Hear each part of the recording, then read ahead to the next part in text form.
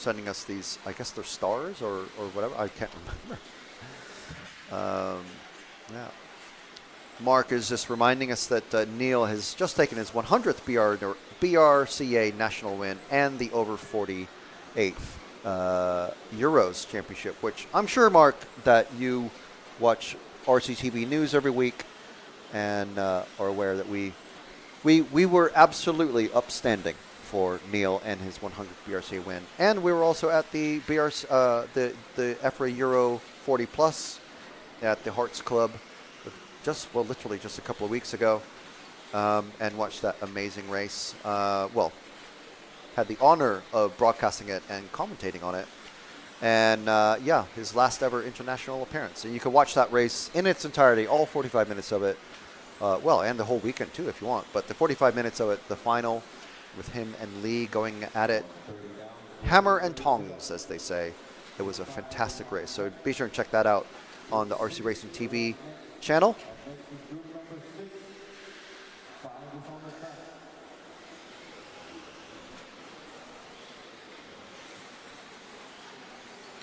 So currently no requests for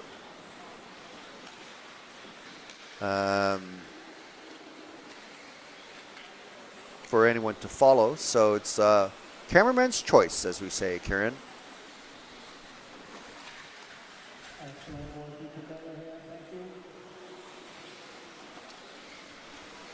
So it's car 1 of Wukonig.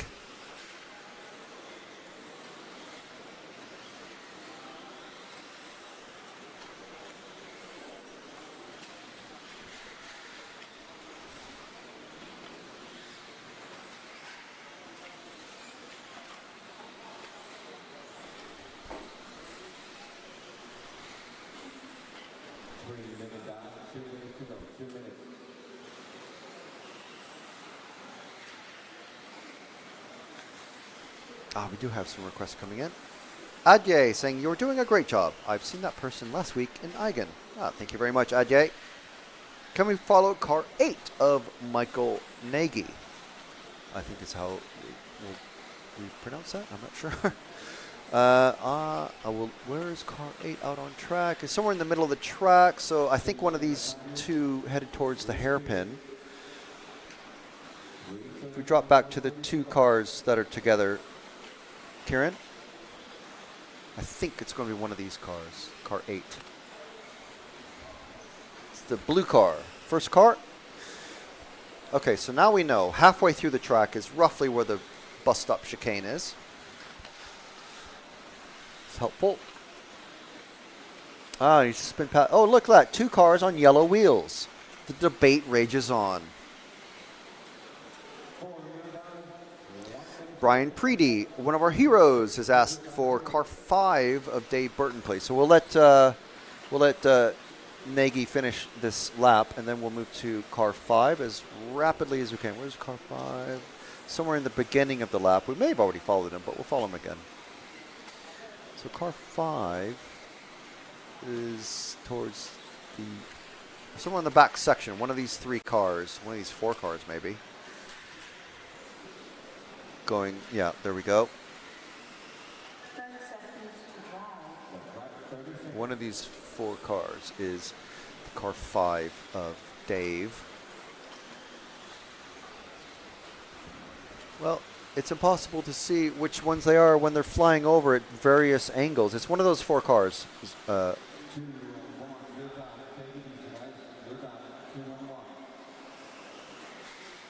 Ooh, hopefully not that one that just went upside down.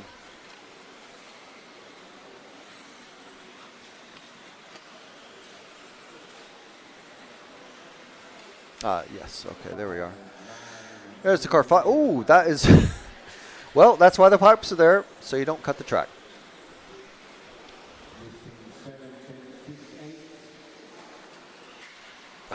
And now the rhythm's all go. Oh, I hope he doesn't get collected by anyone else. Okay, there we go. So right, that's kind of a quick area there. Zoom out when we lost focus. We seem to be losing focus in that section quite often.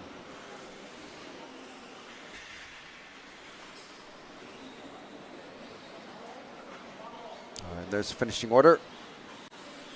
Oh, and there's Uri Hudy in the 40-plus group as well.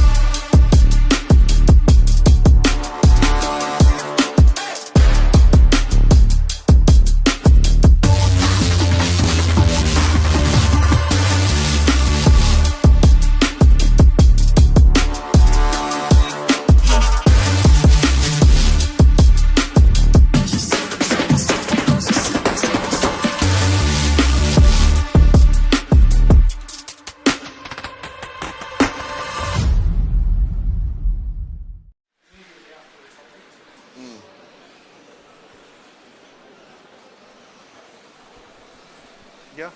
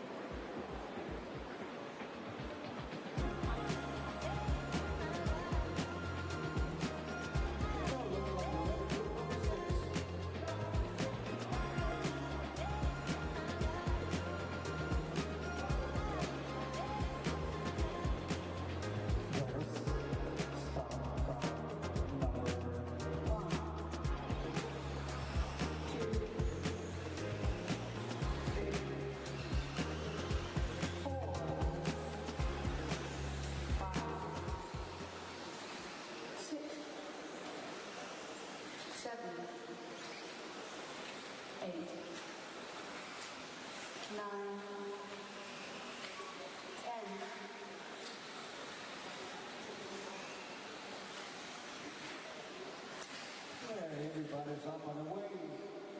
Group number 6. Would be complete and early starting during qualifying.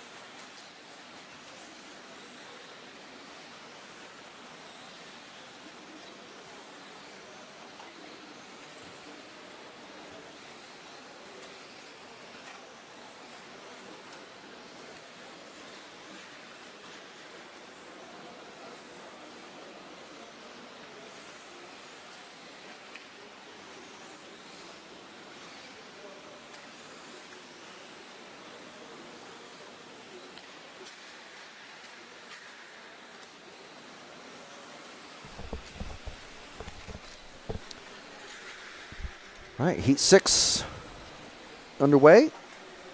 Oh, we do have a request. Reese Ward in car 8. Make sure we're in the right group. We are. So car 8, somewhere out there. There's Mr. Eldridge. I think, is he looking at Harley's car? I don't remember Harley running in the last one. Maybe she did. Oh. Nearly hitting the pipes of pain. Maybe pipes of pain is better, because there are pipes. Reese here. Let's see where Reese is from.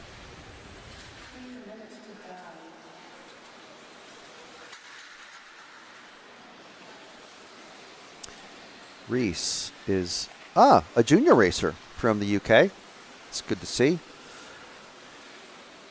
As far as I know, we might have a 40-plus race. We might have a junior race. I don't know. Of course, those are, if we do have separate races, those are generally regarded as just exhibition racers. So it's not the official junior champion. The official junior champion would be the racer who finishes, say, if Reese here, who we're following, finishes, say, 13th overall, and the next junior racer finishes 20th, then Reese is the junior champion. That's how it works. If there's a junior race or 40-plus race, it works the same way. Those are considered exhibition races, and it's just like an extra race. Generally, to give time to for the top drivers to prepare their cars, and we see those in the nitro races usually, where there's semifinals and stuff like that that everyone needs to prep for.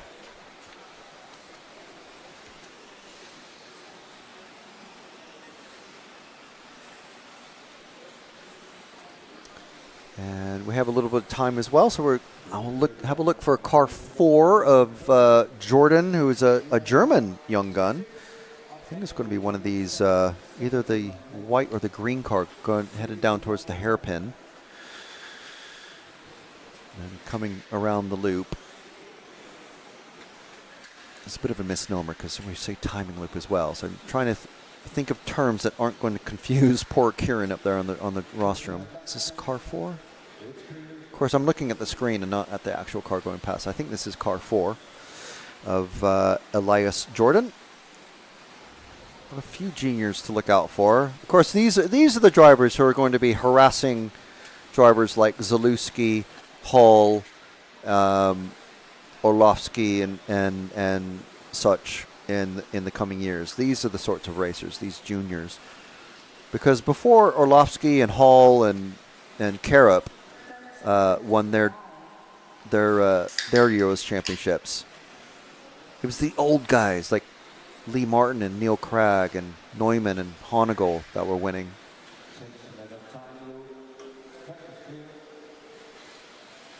And then we had, you can watch the A finals back from Robin Raceway in Retford, Nottinghamshire in the UK back in 2015.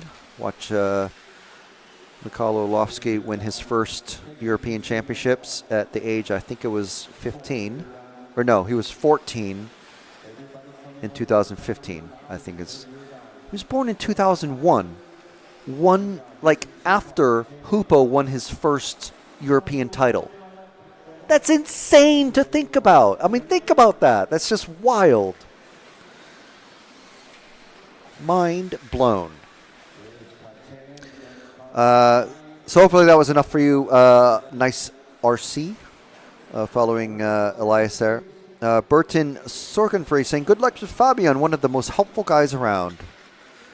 We didn't follow him. Okay, so whenever, of course, they're all going to be, after this, they're all going to have changed their numbers. They're going to be in different qualifying heats. They might be with some of the same drivers in these heats, but obviously these practice runs are setting them up for the order, the groups that they're going to be qualifying with. So, is this our Belgian racer? Yes, we have one Belgian racer, and they're starting off with car 1 in the next race.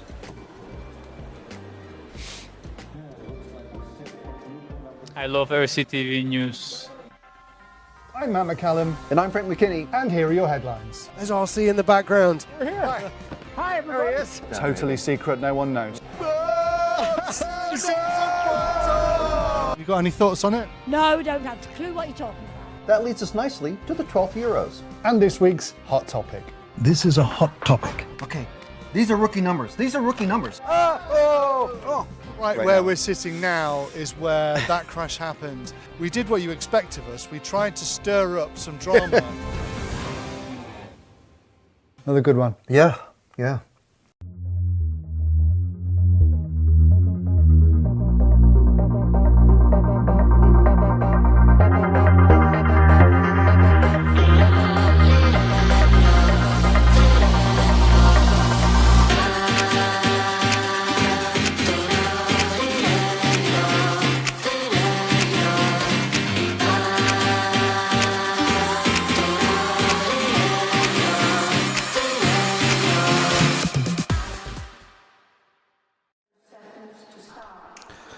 There we go, one of my favorite tunes. Balelo, Diego, Palelo, Balalo. Got a few juniors in this one as well. We have Aaron Waits, Nino Altmaninger. Wow, that's one. Oliver Kuz from Estonia. No oldies, as we say. I say that as an oldie myself. I was talking to a guy in the pits, a gentleman in the pits, same age as me, so it's kind of hard to say gentleman. But I was talking to this young happening dude that's my age, and his son is 10 and racing in his. I think they've only been racing for 3 years, and this dad is not. Usually when we have young racers come in, it's the dads or brothers, older friends, whatever, that bring them in to RC and go, here you go, here now we're racing and all of that. This gentleman had never raced RC before. He's brand new to RC, and he and his son both are learning it all together, and they've only been doing it for 3 years, and here they are at the Euros. That's wild. Brian Preddy, one of our heroes, asking for car 6 of Harley Eldridge. And where is she at the minute? She's somewhere in the beginning of the lap, about to come on to the back section, or in the middle of the back section, I think now. I think actually she's the yellow car with the white wheels going into the hairpin, because her dad was holding that car, I believe. So if it's not... no, one car forward. It's the green car is Harley. There we go. Now we see Harley. It's like, what events do we go to that we don't see Harley racing in? She races so many things. Touring car. She did really well at Touring Car Euros last year. Didn't make the. See it? No, she fell off the track. She's back one. The green, that car there, unfortunately. Oh, and I think she's actually broken. She may have hit the wall. She's going around the hairpin now.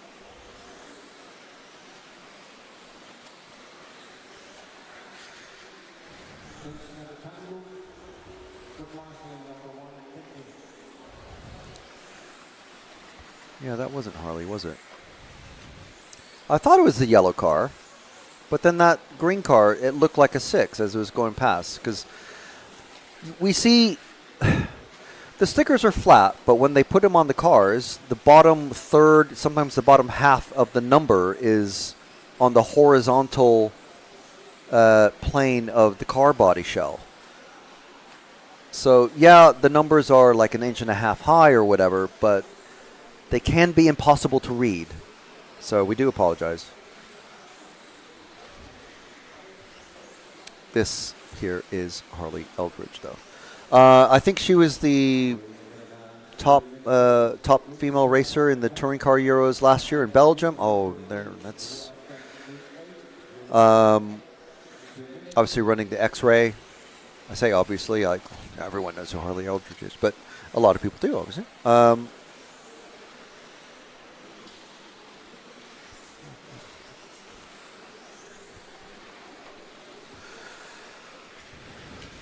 So who else? Any other requests? No requests? Okay. So we'll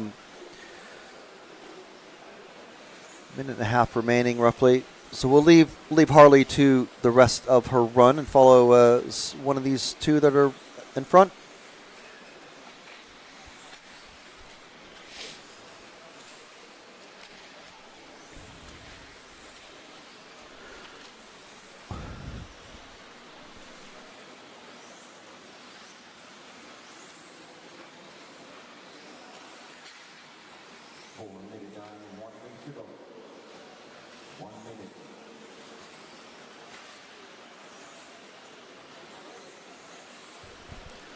And as usual, Will Venables is distracting the entire team from everything that's happening out on track, which is important to everybody else. So just Will. Thanks, Will. if that's even your real name. I don't think it is.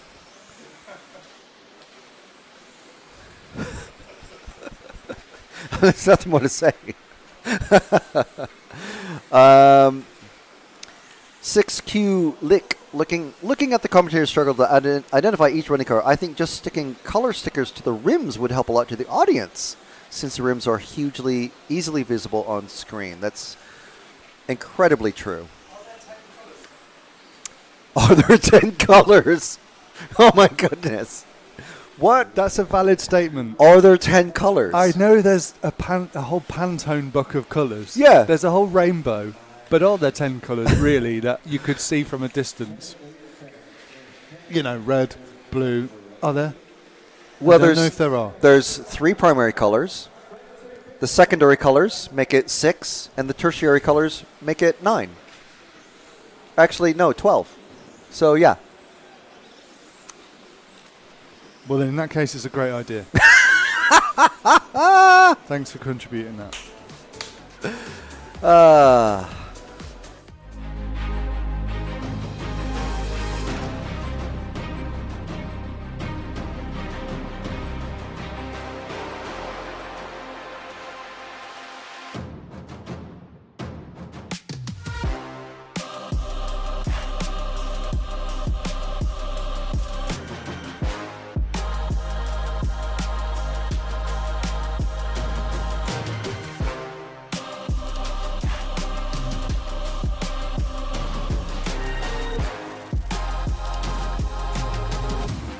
Marcus Carup gives him a tap, waits for him, coming through with fast chicane. Carup going to throw it. Michael Orlowski going to take the win. Bruno Coelho is your champion.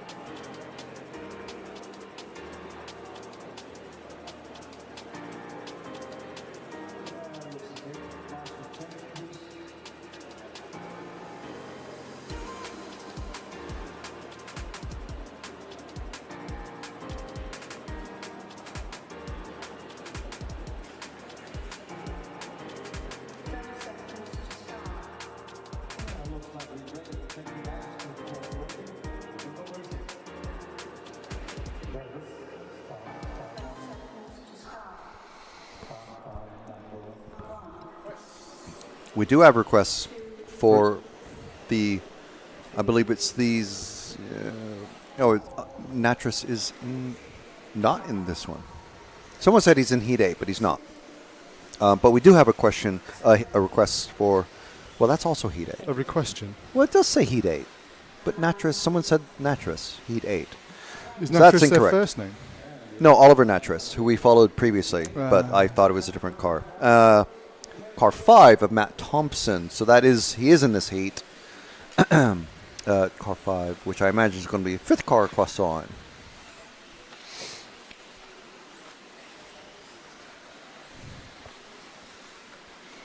And it's the pinky car. There we go.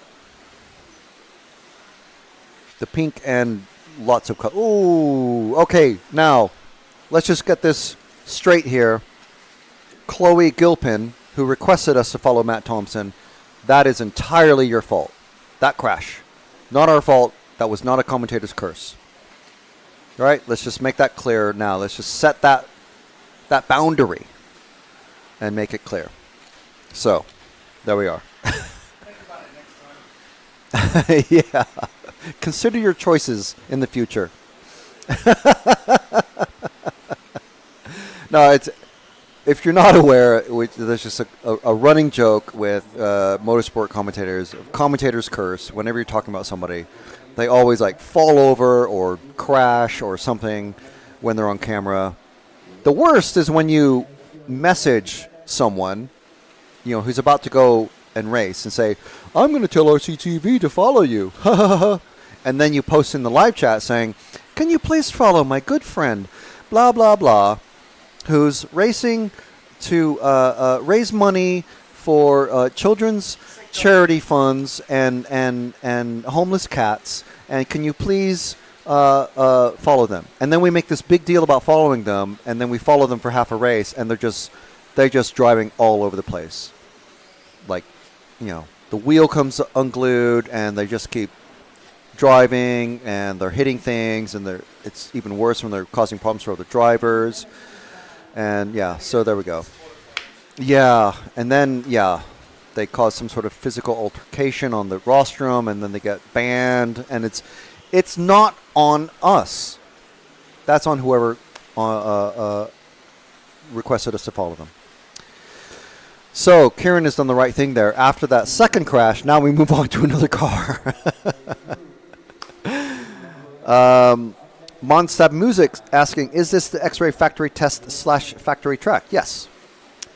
And someone's already replied. X-Ray factory and also indoor and outdoor touring car tracks within the same compound. Yeah, it's a 12 track. There's an indoor carpet track. It's quite a large, nice facility.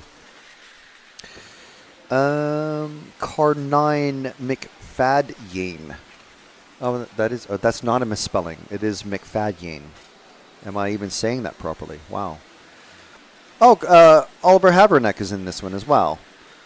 We didn't follow him properly, so but we have our hero request for car 9 of Isaac McFadyen. Somewhere in the middle of the track. I think we're on him already anyway. Very similar paint scheme to Harley Eldridge's car. If this is him. I think it is. Oh, no, this is car 8. So that's car 5. Where's Isaac?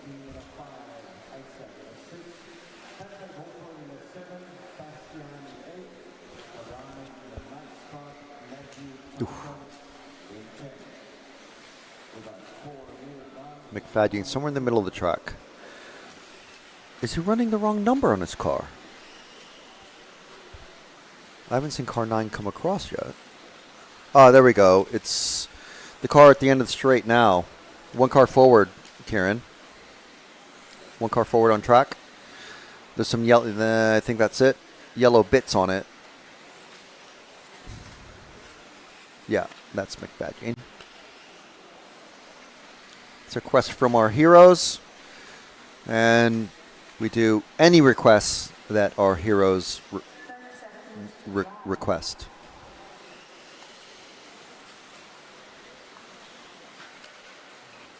And Steve Ashton asking, can we follow Oliver Natris in Heat 9, please? So yes, we do have another previous request for him as well.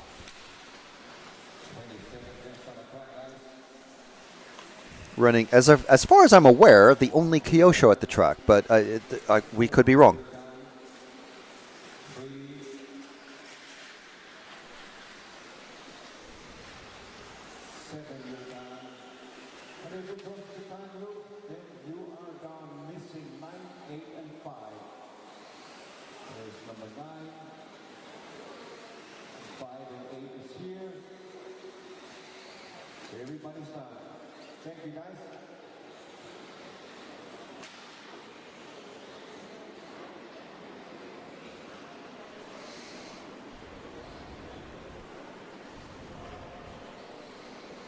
Okay, so we're going to try something new here.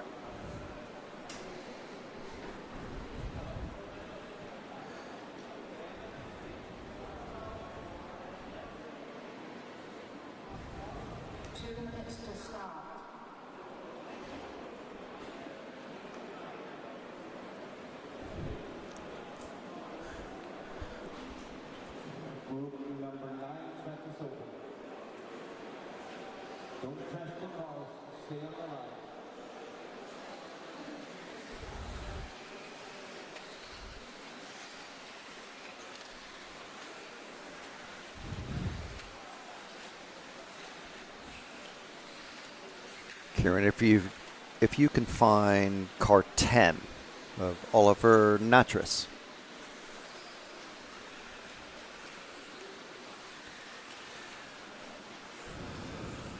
There we go.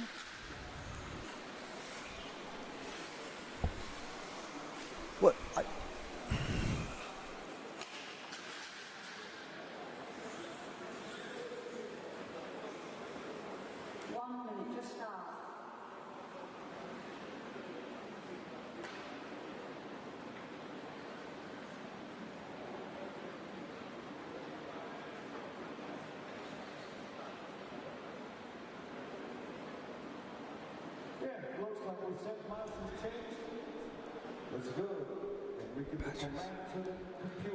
So obviously we have a bunch of requests for Oliver.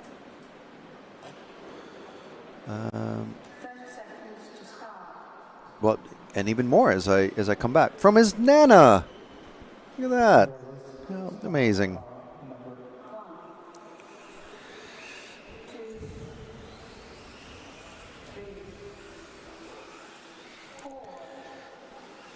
Of course, he's in car 10, and everybody else is going to be leading off away.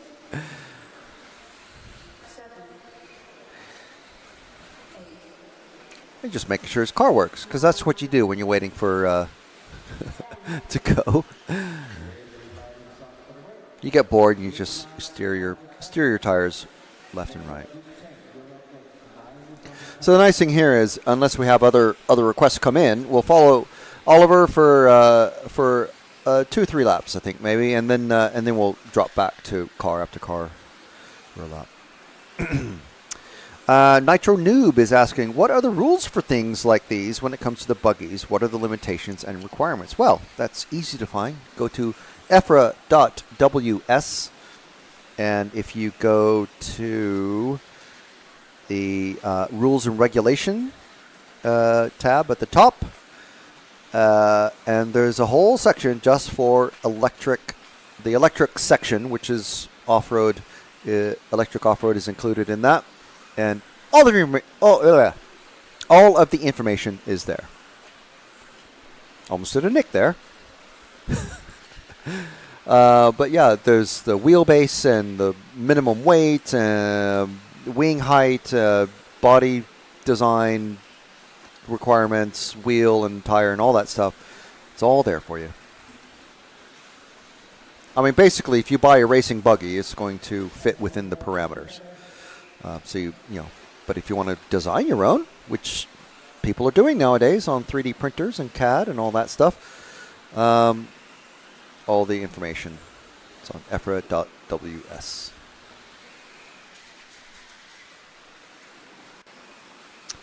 We do have a request for car 7 of Luke Holdsworth. Brian Preddy using his hero privileges very, very wisely. Luke Holdsworth. So where is he at? Somewhere in the middle of the track.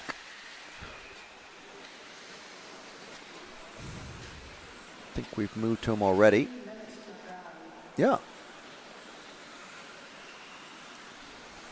There's Luke. And we had Ella May also ask for to follow Luke. So best of luck, Luke. You've had 2 people request your car on screen, so don't crash and don't hit anything. Coming around the L turn. Over the tabletop, around the box corner. This is the fastest section of track probably there. And then the bus stop chicane over the triple, around the hairpin. Through these S's. Over the double, and then the finishing quad. Nicely landed. Oh, what's happened there? What's happened there? He's broken. Did he hit? What did he hit? Oh, that's... I hit the wrong replay button. I'm sorry about that. This is the previous crash. I think he may have hit the shafts of pain. Or the pins of pain, or whatever we're calling them. Shafts of shame. The shafts of shame or the pins of pain. Car 3 is another request that's come in. I want to make sure I get that. Just crossed the finish line. So somewhere in the very early part of the lap, Kieran. Car 3 of Nicer? Nicholas Wieser. Yeah, you can have the rest of those gummies. I'm done with gummies. No more gummies for me. You have to make that face. They don't taste horrible. Here's Nicholas coming down the straight. It's a very, very short straight. I mean, it is straight. It's just not a straight as long as one might expect from something called the straight.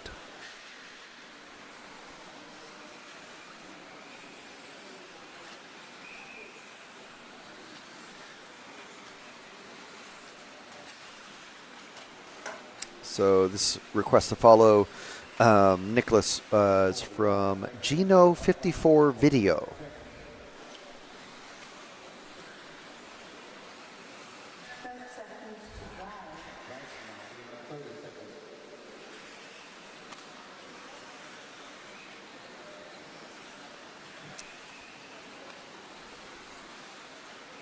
Oh, nearly doing a wall ride there. Nice. It's not something you want to try to do. You want to stay away from that wall because, as we saw in the replay that I accidentally just played, if you touch that wall, the concrete of the wall, the surface will just grab the tires and spin the car around in midair. So we're going to try this again. Am I going to talk to you? No, you will hear me. Okay. Okay. Right, okay.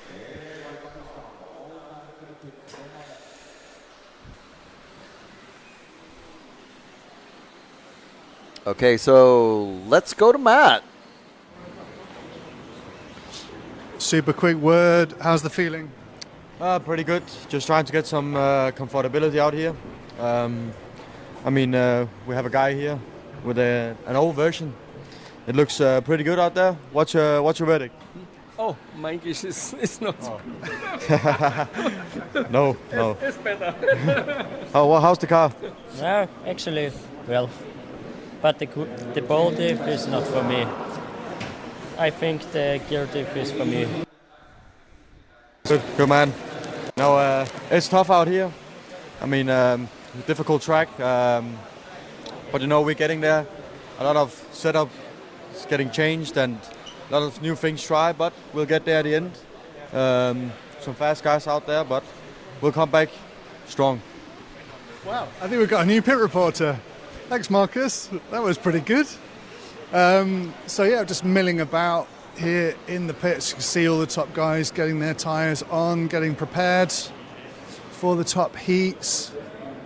And yeah, I think what we'll be able to do in between these heats is just wander around every... Oh, sorry. I just need somebody's buggy. That's not good.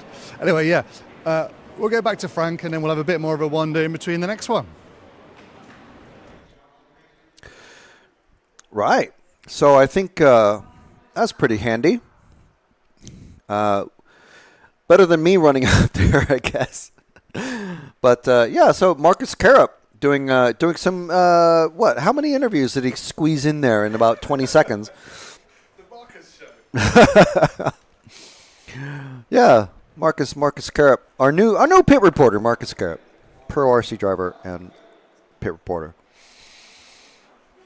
Okay, so yeah, very good. Hey, guess what? We're in this one of the top heats now. Wow, very quick coming up. Lee Martin, Tommy Hall, Moritz Lautenbach, Daniel Pohl, Wes Van Helwen, Patrick Remschaller, Thomas Phipps, Elias, John Hansen, Daniel Hoffman, and Josh Holdsworth. Right, so we have several requests for car 10 of Josh Holdsworth, so including from our hero, again, Brian Preddy, making good use of his hero privileges. And here we go. There is Holdsworth off and away.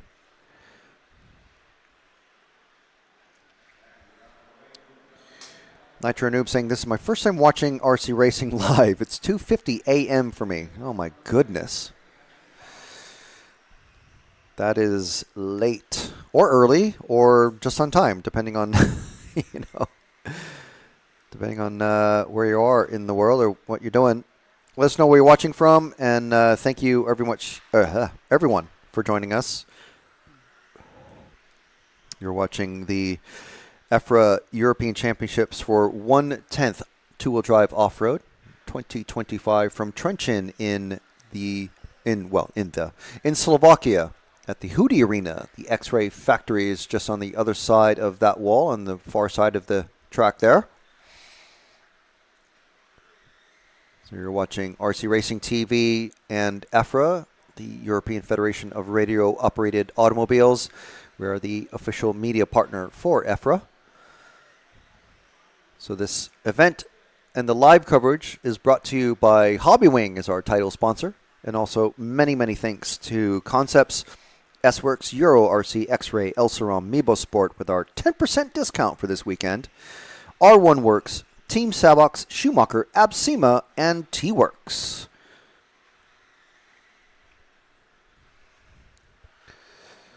So this is, I believe, still Josh Holdsworth in the car 10. We followed Tommy and Lee for a bit. Van Helmen, we definitely followed him. One of our junior racers, Daniel Hoffman, car 9. Where's that one? Approaching the middle of the track. I think it's this car, one of these two cars in the back section. At the bus stop, maybe. The green and yellow car, or the car in front at the hairpin. I think this is going to be car 9 of Hoffman.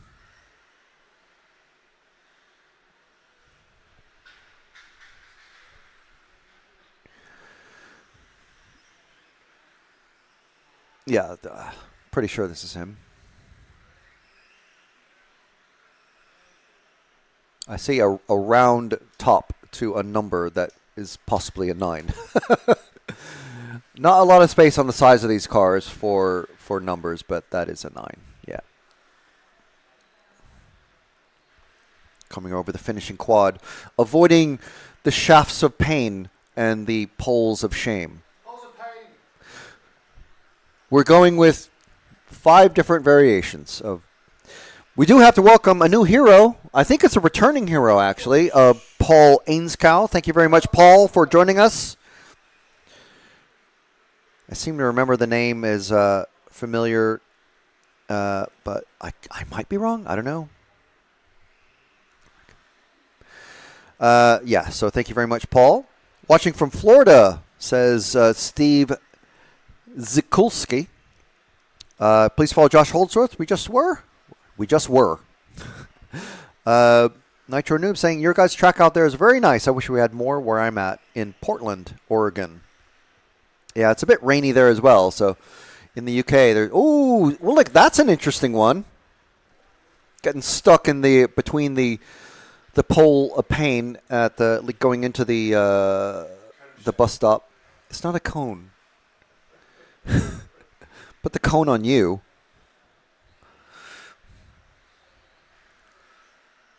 The cone of shame is from Up, isn't it? The Pixar movie. I mean, this is how he was stuck.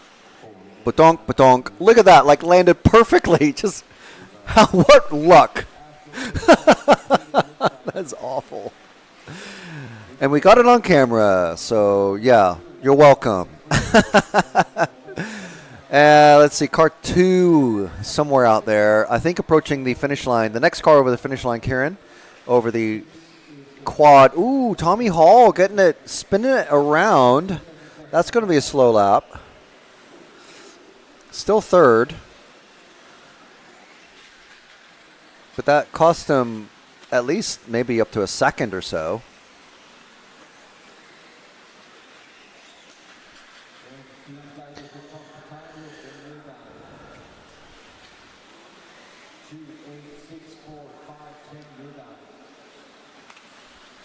Lee Martin winning this one.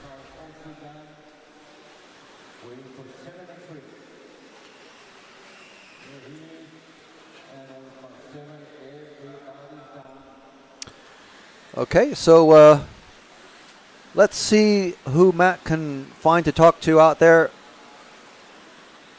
after this heat. Here's our results.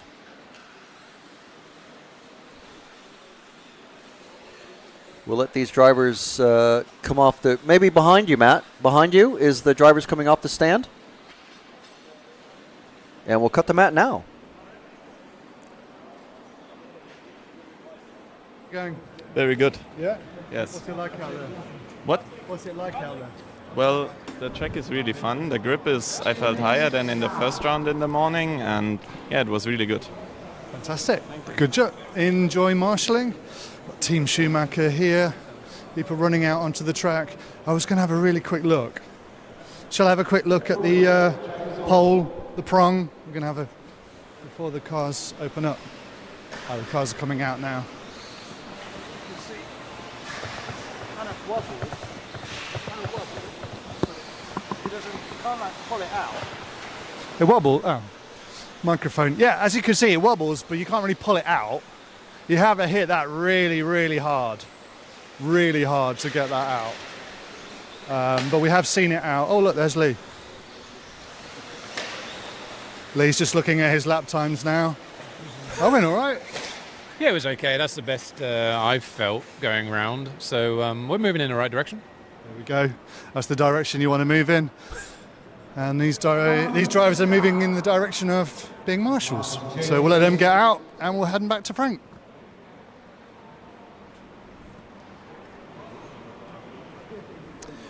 Yeah, so cut. There we go. Hitting the correct sequence of buttons. Yeah, all good stuff. Obviously, Lee winning that one, and prepping for his. Oh, I need timing. Where's the timing?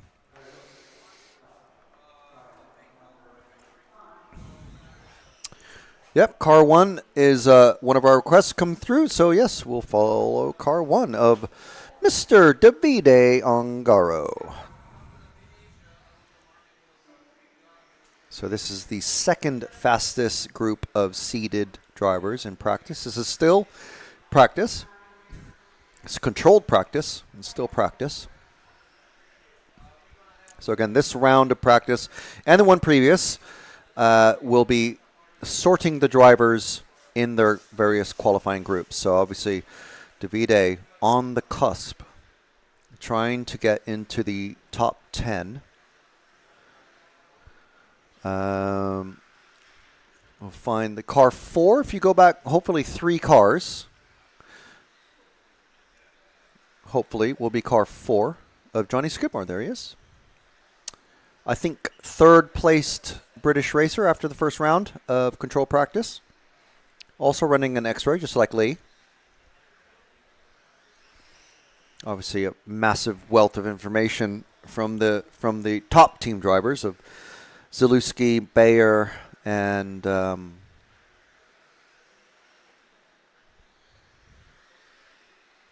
Ronafalk. How could I forget his name? Davide Ronafalk, as he's sometimes known.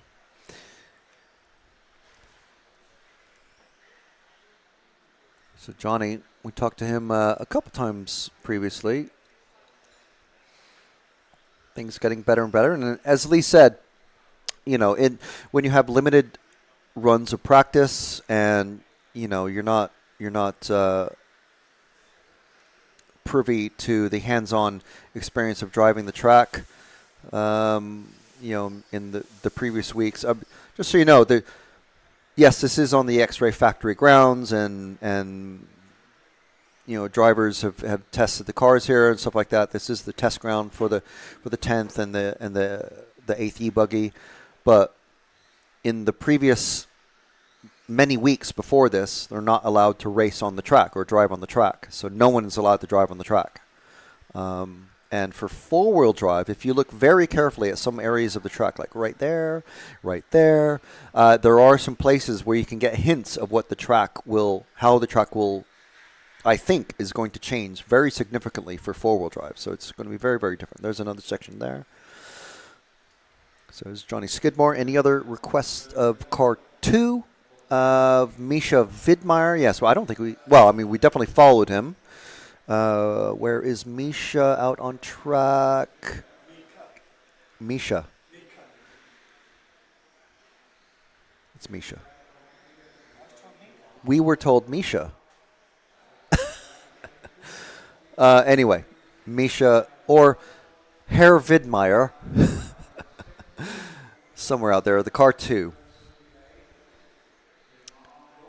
Now towards the end of the lap, so there's the 1. The 2 is just across the finish line now. It's the second of the 2 cars going over the double and then the other double. That's the 1.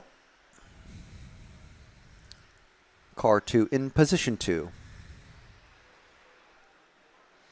And those of you who follow 8th Buggy Racing, your eyes are not deceiving you. That is Hal Figueiredo in position 1 on the track. He's running an Associated this weekend. And that was the car 1 of Ongaro actually having a mistake just in front of Widmeyer. So now Widmeyer is ahead of Ongaro.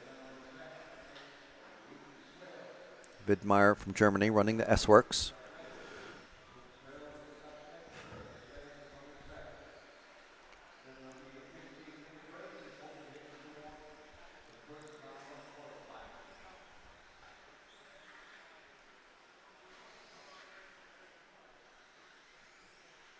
Around the S's.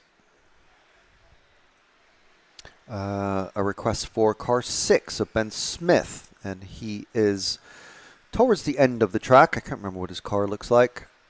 He's just about to cross the finish line now, the green car. Car 6 of Ben Smith. There we go, running the Schumacher. Top Schumacher, well, you kind of would expect it to be Orlovsky, and it is.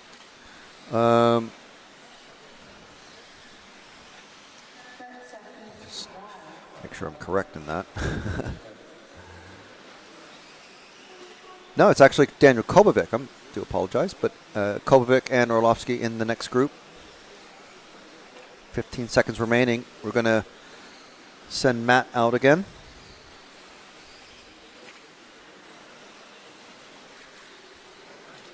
And we'll just stick with Ben Smith coming around.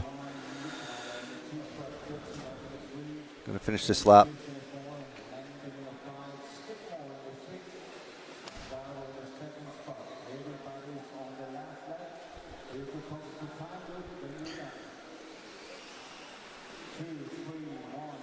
Coming over the double and turning back on himself.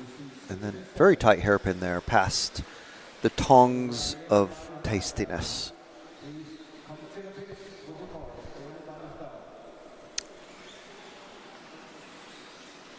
And as the drivers start to come down the... Okay, we're going to go to Matt. Well, just looking at the timing screen, looking at the drivers coming down the steps. And you know what? This man is on fire. I'm not on fire, I'm just having fun. Going really well. Yeah, I mean, I've been working together with Ongaro to try and figure out the setup for both. Are you giving him some tips? No, we are actually like working super good together, which is really good. And like he's having the same feelings I have out on track, so we are working good. And we just made some small improvements from the last run to this one, and it was actually pretty good. So we'll see now. I think you'll be in a higher final than you were in Worlds when we were here. Oh, way higher. I was like E-main last time, so I'm like, oh, I'm actually fighting for A-main. What is this? Let's do it. Good luck. Thank you. Thank you. Hive of activity. It's like literally a 3-minute, I think it's a 3-minute turnaround. They just go bang, bang, bang. Team Ongaro discussing. I'm not going to get a word from him, I don't think, because he's going to have to marshal. But you can see the discussions happening there. He's trying to figure out what's happening. You've got to marshal, but in a really quick word, you're playing catch-up, right? Yeah, I mean, we are testing some stuff. Like I said, I missed the first 2 practices yesterday, but I think the pace is there. Just try to don't crash. It will come. Yeah, for sure. Okay, thanks, Davide. It's going to be fine. It's all going to be fine. And as we get into the next heat, I'll hand back to Frank.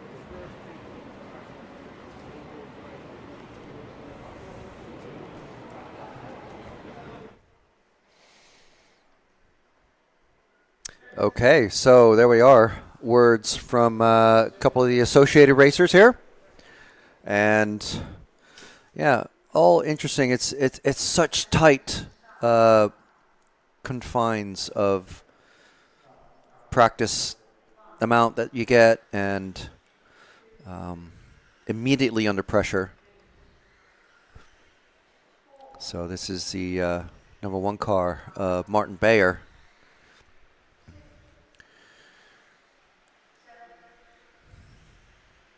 Going to try and be a bit more active in this one because it's the top heat. Try and squeeze in most of a lap with everybody. So at this point here, if we drop back one car, oh, and Martin makes a mistake, so that lets his teammate Ronefalk catch up a little bit. Oh, quite a bit. Is he going to give him space? I mean, he's not going to hold him up. Referees, of course, there's a referee at each end of the rostrum. One referee from EFRA and one referee from the local federation, which is the Slovakian RC Federation. If we drop back again to, I believe this is going to be the car 3 of Zalewski, another X-ray.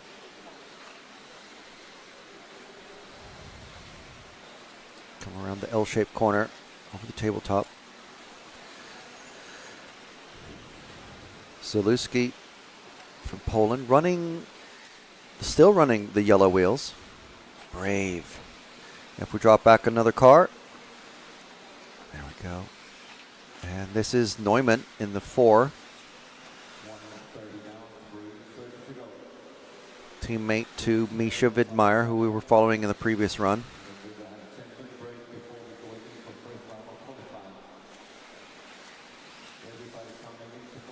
We're looking pretty smooth. Also, yellow wheels. Should we mention?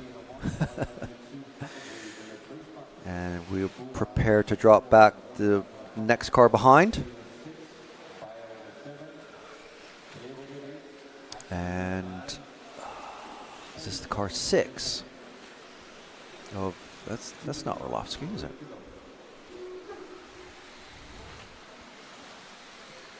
Who just crossed? That's Kobovic. Sorry.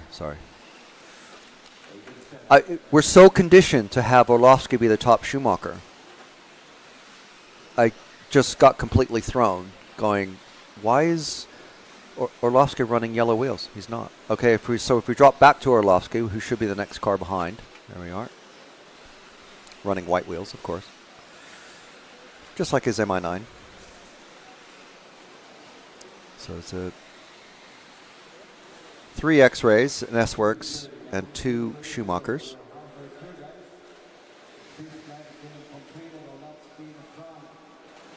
See the running order at the minute. Orlovsky topping the time at the moment, and we drop back to the next car, which should be the 7. Just coming around the corner. Should be the 7 of it is the 7 of Hottonen. I know his paint scheme now.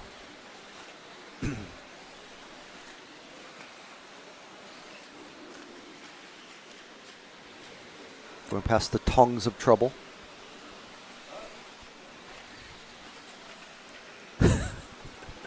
I'll just have a different alliterative name for him every time. And if we drop back another car to the car, hopefully the car 8.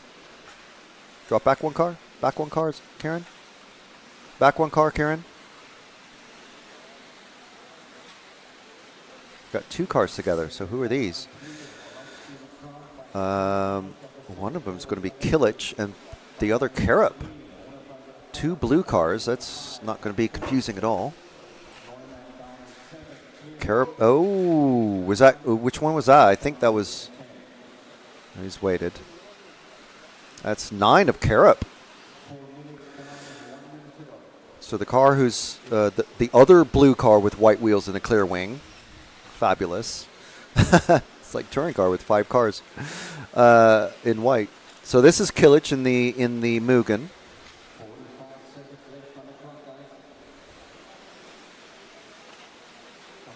And if we drop back 2 cars, I believe, we should have Vlasic.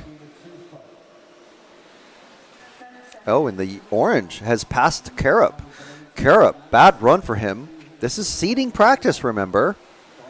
So that means his first run is going to be what counts, I believe. And another big crash. So that's it for Carup. So Orlovsky, Zalewski, Bayer, Ronefalk, Neumann. That's your top 5. We'll see how that all works out.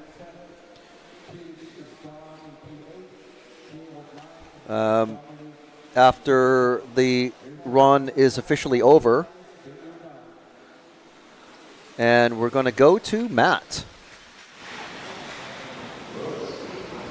Just looking at the timing screen, watching as the last of the cars come across. Let's get them over the line with this fancy mobile camera. It's pretty cool. Here they come.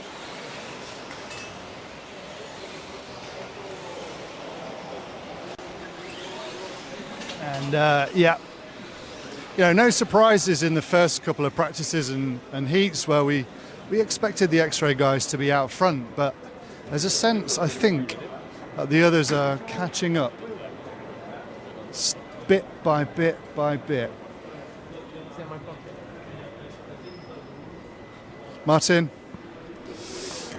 I think there's no surprise that you guys were super fast, hit the ground running. Your team, you're going to, but do you get the sense that the others are kind of getting the idea now, kind of catching up? I mean, the track is changing all the time, so we have to always adapt. I mean, it's yes, of course, there is always track that somebody has always advantage. It's how is it today? But you know, during the race, you cannot never. You can spend as much time you want on the track, but still 120 entries, drivers different level, wider line. It's something you cannot practice and prepare before. So we had very good starting setup, but we also changing a lot every run. So we have to adapt every run, and the things we never try. So it's thing is up down to the knowledge of the car, to know what you feel and going the right direction all the time. So it's. Looks like we've come a long way. We haven't even started qualified yet. Yeah, it's but we had a lot of practices. I mean, so it's difficult. Yeah. So it's very awesome. Thanks, Martin. Well, there we go. Hive of activity in the pits, and now I think we have our kind of traditional break. We've got Lee, we've got Mama Hall doing some tyre gluing. Are you the chief tyre gluer for the Halls? I am, yes, yeah. And how's it going? Are they pleased with your work? Well, I haven't got too much on my hands this time, so I think I'm doing all right. You've got a tyre stuck to your hand. Not yet, no. Good. Well, it's a dangerous job. Lee's got to do his own. And if you want a job doing, do it yourself, don't you? And as we have a little quick wander around here, look at this. Look at this X-ray discussion happening. They're all looking, heads shaking. What are they saying? What are they saying? There's a little bit of smile there. There's a little bit of a... Oh, sorry, we were just eavesdropping, seeing what the team chat, what the team talk is. How's it going? Yeah, I mean, that one was not bad. In the first one, I struggled a bit more than yesterday, in the last 2 rounds yesterday, I would say. So made a couple of changes for the second round this morning, and yeah, you got better. Still not... definitely, I mean, we're up there, and it comes down to whoever, keeps the car on the wheels for the 5-minute run. So it's not an easy track because you kind of need to push to go fast and to make the lap times, but it's not easy. It's like kind of, it's not, the track is smooth, but it's still bumpy here and there, and it's definitely not easy. Yep. Well, you're doing great. When did you get back from Australia?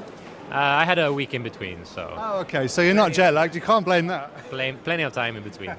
Cool, best of luck for when we actually start qualifying. And look, this is technical inspection. Can't be too wide, that's the measuring tool. And it's a serious setup here.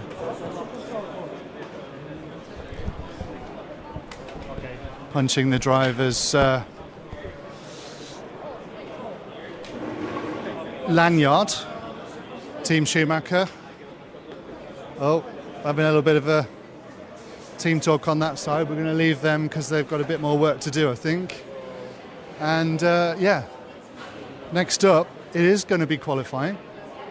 I'm not even sure how much of a break we've got. I guess Frank can give us a little bit of a rundown of the schedule up next, and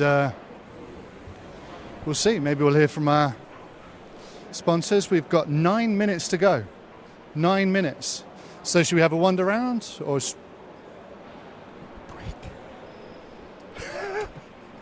He's saying, we'll take a break. We'll take a break.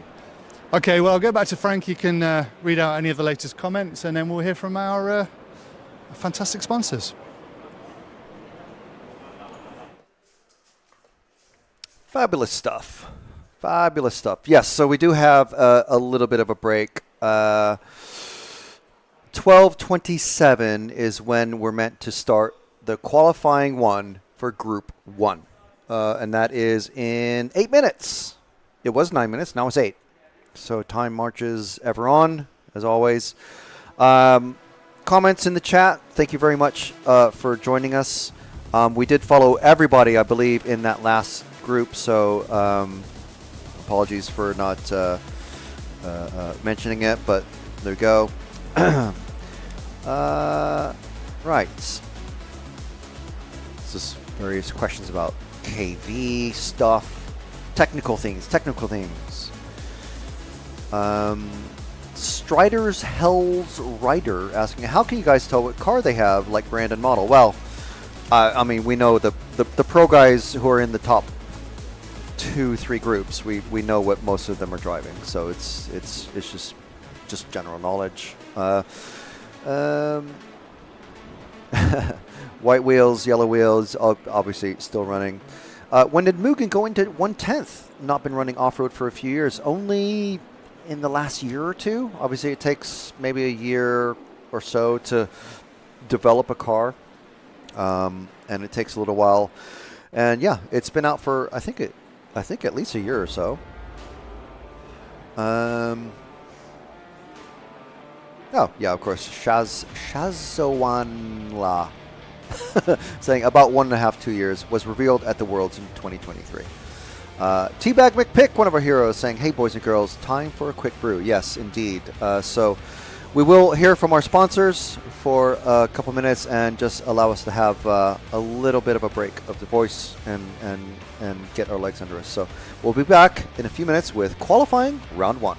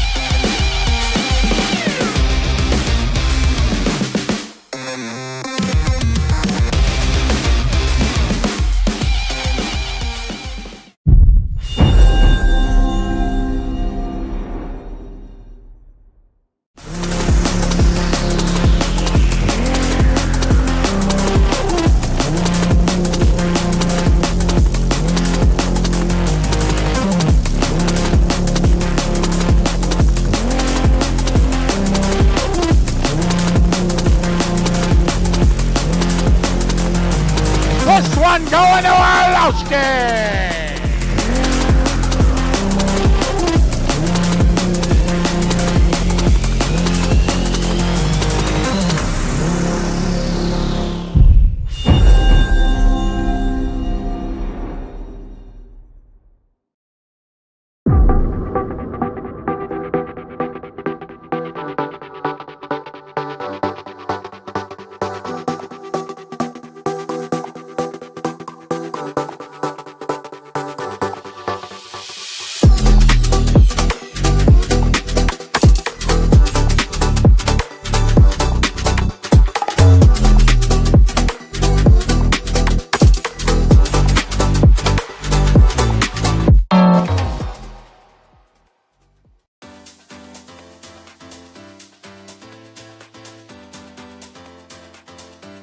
Makes an error. Marcus Karup is through. No, it's a four-way battle. Evans on the inside. He's got him. I love RCTV News. There's RC in the background. We're here. Hi, everybody. This is mine. Okay, fantastic. Yeah. So we are here at ETS round number 3 of season 17. Davide Ongaro, associated European champion, and didn't he deserve it? Bruno Coelho is your champion. Today, mamma mia, super happy. It's like a real now. It's like a real.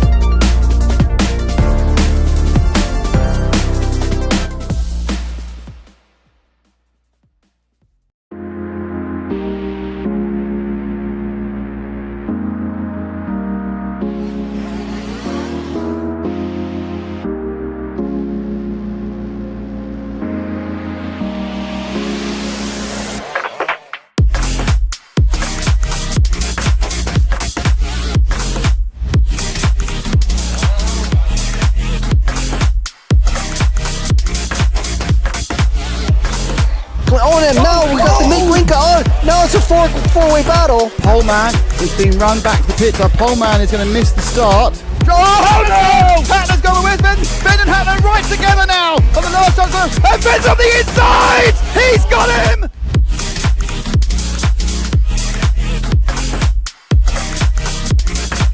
Fantastic display of driving from these two drivers who have pretty much carved up the touring car world between them this year. Kobovic makes an error, so Kobovic makes an error. Marcus Karup is through.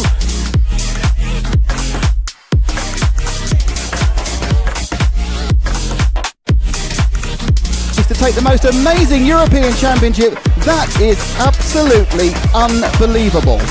Mark Reinhard takes the European Championship. Yeah, it took me a while, man. Waiting for it for a long time, I guess. And crossing the finish line for the last time, Dario Balestre is our 2024 European champion. As always, another title. Dario Balestre got to stop and go on the penultimate lap. Still hang on to the lead there and take the win. The four-wheel drive European champion for large scale, Van Helmen. The winner, your European champion, is one Carlos Canas. Davide Ongaro, associated European champion, and didn't he deserve it? Bruno Coelho is your champion.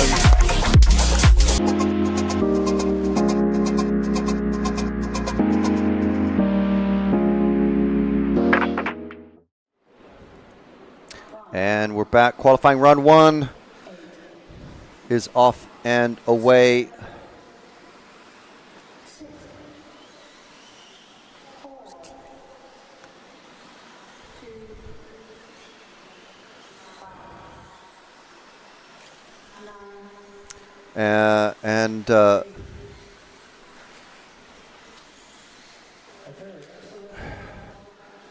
Olaf Stein coming around to finish the first lap around the finishing loop.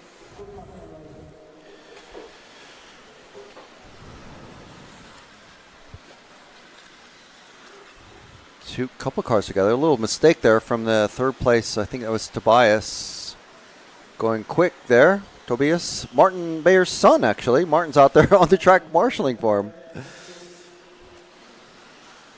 Sabodka moving up to second. Of course, a couple of young racers. We have another, well, I mean, there's a bunch of junior racers, obviously, but one of the youngest of the Hudy clan is, I think, in the next group of racers. So 5 minutes. This is, well, it's not for all the marbles, but it's for a very important group of marbles to, obviously the qualifying puts you in the heats. and you want to do as well as good as possible. No bumping up, so qualifying much more important here than in nitro racing. Benno in the live chat saying, perfect for us Aussies, it's 8 p.m. here. Very good. Dinner time viewing, hopefully.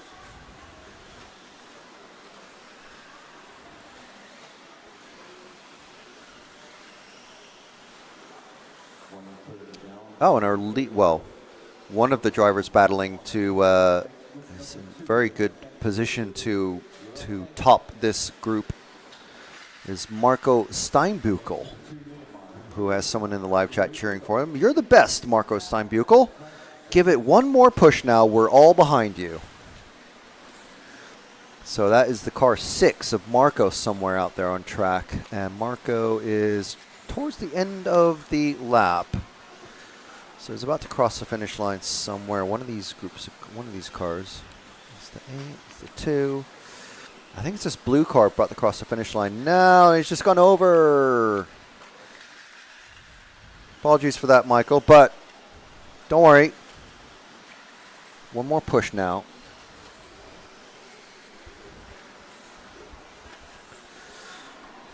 So this is Marco from Germany. Ooh, almost getting a wall right in.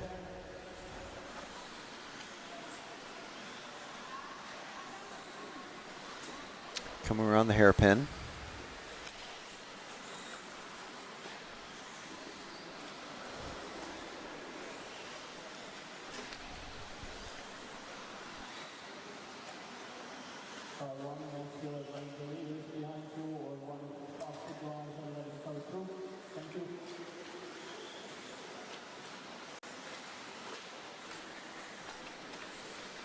Around the L corner, over the tabletop, and the box corner jump.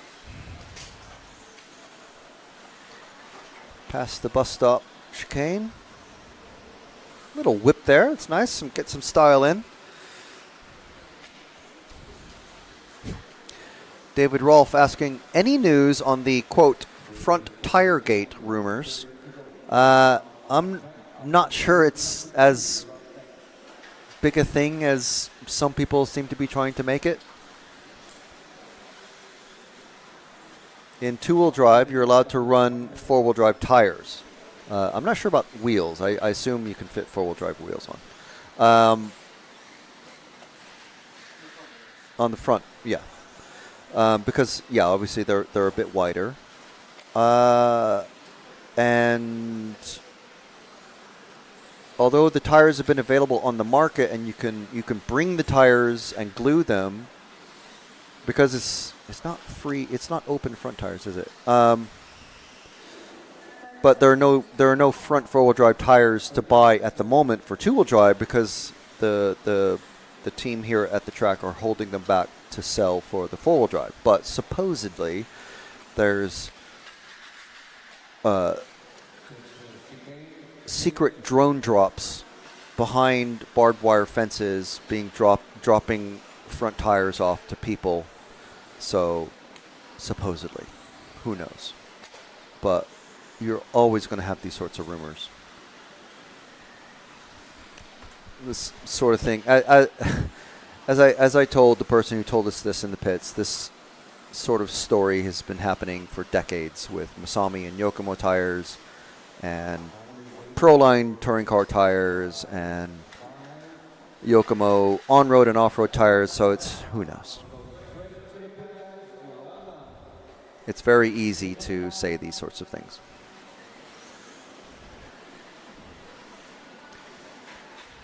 So if you want our journalistic investigation of it, yeah, that's about what you're going to get. Sorry.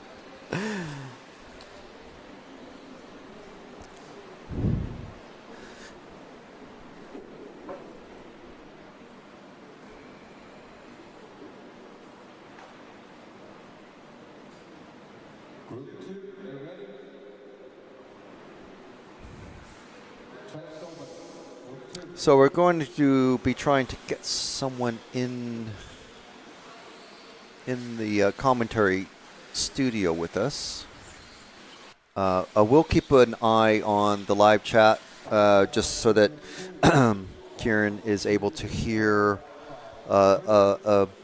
any car numbers that we might be able to hopefully catch. And so we'll see.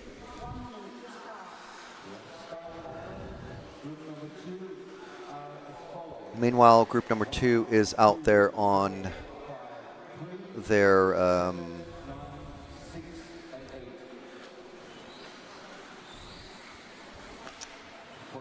out there for their starting positions.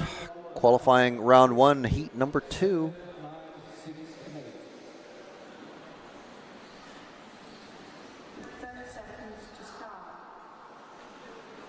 So the drivers, there's 3 minutes between each 5-minute qualifying run or practice heat.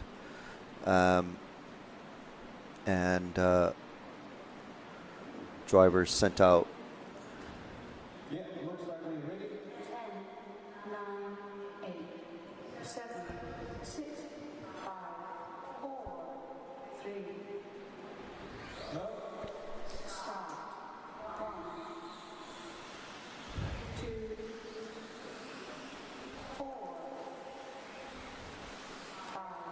There's our starting order for Heat 2. And our guest has entered. Our very special guest.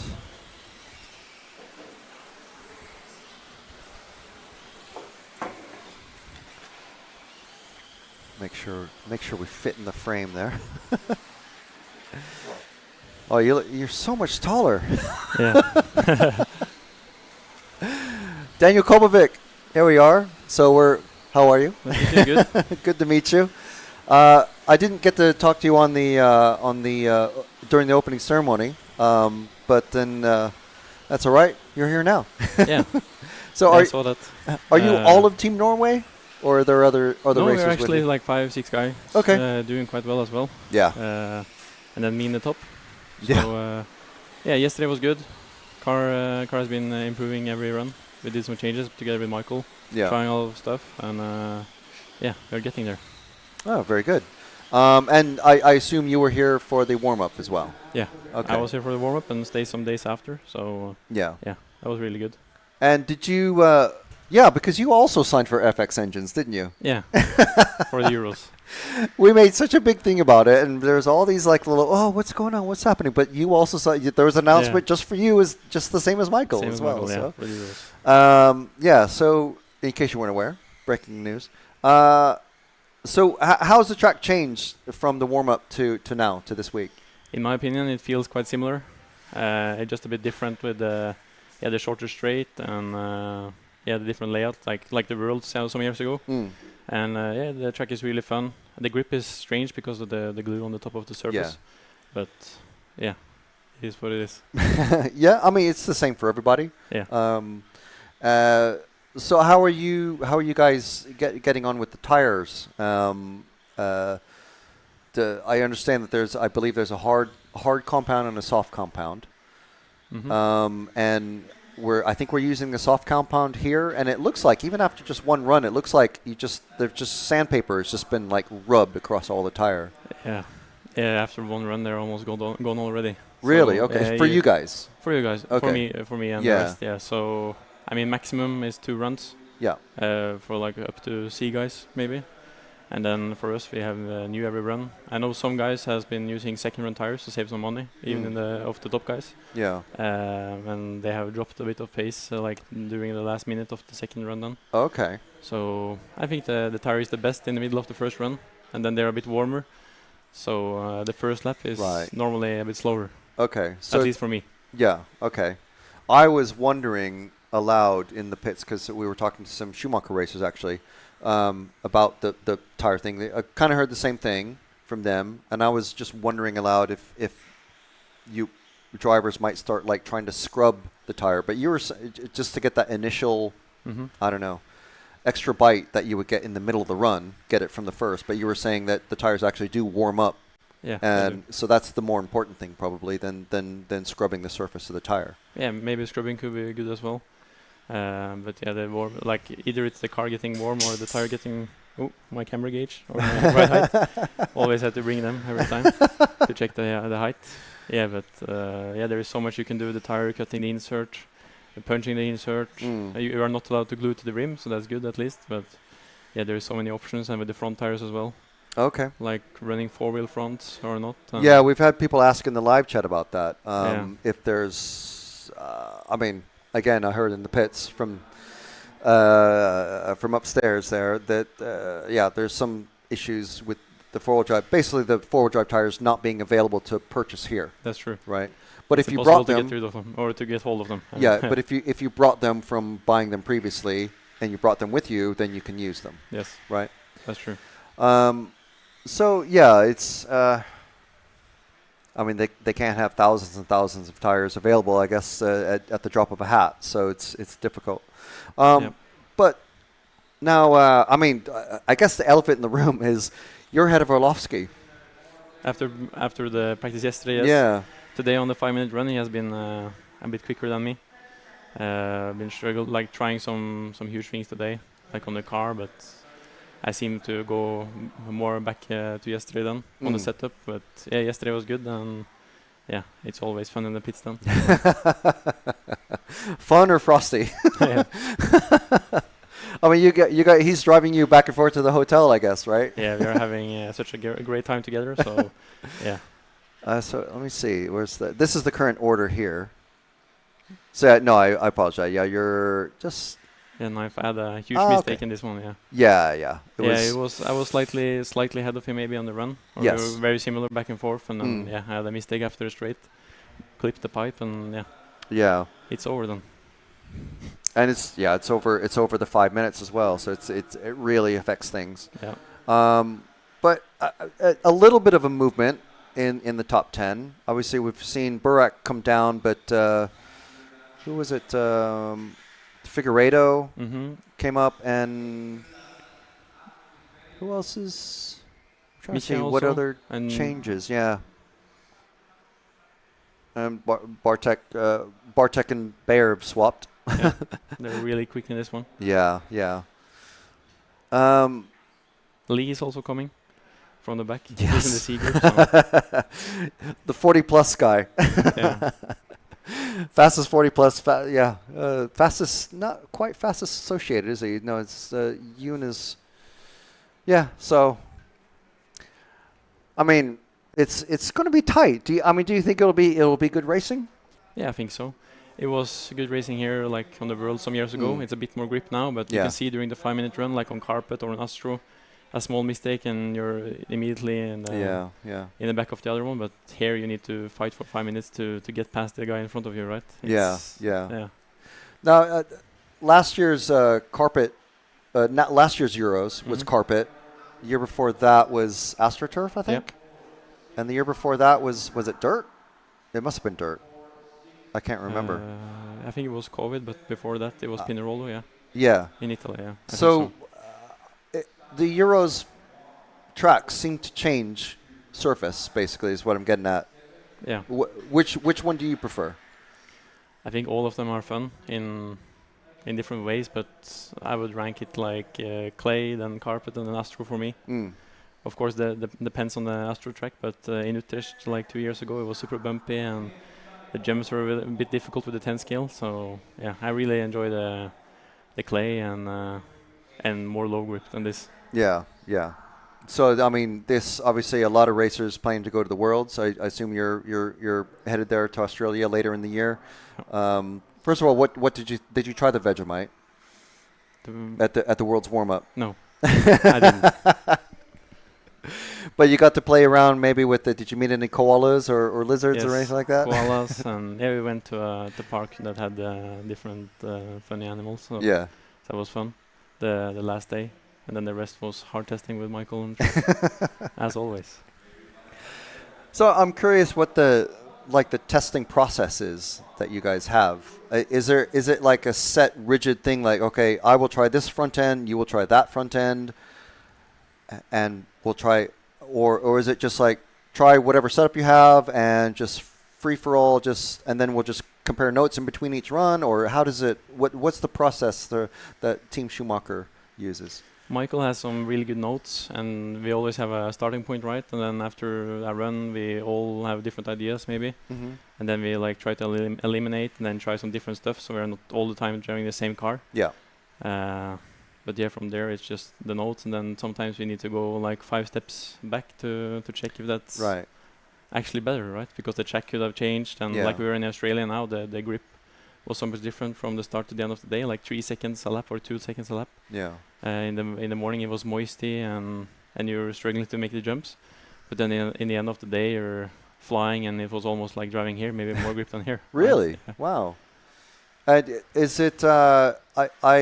How did they, like, I guess, groom the track in between runs? Like here, it's just sweeping the tire dust off of the corners, and most tracks we see that sort of thing where it's the landing and acceleration zones and the corners are all swept by the racers after they marshal. Mhm. What's it like? What do they do there? Do they use a rake, or do they just let the dirt kind of go where it needs to go, or? They used like, is it called air blowers? Like Okay. to blow the track. Yeah, yeah. And then you're like starting at one point and then going to the next marshal position, so the whole track got blown all the way. Okay. Like, yeah. Wow. Okay. So they're like blowing away all the loose stuff. So it's yes. It's the natural sort of progression of a dirt racing surface, basically. Yeah. Wow. Okay. That's interesting. Okay. And so I guess you guys have we've seen all the what are they called, the humidity trackers and temperature things and stuff like that on people's pits. Now you can get them anywhere. Mhm. So I guess all that is kept in your notes. Yes. And so and I guess there's like descriptive, like grippy, but like words in addition to that. Like less grip, moist track, or 10 minutes after rain, and this. Yeah. It was like this or sort of thing. Yeah, we had in the notes like we went there in the morning when the track opened, and then we stayed there for a whole day, and then it was always like after the last battery of the day in the morning. Then early we had to change back to where we started the day before. And right. Okay. So we always had like the same procedure during the whole day. Wow. Okay. I mean, it's helpful. I mean, this is the kind of like info. I mean, it's interesting because Associated has always been this like really super organized, very large team. Yeah. And I guess on this side of the Atlantic, like X-Ray and Schumacher are kind of in that position now as well. And yeah, so it'll be very interesting. Now, speaking of Associated, Ongaro has missed. He's unfortunately for him. Good for you guys. He's down in 18th the minute. Yeah. He missed a couple rounds of practice early in the day. Didn't seem to affect him too much. No. Who else here is running? Is it Hatanen? Is he associated? Yeah, Hatanen. You always using AE in 2-wheel. And he's the only associated then in top 10. Is that right? Yes. Wow. Those two, yeah. And then also Clement is right outside there, and then Landon 15. So right. Okay. But yeah, Ongaro is for sure coming later in the qualifying, for sure. Yeah. Yeah. It's Ongaro. All right. Well, maybe we'll let you get back to your pits, and I mean, there's not much cleaning that you have to do after running, is there? No. It's a very clean car is coming off the track. We've seen. Yeah, it's really nice, and then just go back and talk about the setup for the next one. All right. Maybe okay. some small changes. Who knows? I suppose at this point I imagine there will be some drivers doing big changes, but I mean, you and Michael are probably you're just fine tuning. Yeah. You're not making like massive changes, stuff like that. Have you? How has the track changed from the morning to later in the day? Because we finish at 5:30 today for the fastest heat, and I think you were first out at 10:30, 10:40 this morning. What's the track difference like? Final question. So I'll it feels quite similar in my opinion. Really? Okay. But if anything, maybe the temperature, like with my shocks now, felt a bit softer. If so, it could be some other changes as well. But my rear was a bit stiffer. It felt like, and more on the back around the hairpins, for example, and I push the throttle. So maybe that's something I have to look at. And I've seen some other drivers have the same problem as well. So could be the track. But yeah, it's holding the track is holding up good. And yeah, in the end of the day, when you say it, it's more rubber on the track. So if you go out of the line, you're probably more fragile to that. It's more slippery there because of all the rubber. Nothing is going into the surface. It just lays on top. So if you sweep your hand like this on the surface, you have a lot of rubber. Yeah, yeah. So that's probably the main difference, that it's a racing line. Yeah. And do you guys do a track walk at the beginning or end of each day, or just the one and Not that's here. it? Okay. No. Yeah, yeah. Because of no bumps. So Yeah, I mean, we're not seeing too many like ruts and big holes. Yeah. We did see them painting some extra glue on the track yesterday after the opening ceremony, so I assume they'll be doing the same thing today. Yeah. Like tiny little repairs and stuff like that, just to make sure the cracks don't get bigger or anything like that. Yeah. Okay, well, thank you very much, Daniel. Yeah, thanks, you too. Fantastic talking to you, and best of luck to yourself, Thank Team you. Norway, and Schumacher. Yeah, it was good being here. Thank you. Make sure you have all your tools. All right, thank you.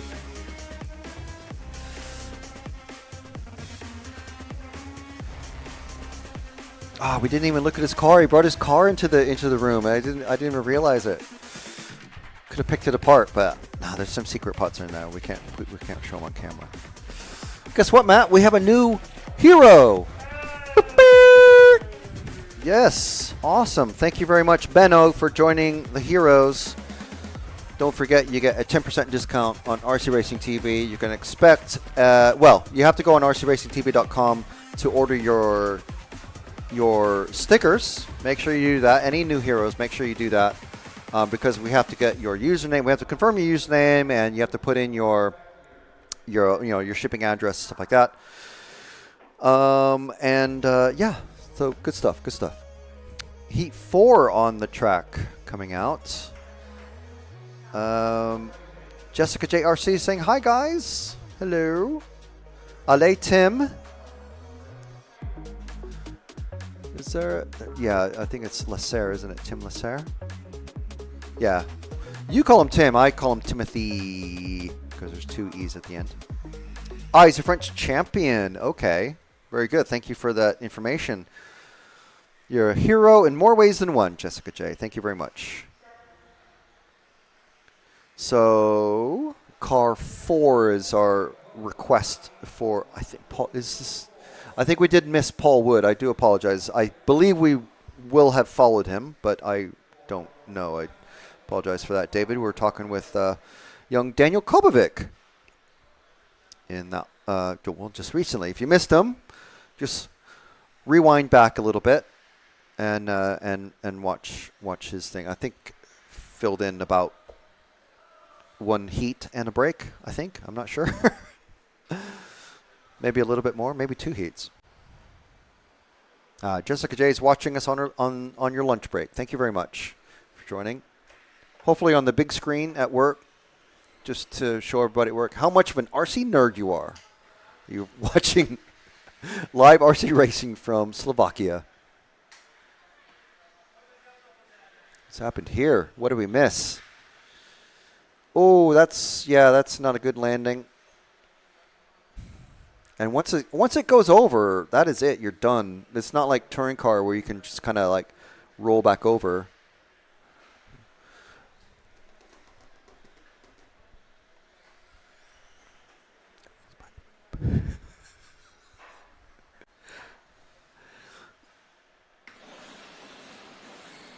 So over the finishing quads. Casing that one.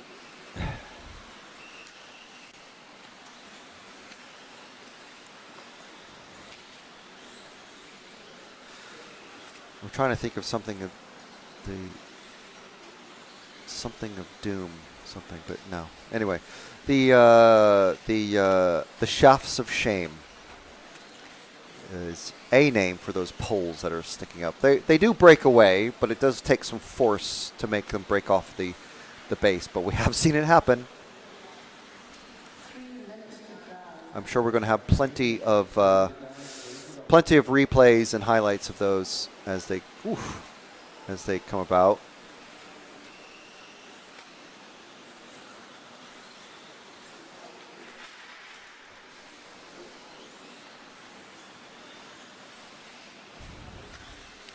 You know what, Sene? That is something I have actually considered doing. Just haven't had the time to do it. Sene is asking in the live chat, are we doing a bingo card for this Euros? Do you have, or no? No, he's saying we are doing a bingo card for this Euros. Do you have any suggestions, like what is going to happen this Euros? Well, I'll give you a free one. Some sort of tire controversy, because there's always suggestions about that sort of thing, no matter where we go. So that's a free one. Another one cheering for Tim. Where is Tim? Car 5. Sorry, do apologize. Where's car 5 at? Towards the end, we may already be on him. This is is that car 5? I think no. It's car 5 is the second of the three. The leader of the three cars coming up behind the car that we're on. I think we're on him now.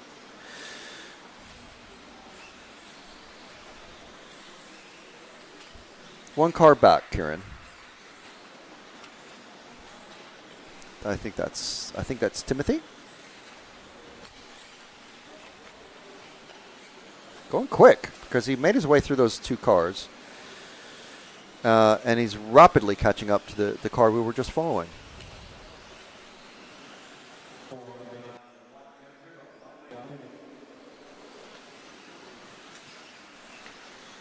So yeah, bingo card suggestions if anyone has them.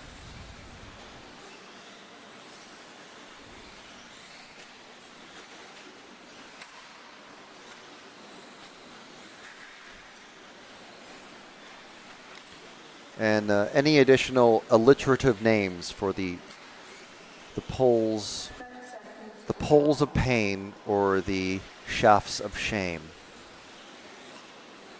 Ooh, nice pass over the quad there.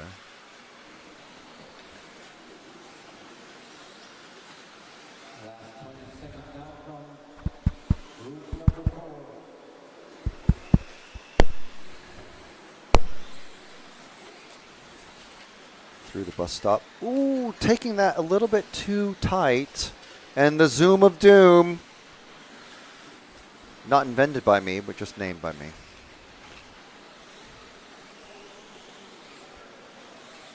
A little bit tight, a little wiggly in the air, and then ba-dank, over and over.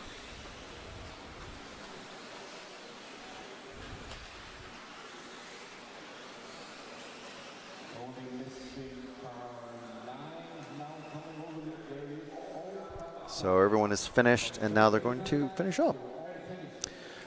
Bingo suggestion, who will get TQ? Oh, Sene's saying one of his suggestions for a bingo card is no X-ray podium in four-wheel drive. I don't know why you'd say that. We do have a former four-wheel drive European champion in the top 3. Well, he was top, but I think he's now seeded 3rd overall in two-wheel drive. So I don't know. I don't know about that. Don't forget to get your RC merch at rcracingtv.com. So says Alex Hagberg. When's the last time you saw Alex Hagberg in a red shirt? Just then, on screen, telling you to get some RCTV merch. Yep. Who will get TQ? Who will win? And will they be the same person? We haven't seen. I think was it. I was looking at that. I think it was either Neumann or Krag who did that in 2008.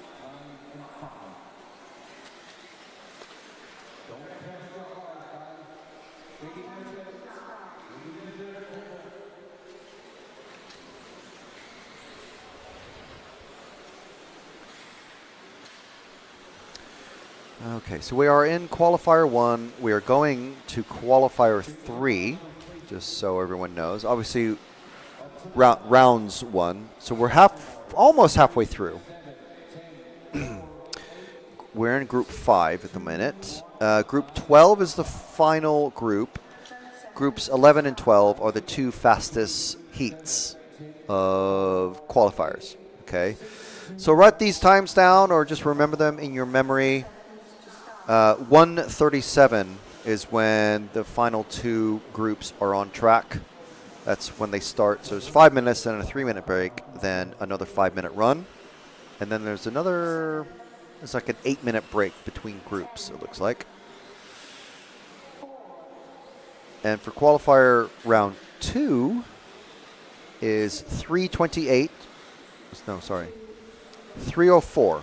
3:04 is the start of group 11, which is the second fastest group, and then 3:20. And then weirdly, there's only a 3-minute break then. So there's no like extended break. That's unfortunate. Oh no, wait. No, they are doing round robin starts. Qualifier round 2 starts with group 4. Okay. So they're in the middle. Ah, okay.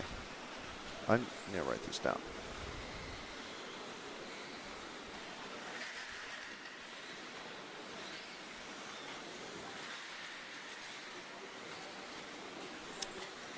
So round 2.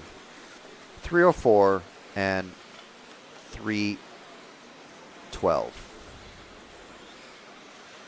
And that's for round 2 when they are on track.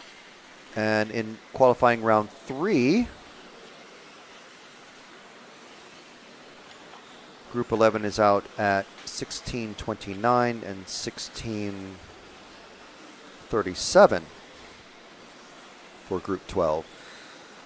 Now that's not the end of the qualifying day. The end of the qualifying day actually ends with Group 5, because what they're doing is, because as I said, one of my last questions there for young Daniel was what the track conditions are like, and the track does change over the day. They're not doing literally zero maintenance to the track apart from sweeping the corners.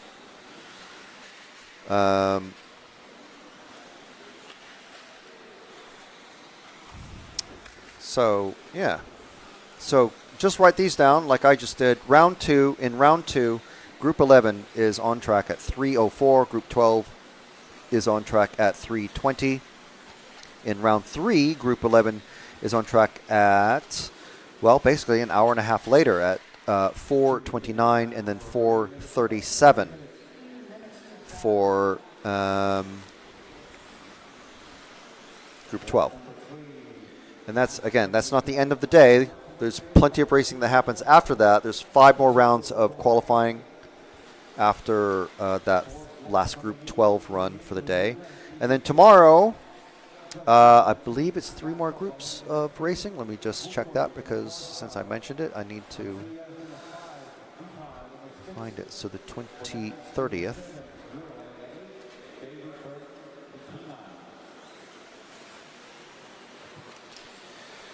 There is a round of practice tomorrow. There's a round of practice tomorrow, starting at 9 a.m. Qualifying 4 carries on at 10:10 a.m. with Group 9s.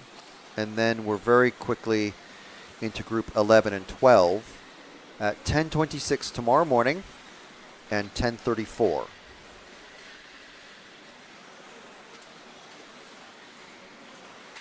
And that's round 4, Groups 11 and 12.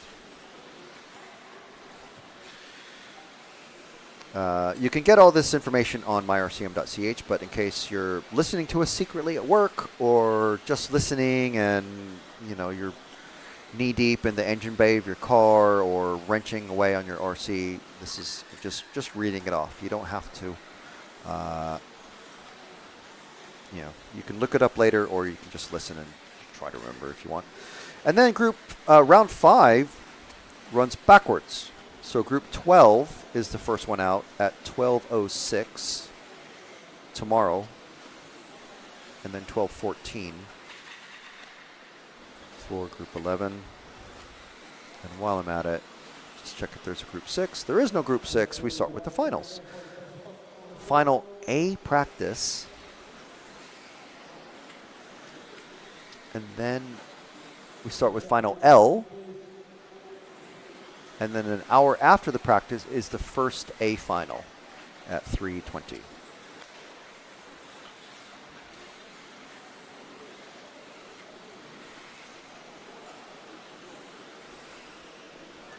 And then, well, I may as well say, an hour later is A2.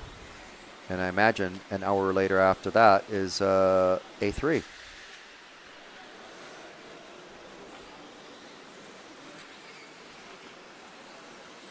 Oh, no. It's 2 hours after that. 1740. So 3:20, 4:20, and 5:40 tomorrow. And there is a 40 plus, and there is a junior race for under 17s. So if you're 16 and younger, you'll be asked to race in that race. You don't have to. It's just an exhibition race, but it's all there. Let's see. Go, go, go, the Frenchies, says Jessica JRC. Obvious bingo card. Wheel comes off. Here's another one. A pole, one of the poles of pain gets smashed hard enough to actually come off its base. Now, we have seen that happen, so I'll give you that one. But in a final, let's say, in a final, a pole gets hit hard enough. One of the shafts of shame. Yeah, it happened during the Kobovic interview when he was in here. The one in front of us. Yeah, it did. It's quite spectacular when they come off. It's crazy. And then the marshal marshals the pole, and then marshals the car. And that's important to marshal the pole, because if the pole obstructs somebody, that's different to a car obstructing somebody. Because it's fair game if you get obstructed by a broken car, but if you get obstructed by a part of the track, that ain't fair. That's not on. That's out of order. Tell me if I'm misremembering this, but has it always been the case that everyone only gets one final apart from the A? I looked that up. It is in the rules. Only the A gets a triple A final or a triple final. So all of the in on-road. Well, we have just come from an event in Austria. Hopefully everyone watched as much of it as you could. But yeah, for ETS touring car, everyone gets a triple final. Well, it's the same at EFRA. This is EFRA. It's the same at touring car for EFRA. That's the whole point. That was the whole point. Everyone at ETS was saying, the EFRA rules say that in touring car, if you only get one final, it goes off qualifying. However, here you only get one final anyway, unless you're but those were A pro dudes that we were talking to. Yeah. So that's what they're used to, I think. But I mean, they're not B and C and D level drivers, are they? Hopefully not. Not on a good day. Yeah, not on a good day. Yeah, I mean, I did. Oh, and another thing I haven't mentioned. It is round by round qualifying, in case no one is aware. So that means TQ for the round gets 0 points. It goes up point system. Second place gets 2 points, so no one gets 1 point. And then third gets 3 points, and so on and so forth, down to 120 or whatever it is. And out of 5 rounds, and of course we are going to finish all 5 rounds, only 2 count. So you can have 3 horrible rounds and TQ 2 rounds and be faster than everybody else and still TQ. So 2 rounds count. Out of 5.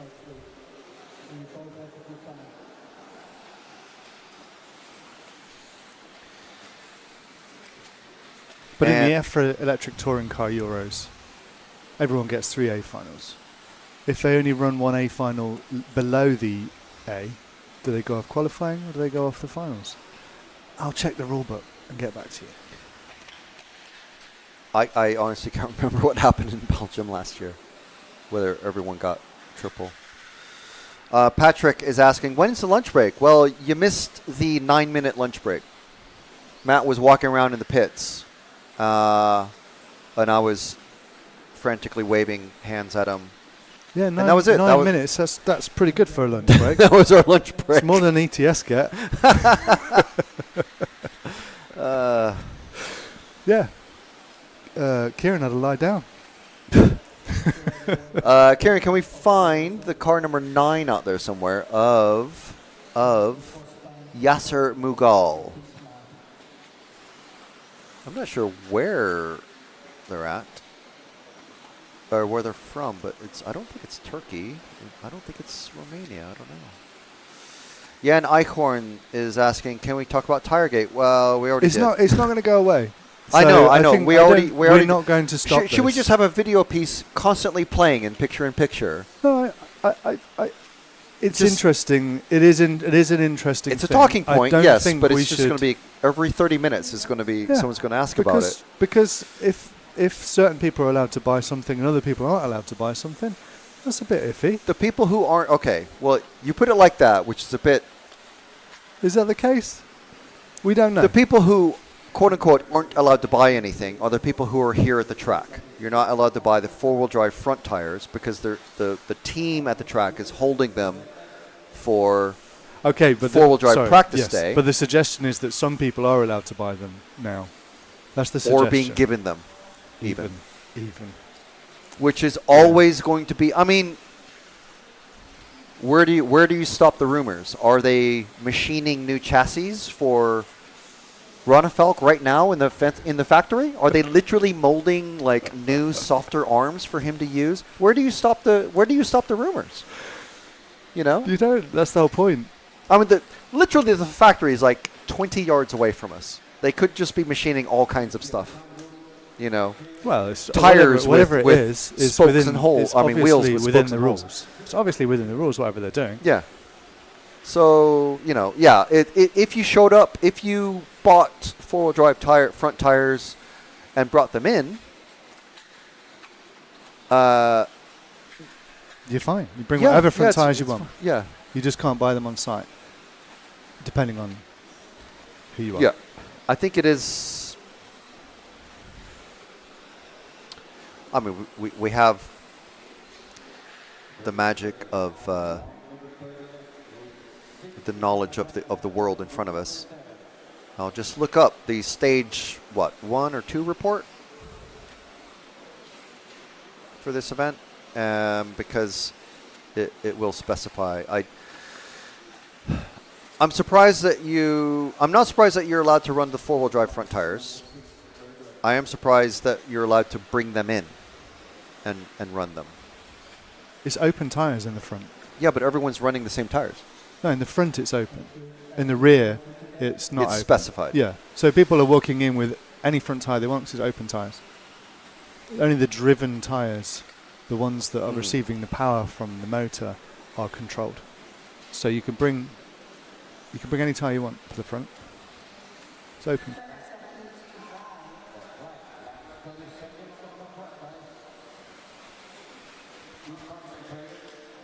Good afternoon, Craig Gibson.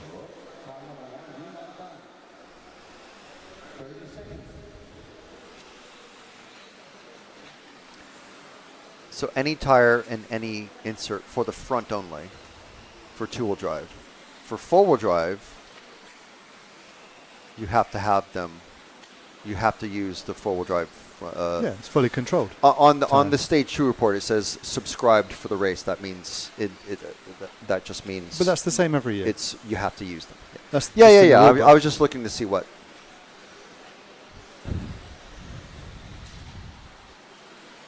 But like I said, they can't have hundreds of thousands of tires available at the drop of a hat. They have to order them, make them, produce them, whatever, somehow. They can't do that just press a button on the machine and hundreds of tires pop out. In the factory that's a couple of yards away. But yeah, carry on. Well, yeah. Oh, I've got a supply of rubber here in my pocket. Sorry. I don't know. It's this sort of talk is always going to happen. And I think we should let it happen. It's fine. But they do make them here. So, Well, the touring car tires, I thought they bought them, or they were produced by another how did Will company. get on? Oh, 10th. As he walks past to Marshall. Sorry, I didn't. Two laps I didn't mean to do that. 2 laps off everyone else. I didn't mean to do that. You haven't erased the result off the screen yet. There they are. Oh no. He's not happy. Oh well. Okay. It's not easy, is it? RC's not easy. That's the thing. Definitely not. I mean, the back of my shirt says RC is hard, isn't it? Yeah. Well, it is. There's no tire gate, in my humble opinion. Front tires in two-wheel drive are free, and X-Ray are free to not sell four-wheel drive yet. It's not weird that team drivers do get the tires. Same for other brands. 6 Mick a few weeks ago. There's always some sort of tire thing. Yeah, but that's our job is to tell those stories because they're very interesting. It's interesting the lengths that people and organisations go to within this sport because it's a real motorsport, and that's why it's so cloak and dagger. It's so it's so serious. There's businesses and jobs and everything. You think based how much money could you make now selling the four-wheel drive front tyre, which are probably just over there in a massive container, to everyone now?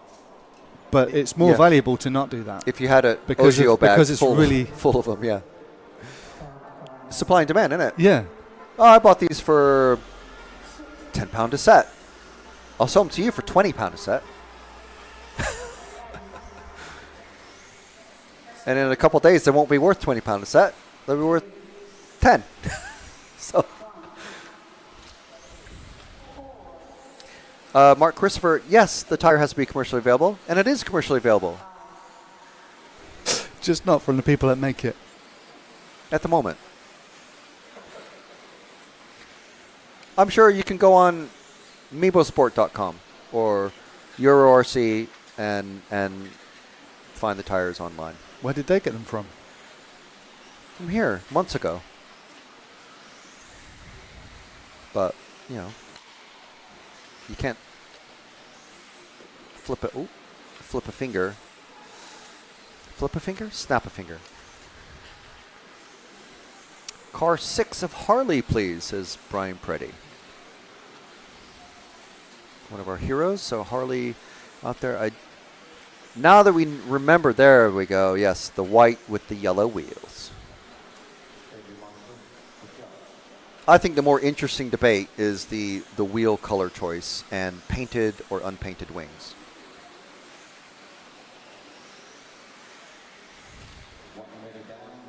Because it's more ridiculous.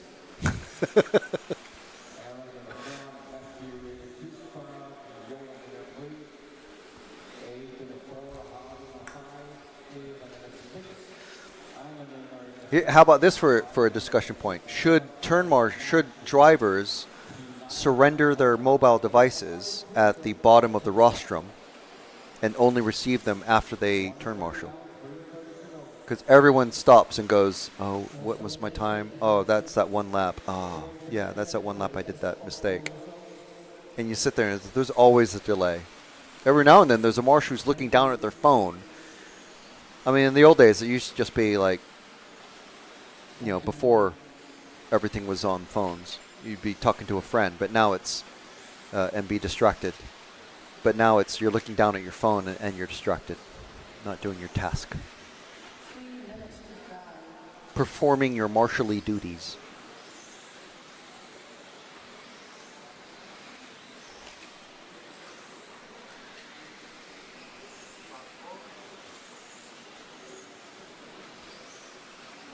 Request for car 4. Is that Matthew Peters? Yeah, car 4 out there. Where's car 4? Somewhere approaching the middle of the track. So it's one of this gaggle of cars, the 5 cars, possibly the green and white? Yeah, it's the green and white car after the 5 cars that have just gone through the hairpin. The green and white car going through the hairpin now. To the left. Just gone over the double. Over the quad now is, I believe, the car 4, yes.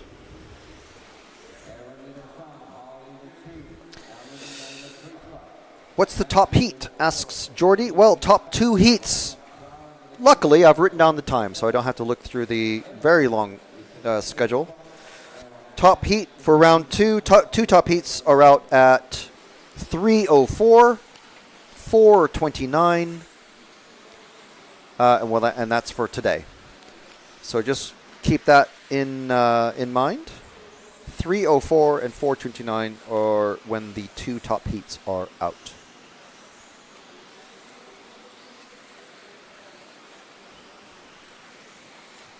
Yeah, and that's heats 11 and 12, or groups 11 and 12, whatever you want to call them.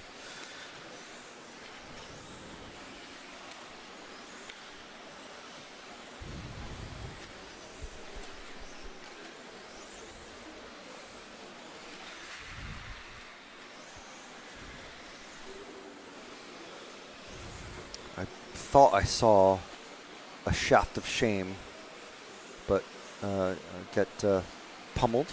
Oh, and that's over.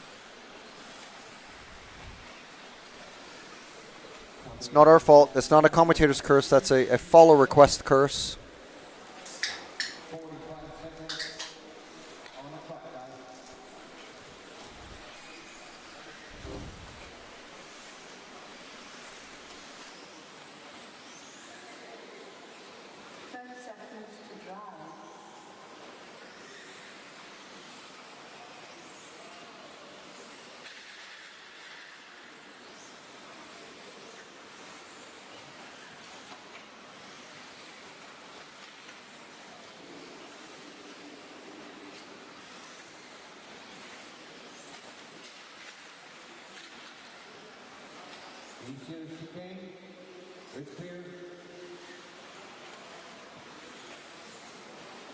Everybody's on the last lap to finish the lap you're on.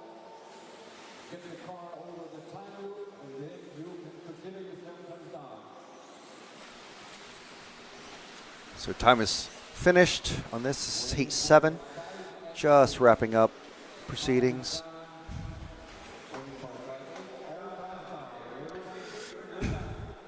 So we do want to thank massively our title sponsor for this event, for this broadcast, I should say, allowing us to bring you this coverage for free from Trenčín, here in the heart of Slovakia. Title sponsor is Hobbywing. So thank you very much to Hobbywing. We have Sultan and Michael both here representing Hobbywing and helping drivers out with their technical queries and questions and concerns. And we also want to thank J Concepts, S-Works, EuroRC.com, X-Ray, Elserom, and Mebo Sport, who has a special 10% discount that you can see on screen right there. EFRA 10 is the discount code. And also our supporters, R1 Works, Team Savox, Absema, T-Works, and Schumacher.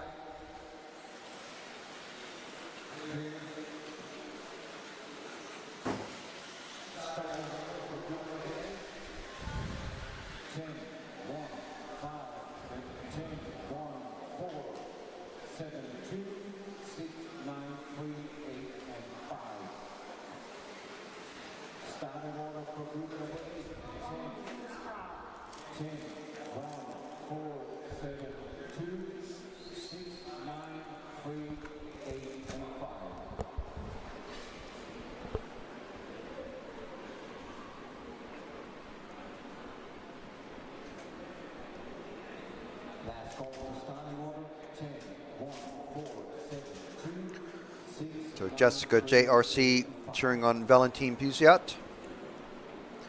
I think one of at least 2 racers who have come straight from fairing for the large-scale off-road Euros. So we have multiple requests in this one.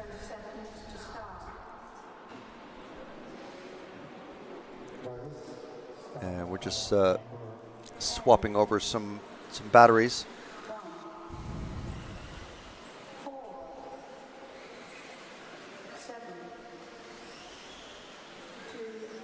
So we'll get to the follow requests as quickly as we can. We're just having to swap some batteries around.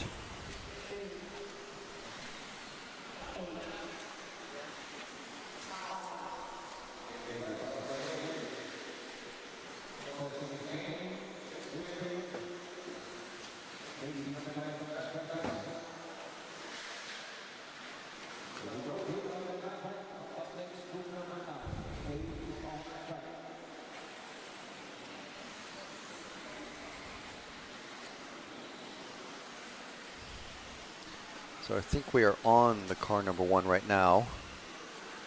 Or maybe not. There's the car. Ooh, nice spin there. 8 of Havernack.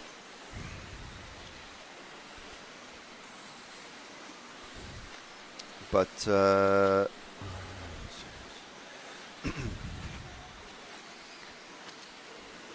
we can follow car 7 as soon as we can. I don't know if you can hear me, Kieran, yet.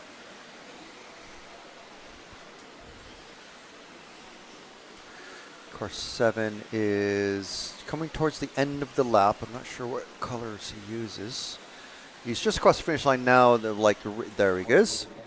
Requested by one of our heroes, Jessica JRC. Thank you very much for being a hero, Jessica. There's Valentin Pouziat. Let me know if I'm saying his name properly, actually, because I met him and his dad last year, but I'm not sure if I'm saying his name. So here's one for the debate.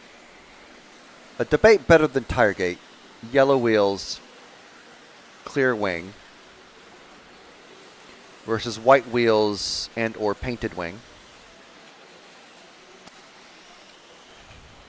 You're seeing pink wheels. There's actually a car out there with matching color wheels and wing, which I think looks good.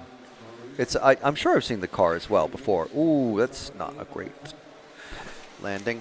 Let's see, car 5 out there of Matthew Thompson, somewhere in the middle of the lap. I think it's the white and pink car. I think. So who's this? That's 8 and 7. So the next car behind.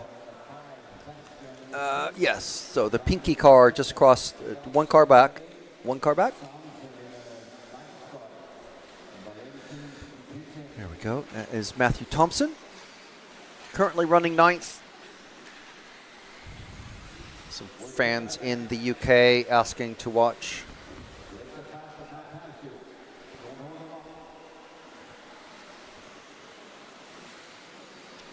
And Bowman. Bowman is Archie of car 10.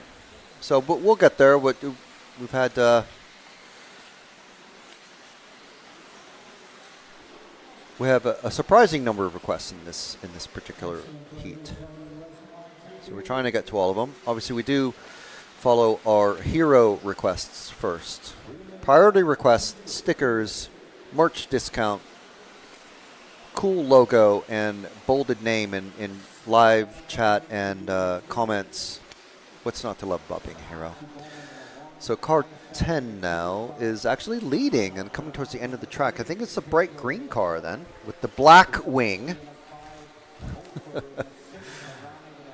Did I shout out the color of the wing?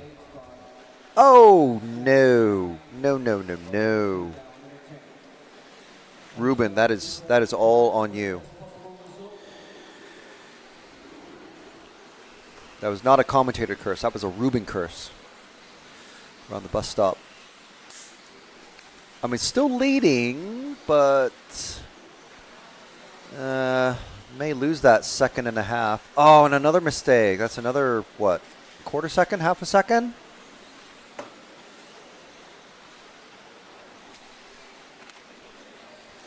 So Bowman, well, still in the lead. Oh, no, lost it to Gran there in the car 4. You can see the timing move around a bit.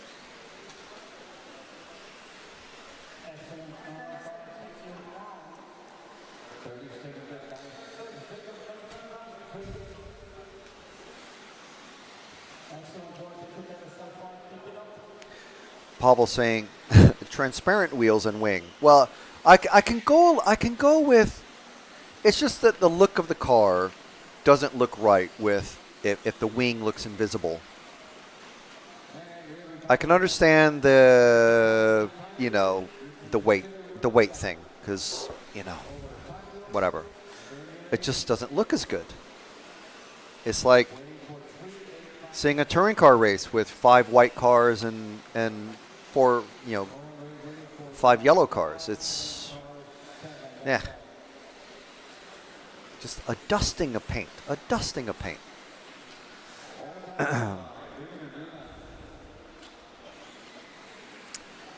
Dirk Simmons DSPPC. What does that stand for? DS. Yeah. Will they change the layout for four-wheel drive? I believe they will. If you look very carefully at the track, in areas you can see where pipes and AstroTurf will be moved or added. You can kind of see it. Jessica J saying, I use pink wheels. It's all good. If you want to add to the voting, dish or spoke wheels. No one here with spoke wheels. I mean, that's going to be a difficult bingo space to fill if you're going to put that on your bingo card. Losi 5 spokes were beautiful in my opinion. Yeah, I think so. Hans, okay. Sorry. He's saying, you've convinced me, I'm going to paint my wings right now. Perfect. Okay, now we'll hear from our sponsors.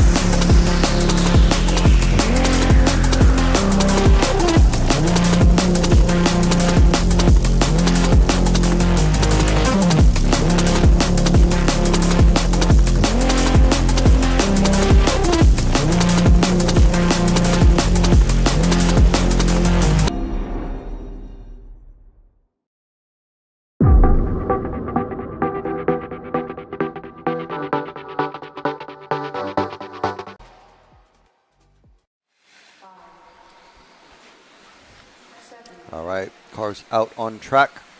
Thank you very much to our sponsors and supporters who are helping us bring you this coverage for free all weekend long. And we've got the Zoom of Doom. Unfortunate for Oliver there running the Kyo show. It's going to be a slow first lap? Yeah.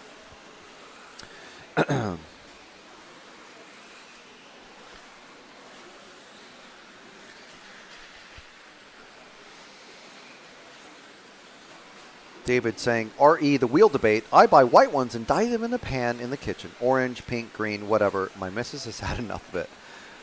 Wow. If you're using the pans that you guys use to cook your food, that's one thing. Hopefully it's an old pan. Yeah, various opinions on spoke wheels. I never liked the 3-spoke wheels. I just never spoke to me. 5 spokes or mesh for life for me. I like that one, Pavel. The shafts of shame could also be called karma sticks. I think that's the perfect term for someone intending to cut the track. Definitely. But yeah, on 3-spoke wheels. I mean, I'm a Saab fan. Not an super old school Saab fan, but a Saab fan, and even I just didn't like their 3-spoke turbo wheels. Just never got into them. Car number 9 out there somewhere is Oiva Metsola, another one of our junior racers from Finland. And where are they? They're just started the lap, so early in the lap somewhere.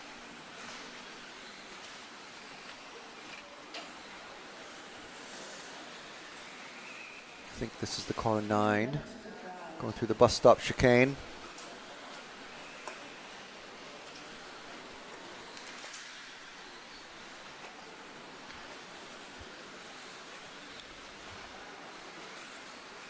A little short shoot. Yeah, a little wide there. Yeah, I have to take that wide a bit.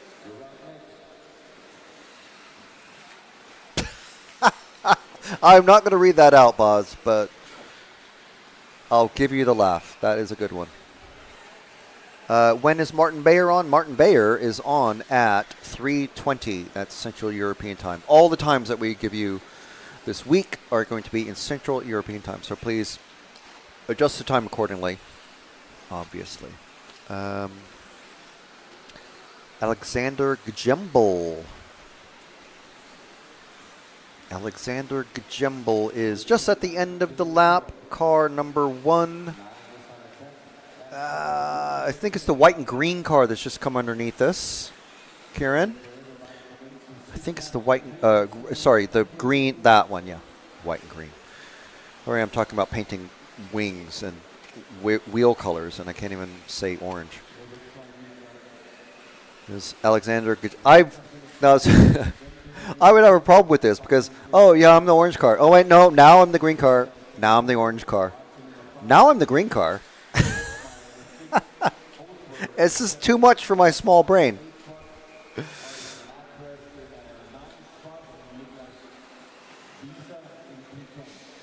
Paul Rag or Raggy, whichever you prefer. I'm assuming either's fine because it's your username. Thank you so much for being an RCTV hero. Thank you for joining. Make sure and go to rcracingtv.com. Order your stickers on there. There's instructions. You put in your username on the order form. You get your free set of stickers. You get 10% discount on rcracingtv.com merch.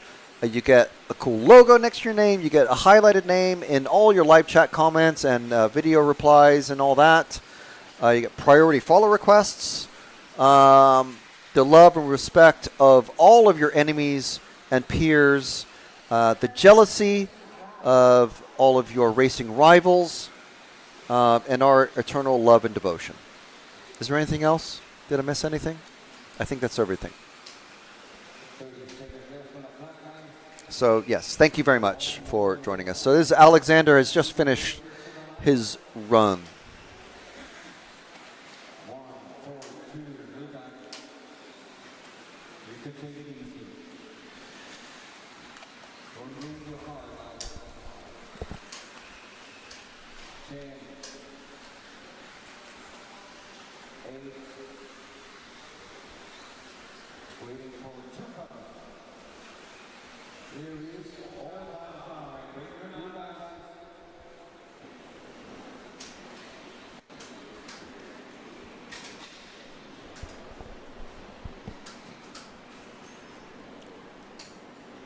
Okay, we're just about to send Matt out.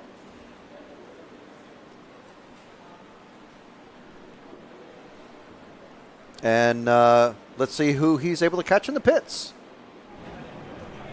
So, having a bit of a wander around. It's all very busy. Drivers come off the stand from this end. And they, as is customary, they go up the driver's stand from this end. And probably not on this break. There are, you can call them breaks, they're only a couple of minutes long. But I'll take you up on the driver's stand soon and we can have a brief look. Let us know any areas of the track you want us to investigate, and I will endeavour to take you over there. Busy pit lane, people ready to go out. Mr. Hall, how's it going? Hello, not too bad. We're getting there slowly. Obviously, we're not exactly used to it, and we're slowly getting better and better as the meeting goes on, I think. So hopefully by the end we can be somewhere there or thereabouts. So yeah. Still doing a lot of changes to the car? We have been. In the last practice, I was happy with my car, so I kind of said to myself, I think I just need to leave it at this point and stop fiddling with it, because every time you change it, you kind of get used to how it feels, and then you change it, and it's like you almost reset a little bit, and it takes you a few laps to get into it. So I think I'm going to try and keep it the same now and just get used to it. That's it. We're bedded in now for qualifying. Let's get on with it. So I think we're all lined up on the grid, so I will hand back to Frank to get us underway.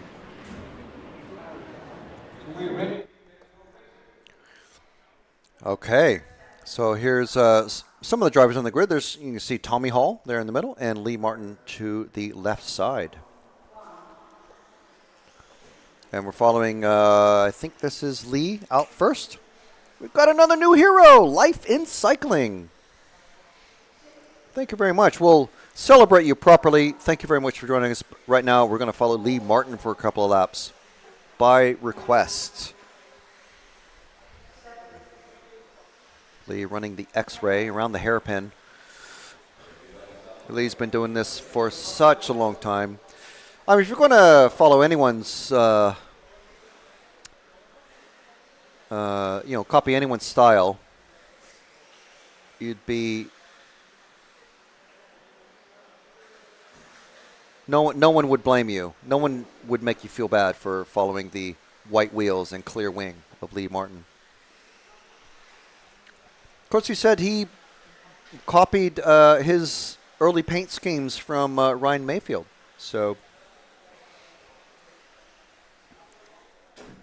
it's a imitation, sincerest form of flattery.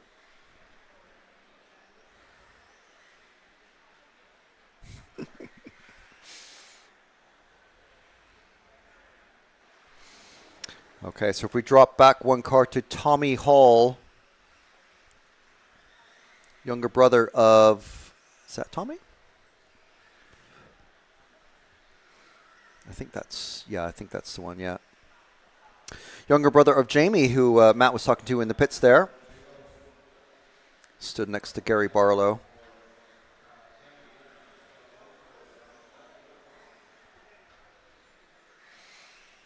Not the actual Gary Barlow, but Gary Barlow, professional lookalike Craig Drescher.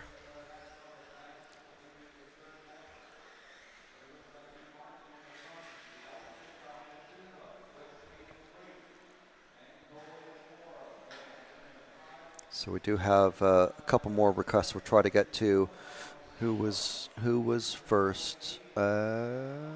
Thomas Phipps from one of our heroes, actually, so it doesn't matter who's first. Thomas Phipps in the car 7 is just approaching the middle of the track. So one of these two cars just gone through the bus stop, I think. Now in the hairpin. One of these two, I think, is going to be car 7.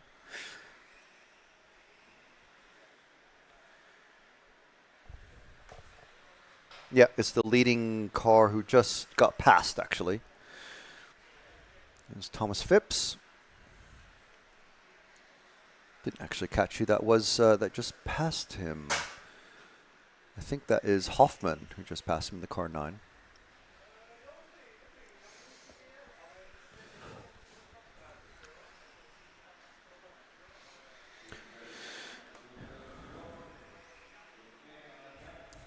And another request for Dan Pohl in the car 4, who's just at the early part of the lap. So it's one of these 3 cars that's on the back section. I'm going to say it's the third one, I think. I think it is. Car 4 of Dan Pohl, a junior racer. Quite a ways up in the third seeded heat.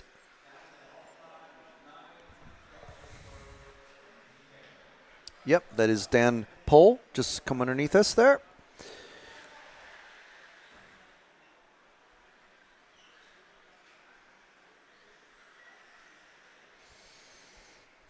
Lee Martin leading this one still. Very close is Wesley Van Helmond. Tommy Hall.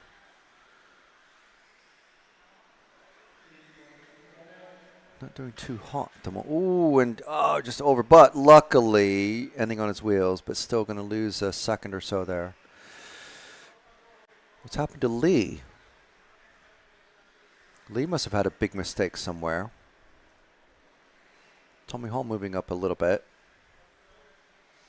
Still a few seconds behind Van Helmond, who's towards the end of the lap. He's running the yellow car, I think. 8? No, 5. 5 has just come underneath you, Kieran. Going over the double there, I think the yellow car, this Van Helmond. Pretty sure that's the 5. Yeah, there's no other yellow cars.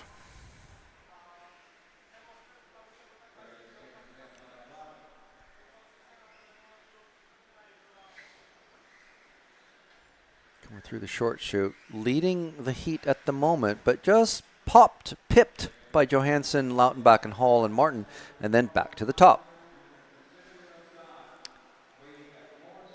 And he gets the last lap, so he's going to get 10 laps, I think, in this one. Oh, no. My bad. He's finished. He is finished. Half a second off getting a 10-lap run. And we'll see who Matt is able to grab this time. Well, he's out there.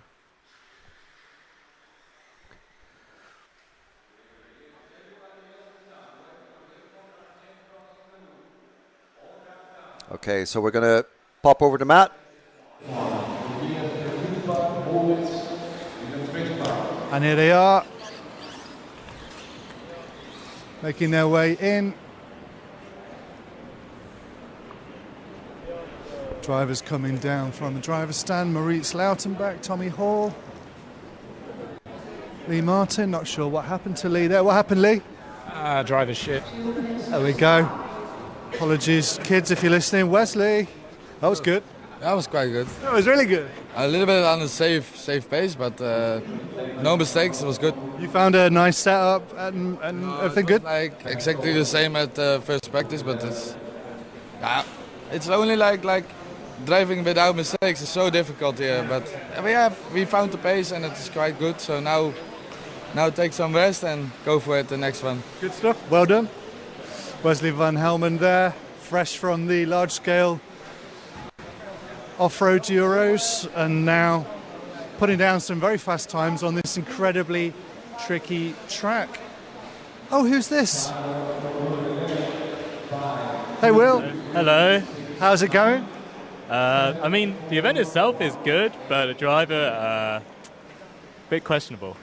A few people are finding it hard to get into the mode. Yeah, it's really hard out there because it seems like as soon as you get into a rhythm, it's okay, but the second you crash or whatever, it's just game over basically. Yeah, you just can't get back in the flow.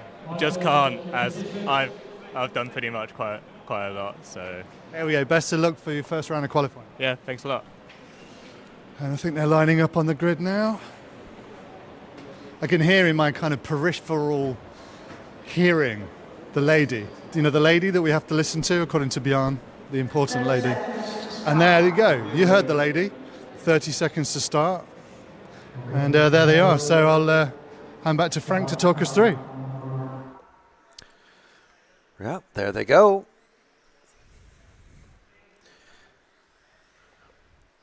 We're following, I believe this is going to be Figueiredo.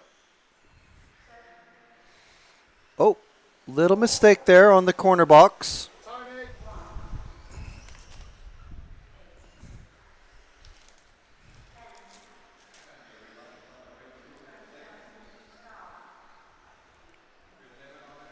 So Jamie Hall, who we talked to a few minutes ago, he's out there on track in the car 10.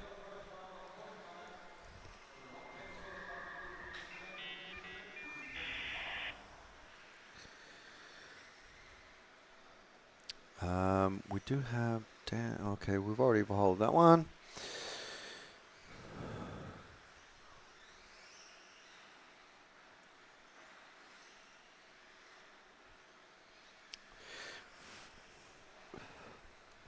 So Landon is one of our requests in the car 7. I think he's going to be, where is he at?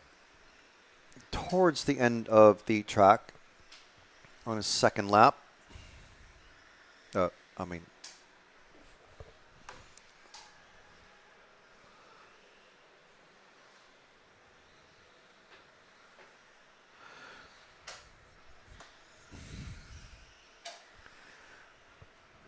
Wow, somewhere in the middle of the track. Well, so we're going to try to follow Jamie Hall in the car 10. Wow, lots of requests.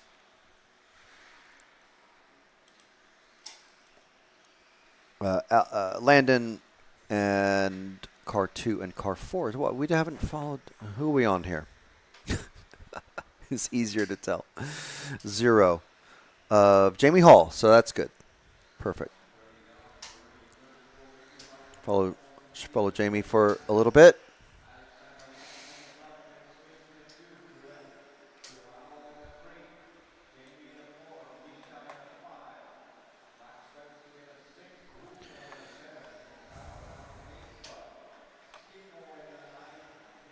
So Figueiredo leading this one. Widmeyer just crossed the line underneath us. So if you go to the car to the beginning of the track, lap, sorry, Widmeyer is,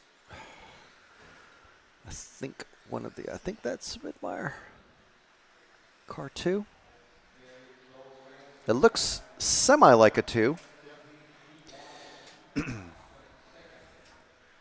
Yellow wheels. I'm just saying.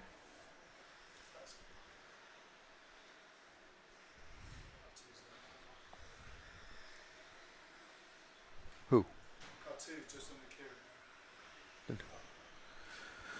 Okay, just on the back section is Widmeyer.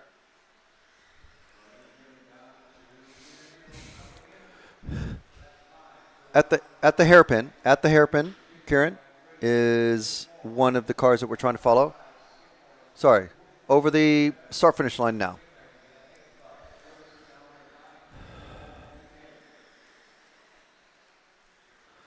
This is Mika Widmeyer in the second fastest group of racers.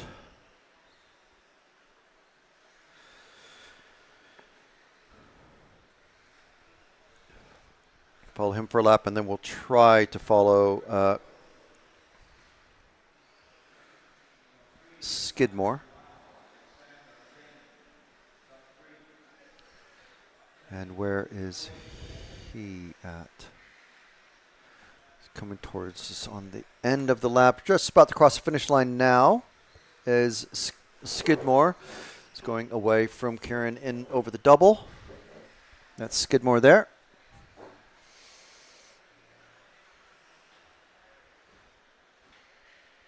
Oh! Getting it just a little bit wrong over that corner box. Oh, and again, the landing.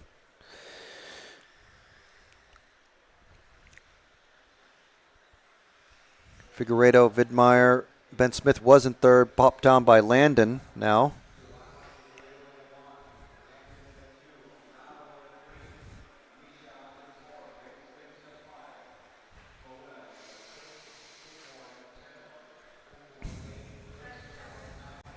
And over again. Have we followed Landon? I think we did in the car 7.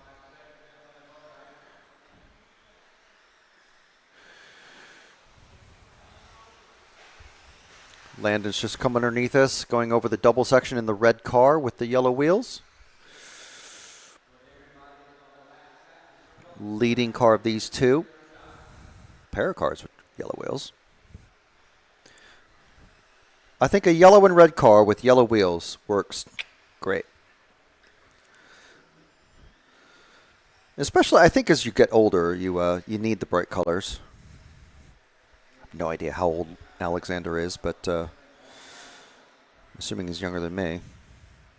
So that is Heat 11 complete.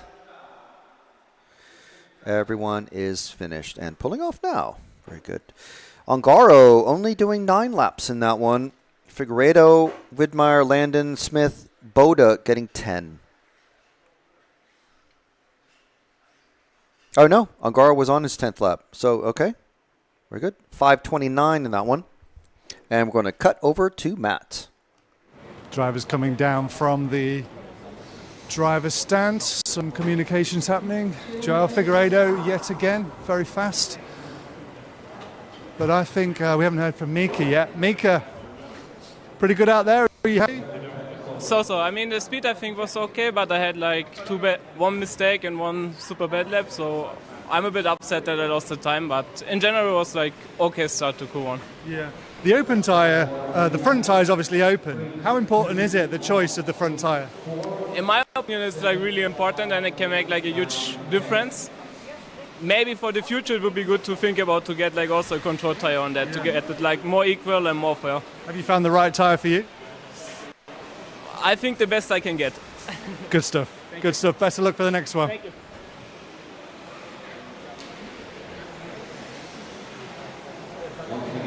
There we go. Best he can get. So People are finding the track increasingly tricky. I'm not sure why, but it's getting trickier. Ben Smith there, top Brit.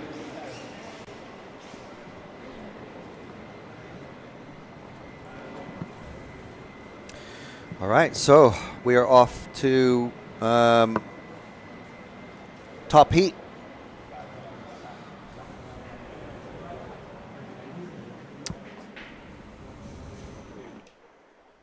That was me. Top heat. Out on track now. Zalewski, Runefalk, Meyer, Orlowski, Neumann, Hattinen, Kobovic, Kilic, Karup, and Vlasic.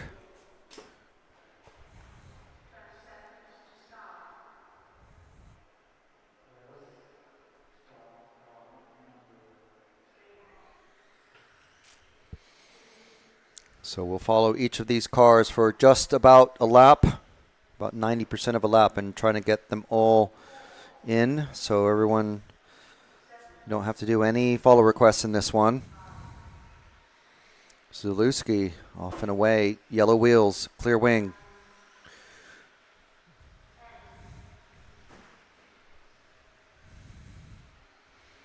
Ronefalk now. Trying to make it a double Euros year for him.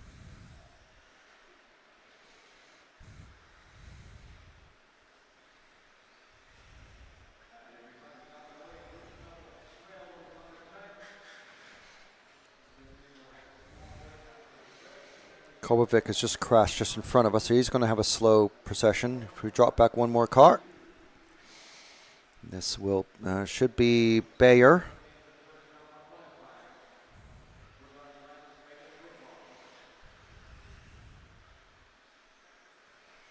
Again, previous European champion in this category.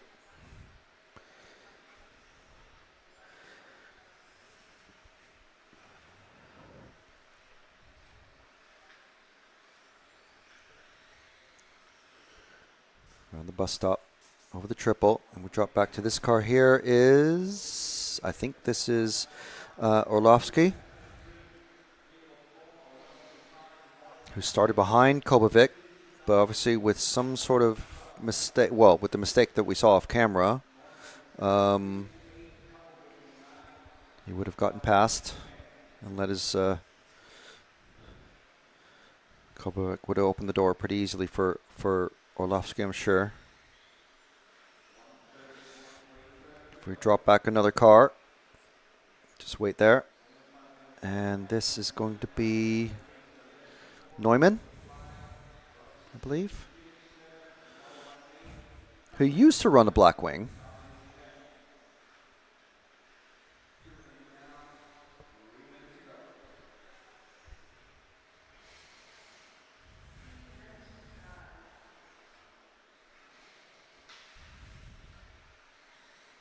This will be Hattinen, Finnish racer, the only associated in this particular heat. Oh, little bobble there, landing.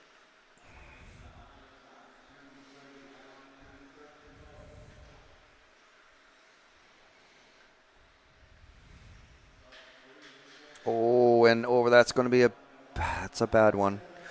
Okay, let's see who's in this group of three then. We've got Karup and Kilic again together. And who's just in front is Kobovic. That's Kobovic. And then these two stuck together like glue, Karup and Kilic.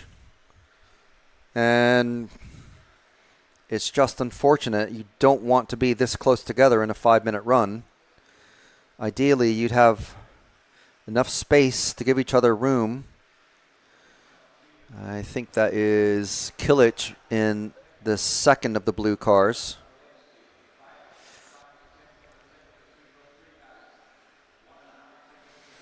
So he's running tighter lines. He's making all these aggressive moves on Karup. Karup, I'm not sure if he's running defensive line. If he is, he shouldn't be. Kilic makes a little bobble somewhere in that section. He falls back, giving some breathing space. Let's move forward to Kobovic in the brighter yellow car. Give him some attention. And that was car 0 of Vlasic, who's just gone over. We haven't actually followed him, so let's give him his due for being in the top 10. Let's wait here at this bit here, and Vlasic actually is just coming to the chicane now and is approaching.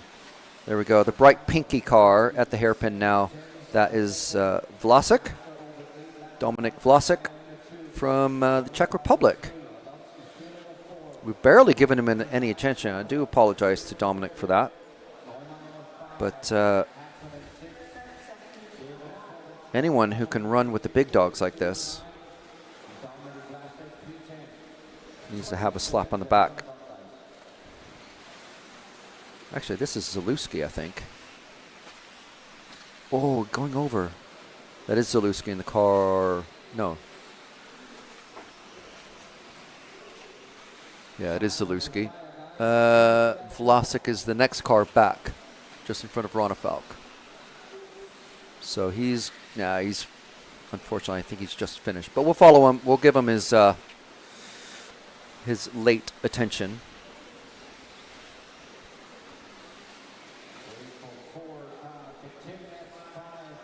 So everyone is either finished. See who has got 10 laps. Kobovic is the last possible. Oh, Karup got 10 laps. Kilic has 10 laps. I think out of this group, only Vlasic is the one to not get 10 laps. And we're going to.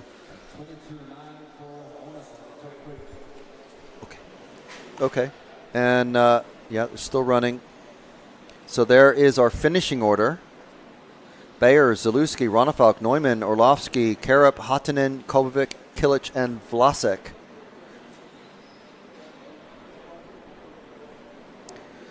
So what do we think of that?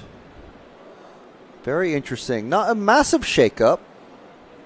Still the top 5. Karup doing a lot better this time. Hatanen and Kobovic dropping a little bit. But let's throw to Matt and see who he can talk to. Well, let's talk to the fastest man in that heat. Martin, talk to you again. Martin, some cracking speed there. I started very carefully in the beginning, but in the end I saw there is a little bit gap, so I tried to go a little bit more. And I think Bartek tried to go safe in the last one, so I gained the last 2 laps. But actually, it's not very easy because, my heart is... Sally again, oh? Yeah, I mean, yeah, it's close to the plus 40, so what do you want to say? Yeah. You're a pro, you know what you do. Yeah. Cool. Well, good luck. Well done. David, happy?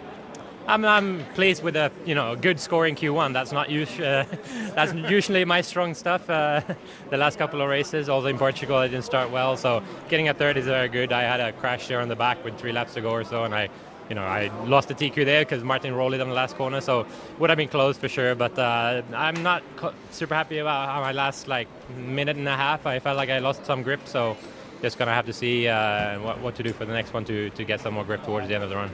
What's the biggest challenge for you? Is it grip? Is it just concentration or what? Because it seems like a tough track. It is a tough track too. Like I said in the previous interview we had, it's like you need to send it, but it's very hard to send it for 5 minutes without some small bubble here and there. So yeah, just the focus is definitely the challenging part. But I'm pleased with how the start went with the third in the first one. See how the next ones go. Thank you. Who else can we find in the melee? Incredibly busy back here. How are you doing? All good. And you? Pretty good. Yeah, just finished the run, so not really happy about that one, honestly. Yeah. Yeah, I threw it away twice, so. So just driving errors or other problems? Yeah, I would say so. The car was pretty good. So without the 2 bubbles and mistakes I made, I think a top 10 would be possible because I was still in the top 20. So every mistake is costly on this track.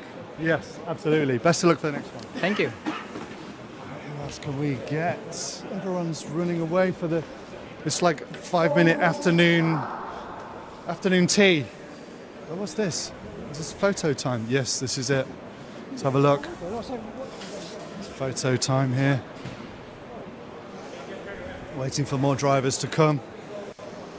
In the break, just have a really quick word with Bartek.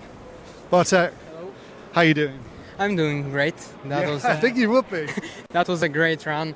I made a small bubble on the last lap, and that's cost me probably TQ. I mean, how important is it to you having the team around you, kind of helping with information and stuff like that?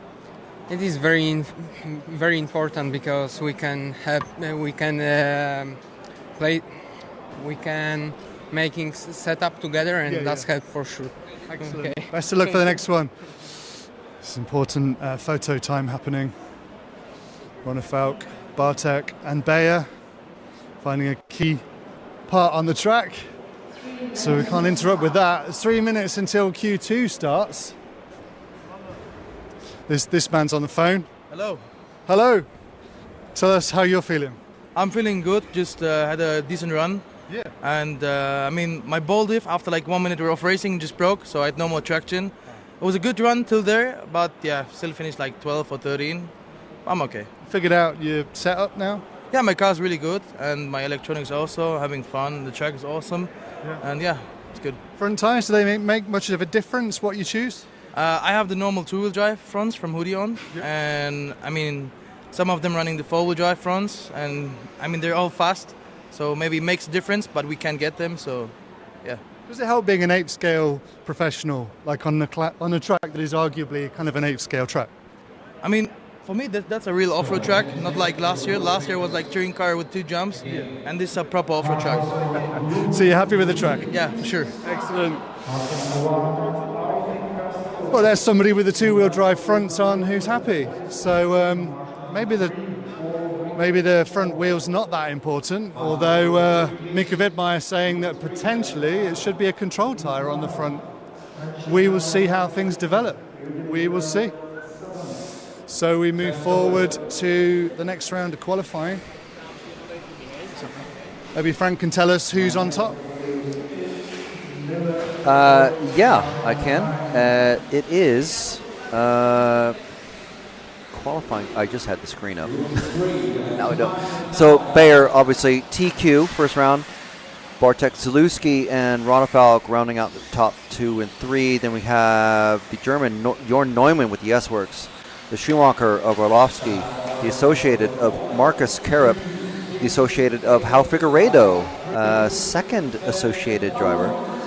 And then another associated of Hattinen, and then Kobovic, Vidmaier. That's your top 10.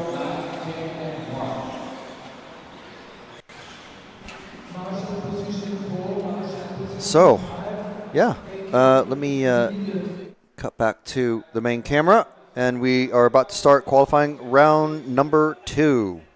So next time the top guys are going to be out is going to be at 4:29. So mark your calendars. That's in about 2 hours, 20 minutes.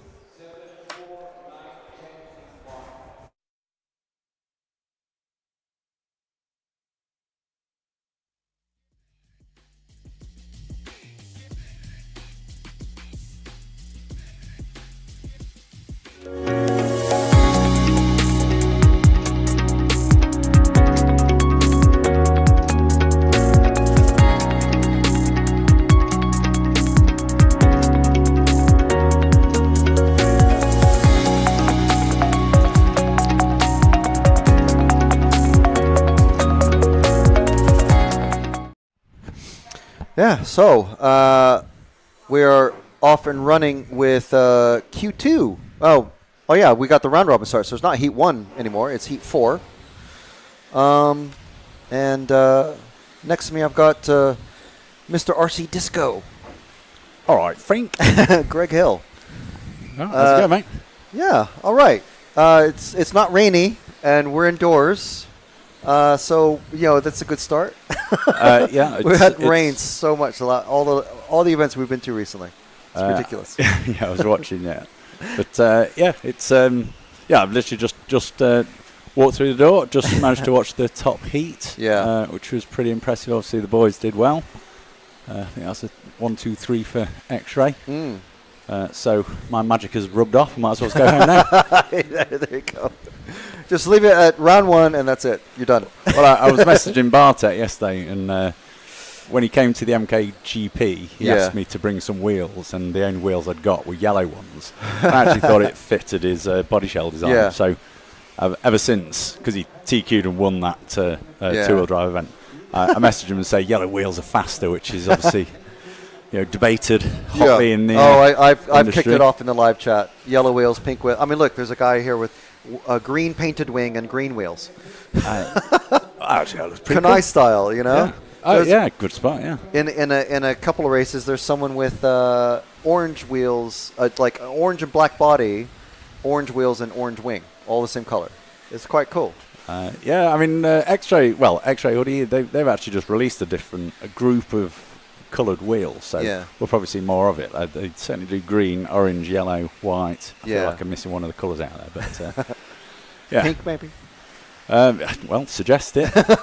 Loads of people actually run pink body shells or pink in their body shells. It's because, I think it's because as we're getting older, bright colours sort of help us. I run yellow wheels. I'm a great fan of it, and colour code my body shell, so I've got like something bright at one end or the other. So when it's on the far side of the track, I know which way it's going round. Yeah, definitely. I mean, you get to our age. I've got my glasses now. 40 plus, 50 plus. Yeah, I think Neil Craig set that tone a few years ago. Yeah. In fact, it might well have been the Worlds here, and he was like, "Oh no, an ETEOS race." Right. And he came with, glasses, and promptly, I think he TQ'd and won that race for the first time he wore glasses, and everyone in the RC industry was like, "Right, Specsavers, let's go and get checked out." Forgetting that we're not actually Neil Craig, but of course. It's actually funny. Did you were here for the Worlds, weren't you? Yeah. 2019. Were you commentating? I was a commentator. I was on the moving camera that one. Yeah, I thought as much, but this is the first time I've been back here since the Worlds. So. Yeah. I wasn't here for the Buggy Euros. It's been. I was here for the touring car Euros 3 years ago. This is the first Euros that the arenas had back. Well, you were getting your passport stamped more in the last. How many years have you been doing this now? I want to say it's at least 10 or 12 years. I'm not sure. Crikey. It's been a while. I'd have to. And before that was the good old days of HPI, was it? Yeah. I actually looked up Jamie Booth on here. I saw him post something. Obviously, I've been travelling. I was travelling down to the hotel to get an early flight this morning, so oh no, that's four-wheel drive. I've not fully caught up with what's been going on. Yeah, Jay Booth, two-wheel drive, 1989. Well, I was racing then. Yeah. But you have my name's not in this list. No. These are European champions. I think I was Donisthorpe Model Car Club winter champion about that era. But Lautenbach, look at this run from Drescher with a couple from Stenari. Then you got Honegel, Stenari again, and then Cragg, just like Cragg, Martin. So I mean, I feel obviously I've been racing for such a long time, but if you scroll down that screen, so where Craig Drescher was winning all of his European championships. Yeah. I was doing the Nationals and the Radio Race Car Championships in that era, and Boothie was there, and obviously it feels like we're old timers, but that felt like a great era. Yeah. And then actually when I'm looking at this and I see Craggy on the list, going back to HPI, kind of like before that was the Mirage RC Enterprise era, and we imported the Orion motors and batteries. Yeah. And we helped Craggy out with motors and I'm not sure if it was batteries, but certainly some assistance from Orion when he was a junior national champion. Wow. So I mean, I'm going to guess he was 10 or so, because there was two classes of junior in that stage, and he won, the junior one. Yeah. And the people who tend to win that then tend to, you're on your list of future stars. Yeah, it's like B Euro champions or junior champions. Yeah, it's amazing. That sort of thing. So again, looking at that list, I was racing when Craig was racing, and I saw Craggy coming along, And at that stage, I was probably I'd realised there was no good, frankly. So I was quite good at spotting, future talents. Yeah. And obviously Craigie was racing for Associator for most of his career, but you could see the talent, and he's filling that list handsomely. Yeah. And he was above that then. So then you get Lee Martin. Yeah. Obviously, I'm talking about the British guys here because that's who we represent. Yeah. But he's there. Just said hello. And how did your first run go? And he apparently he crashed, and then he crashed into somebody else. So it wasn't. My arrival wasn't met with great joy chatting to Lee, but I'm sure he'll up his game during the rest of the day. But yeah, it's a pretty mad list, isn't it? Certainly, it's wild. Feels like it's aging. I noticed earlier, if this is the 4-wheel-drive list here. Have you copied and pasted that list onto your chat? People like, what are we talking about right now? We're looking at we didn't even mention it. We're looking at the 2-wheel-drive European champions. It's the Hall of Fame. Just a very quick, this is on EFRA.ws. You can find it on the section news Hall of Fame. But if you look here, Michael Olofsky, before him, all of these guys, old. You mean 40 plus now? No, I mean, like, Orlovsky won in 2015. He was 14 at the time, right? Yeah.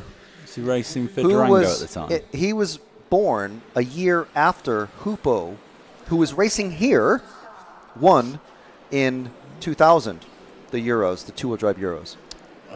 That's mind-blowing, isn't it? Well, we could summarise and say it's good to see that the youth rises to the top. Looking at that, because they're all fairly young when they're winning it. Yeah. Who's the oldest person on that list? You mean as far as when they won? Yeah, so like just the recent ones, like probably Garrett Hall. It'd probably be Lee Martin is his most recent. In 2017, Lee Martin was probably the oldest. Mind you, how old's Jorn? He's one of these people. He never seems to get old. No. How old? Do we know how old Jorn is? I don't know off the top of my head, but he won. He last won in 2014, and here he is in the running for the A final. Yeah. Lee Martin on the cusp of the B final, I suppose, at the moment. So looking at that list, I'd say they were probably all in their prime, in their sort of mid 20s to early 30s at the best. And then you've got Tommy Hall winning at 16, 15? I can't remember how old. And then you've got 22. A little sprinkling of like mega talents like Tommy and David Ongaro, who were probably young, and Craigie, who were a bit younger when they reached the top. So Orlovsky's 23 now, or he was the last time I talked to him. Earlier in this year. He's hitting peak form as well, isn't he? Yeah. He's been on it for the last couple of years. Well, it was funny because we had a track chat. With Kolbovics sat here, and it was funny because we're following the top 3 X-Ray guys in the last practice run, last seeding practice. Good job. And we start with the first guys, and then it was like I didn't realize that. I'd forgotten. I knew there was a Schumacher next, and you just assume it's Orlovsky. Yeah. But we moved back. I was like, hang on, that's not Orlovsky's paint scheme. Oh, that's Kolbovic. Yeah. Right. Okay. So we've kind of left Michael alone. We haven't talked to him all that much because I don't want to use the word struggling, but he's behind the 8 ball. He's he's got a challenge on his hands. Just arrived, so I did see that. But did he was running like in the top 4, and then did he have a crash or a small mistake, and that just dropped him down a little bit? I didn't actually see. We're only following him for not even a full lap to try and get everybody in. So we can't. They're doing 10 laps in 5 minutes, and we're trying to follow 10 cars in 5 minutes. It's hard. Yeah. So we can only really just okay, here's a spotlight. Here's your driver that you want us to see, that you want us to follow. Okay, now we have to follow the next guy that everyone else wants to see, you just had round 1 of qualifying, wasn't it? That was literally just arrived as that was taking place. So I guess, I was watching and listening to the commentary outside this booth, and they were following the top 3, top 4, which it's nice. It was my guys, my X-ray guys, but so if you look, like Ongaro is not far away. I mean, I don't know if you know, but he missed the first 2 rounds of practice yesterday because his plane was late. I didn't know. Like I said, I've been traveling, so I've missed a fair bit of what's going on. Kilic, I think possibly the only Mugen. Ben Smith, I think, is the top Brit. Yeah. So I was watching Boda's Ben. the top. Did he have a little bobble as well, though? But not sure. Hard to say. I mean, I think we can look at individual lap times. I'm not sure. No, not really. You can deep dive into it. But I think after you get a bit of a trend of who's looking likely to be in the top 3, top 5, and then after that, it's you might have 1 or 2 jump up there, like Ongaro right now. You'd still put money on him to be, challenging to be in the top 3. Let's just say top 3. You tend to find that those top 3 guys who've got a little extra pace on the next 7 of the A final. Crazy as it sounds. Yeah, and you often find people like hit the ground running. Johnny, 23rd at the moment. Oh, Johnny. So I've not even seen him yet. You'd see Johnny tends to go for a banker. He tends to get a banker into the first run, get his scoring. But I mean, at the Euros, the difference between and again, I'm just because I don't know what the times are here. I imagine Johnny might be 5 seconds off, and he's in 23rd place. And 3 seconds faster, and you might be in the top 10. Yeah. So, as I say, you tend to have a small group that have just got some magic pace. Yeah. And then after that, it's there's probably 15 more drivers that are quite capable of making the A final. Well, this was I wrote down the times for round 6, which was the seeding practice, the second round of seeding practice last night. Bayer, Ronafalk, and Zalewski were the only ones in 103s for 2 consecutive laps. And what are they doing 103.2. Well, it's different because now it's 5 minutes. So it's a bit different. Right, okay. And then it was Neumann, Kovacic, what was the lap pace that they would 30, drop in? 31? Well, it's like 32 something to get 103.2 over 2 laps. So the faster guys are doing 32-ish. Maybe a little bit faster. Right, come on, we've got this on the screen. Go to the very top. If it just sounds like we're chatting amongst ourselves, we're actually looking at the RC timing, which has got the results. So 10 laps in 5:21.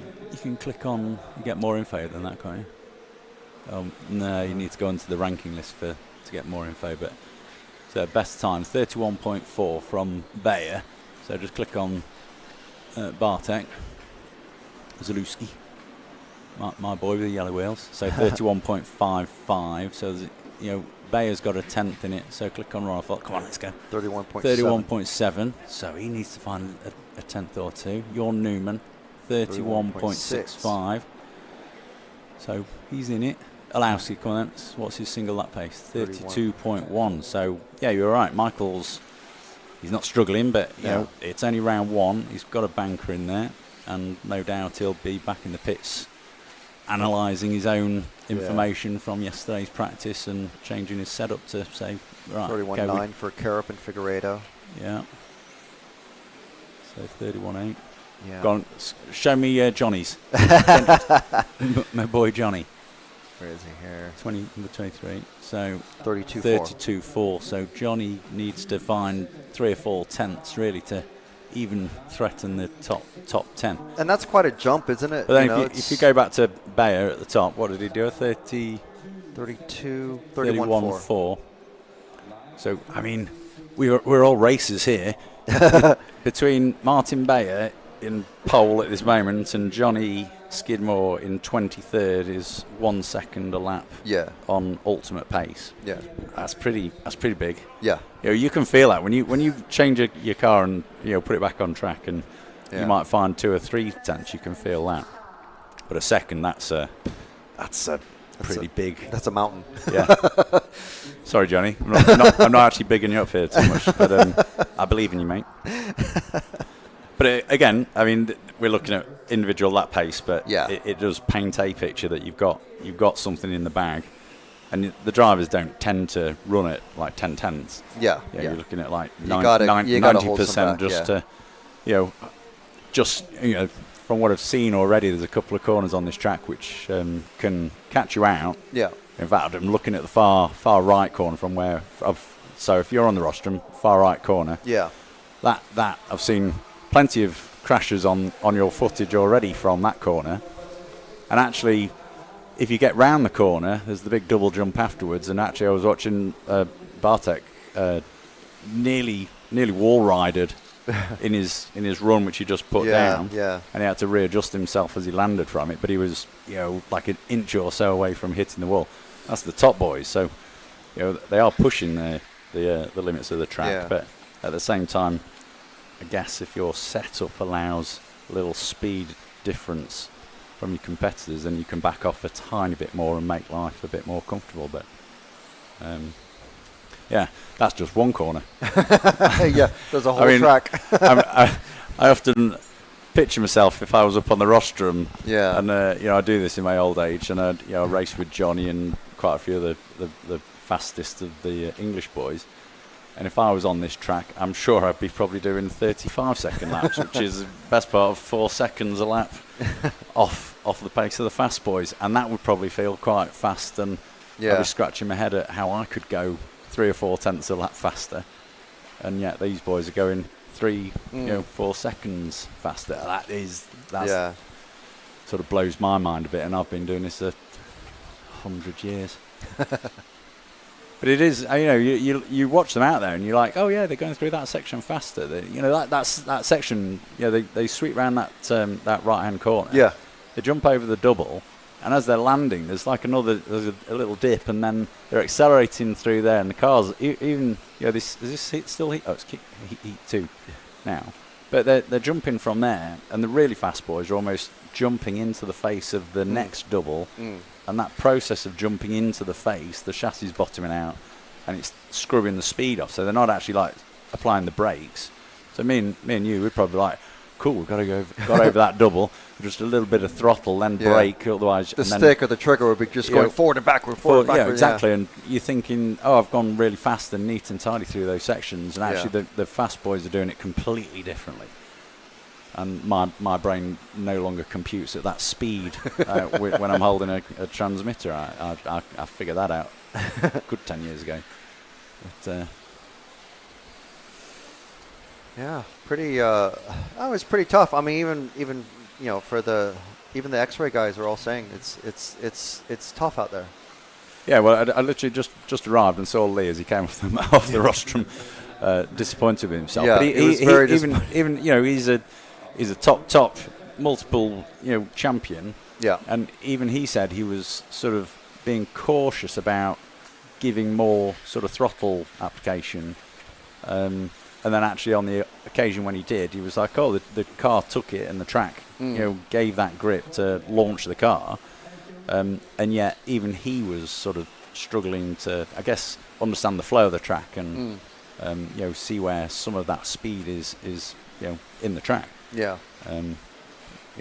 Clearly our factory boys here have probably got a bit more experience on the track, but it is I'm right in saying this is again from what I can see, it's like a completely different surface how they've created the surface. Yeah. Is it being glued down? Is that? I'm pretty sure it's PVA glue, just literally just like roller paint applied.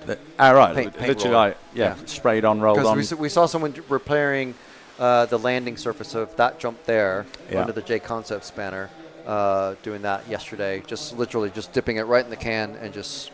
All right, painting it on, let it soak through a little bit. Yeah. Because this surface is completely different from how it was when the Worlds was here. Yeah. I mean, it's a very similar layout. A lot of people have mentioned that, and it's true. If you watch back the I don't coverage. think they've changed any of the bumps and jumps, or very, very little sort of changing of the. But you can see where they are going to change it from. I believe they're going to be changing some of these sections where there's just a little bit of pipe to move and to change the layout for forward drive. Yeah. I mean, they did that at the Worlds as well. Yeah. I think they already know what the layout is. I don't know if you've got copies of it or whatever, but I probably assumed you did. But No, we don't. No, yeah, I we mean, do. they did the same thing at the Worlds. Yeah. You know, I guess they probably dress rehearse, you know, how that happens, and you know, the infield, the AstroTurf looks neater than it did at the Worlds. It does, they did a good job at the yeah. Worlds. So Obviously, there's no dust, so they Yeah. must have like gotten a big industrial sprayer, just like just sprayed everything with Yeah. PVA. So at the Worlds, I mean, I took like 45 minutes or so, and I walked around the track and Yeah. videoed. And have you been around the like if you look close up, there's Not super close. there's We have walked around the track a little it's bit, but not like a machined proper cross. track. Yes, I've cut seen that, into yeah. the track. That was Yeah. at the Worlds. Okay. In 2019, Some wasn't sort it? of roller thing or whatever that they use. Yeah, it's I almost guess. like, you know, what they'd remove the top layer of tarmac or something. It just Oh, cuts right, like a in. diamond cutter Yeah, sort of thing, Yeah, yeah. and it's all over the track like a little crosshatch cut. I assume in the first place that was to try and provide a bit more traction, but at the Worlds it was more like a compacted clay that, as the meeting went on, you know, it got dustier, and they're out there sweeping right now. But it's literally tire dust. It's you see the black. It's the yeah, black I in can the actually know you corners said of it. the feet, yeah. So see, at the Worlds, it was dust. Yeah. But one of the comments was it was super low traction at the Worlds. They obviously learnt from it. There was like a little concrete section right in front of us, starting the straight, and on some of the faces of the jumps, there's none of that now. It looks absolutely amazing. I'm sure people have said that already, but you know, I'm just looking out at the track as they're sweeping, and it looks absolutely perfect, doesn't it? I mean, cars are coming off like they're brand new. Yeah, I saw as well. There's some like chat. no cleaning needing to be done. I think Max Gotzel was like, "Yeah, there's nothing on the cars." Yeah. I've not even walked into the pitch yet. I have literally come straight to see you, Frank. So fabulous. Well, I mean, I came to see the racing. You're like the icing on top of a cake, Frank. Oh, what's going on there? Yeah, we got. Everybody need to shut that. No, that needs to be open actually, because that's our internet. Those aerials there are internet connection. They're like arrows being fired into the building. They do. Just make sure that hasn't like. Oh no, there's a can there. They're all there. I mean, I can see we're still live. Yes. Because you've got multiple screens here. Yeah. We're so, I mean, I'm trying to get my timetable. It was practice yesterday, wasn't it? Yes. Like my rounds, travel day. So 4 rounds of free practice, 2 rounds of seeding practice, which was yesterday. The 2 fastest consecutive laps, and then straight into this morning, no free practice to clean up the track or anything, which we will have tomorrow, apparently. Right. Was there not a free practice this morning then? No, there was no practice this morning. No seeding or anything this morning? Yes, but no like free practice to clean the track. Ah, right. So yeah, I mean, until the clock really starts. Yeah. So there were straight into 2 rounds of seeding controlled practice, which fed into the qualifying, which we're obviously now at. Yeah. So that's to catch everybody up who's listening. So we're round 2 of qualifying. We're on heat 7. Yeah, already. Oh, where's my mate? Ryan Clark. So I'm just stepping into your domain, Frank. I've said it a million times. Just arrived here, but first person I saw was my mate Ryan Clark, and I said, "How's it going?" Has Kieran picked him up already? This might that be is him. Yeah, that's Ryan. Yeah. So good camera work. Painted wing and yellow wheels. Yellow wheels for the win. So he said he had a bit of a messy run in the first one, which he just dips a wheel. Yeah. So now I'm here. I can put the commentator's curse on. So go, Ryan. I always blame whoever asks for the follow. It's not my fault. It's your fault.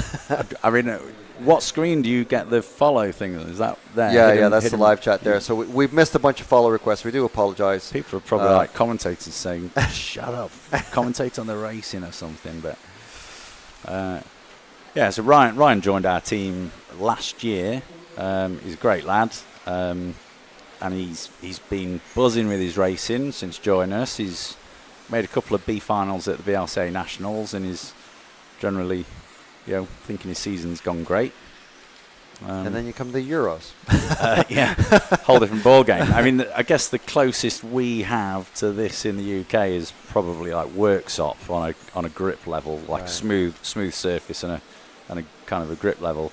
Do you find that the racers go there, like once they hear from people who go to the World's warm-up and they go, oh, it's a lot like Worksop, and then the next weekend, like Worksop has tons of entries or something like that? I think Worksop's like one of those winter championships. It's pretty busy, for the last 30 or so years it's been running. But I mean, the drivers planning to come here, the BRCA racers, go there to practice, so they have some they only race it during the winter, so it's okay. however many months since we've last raced there. But right. It was just like in my mind, like Ryan, would go. He'll travel down to the Worksop races and join the team at that, and has made like A finals and stuff. I was just like looking at the tyre and how the tyre is working. Lee Martin said the new tyres, when they put on the track, they'd probably take a couple of laps to like warm up. So almost like real like touring car sort of racing and tyres. They either pre-warm them or they need a few laps to warm up, and then they have some extra 10-15% of extra traction. Yeah. So Kieran, can we follow car 5, please, of Abe Lyons? Is one of our requests has come in. Yeah, if you can find them. Just we're trying to catch up with some of the racing. Yeah, so I'm finding my feet with the 5, all 4, the information 7. that you've got. We can only see the numbers basically here because my eyes are like getting old. 7's just come underneath you, the blue car. So that's one of our requests. That's Ewan. Yeah, there's a few Brits in here. There's Harley, Ewan, Abe. Yeah, we've had a bunch of requests Ryan, for Harley. We followed her in the seating practice. So yeah, I mean, all those guys and girls, all probably close to B final sort of level at the BRCA Nationals.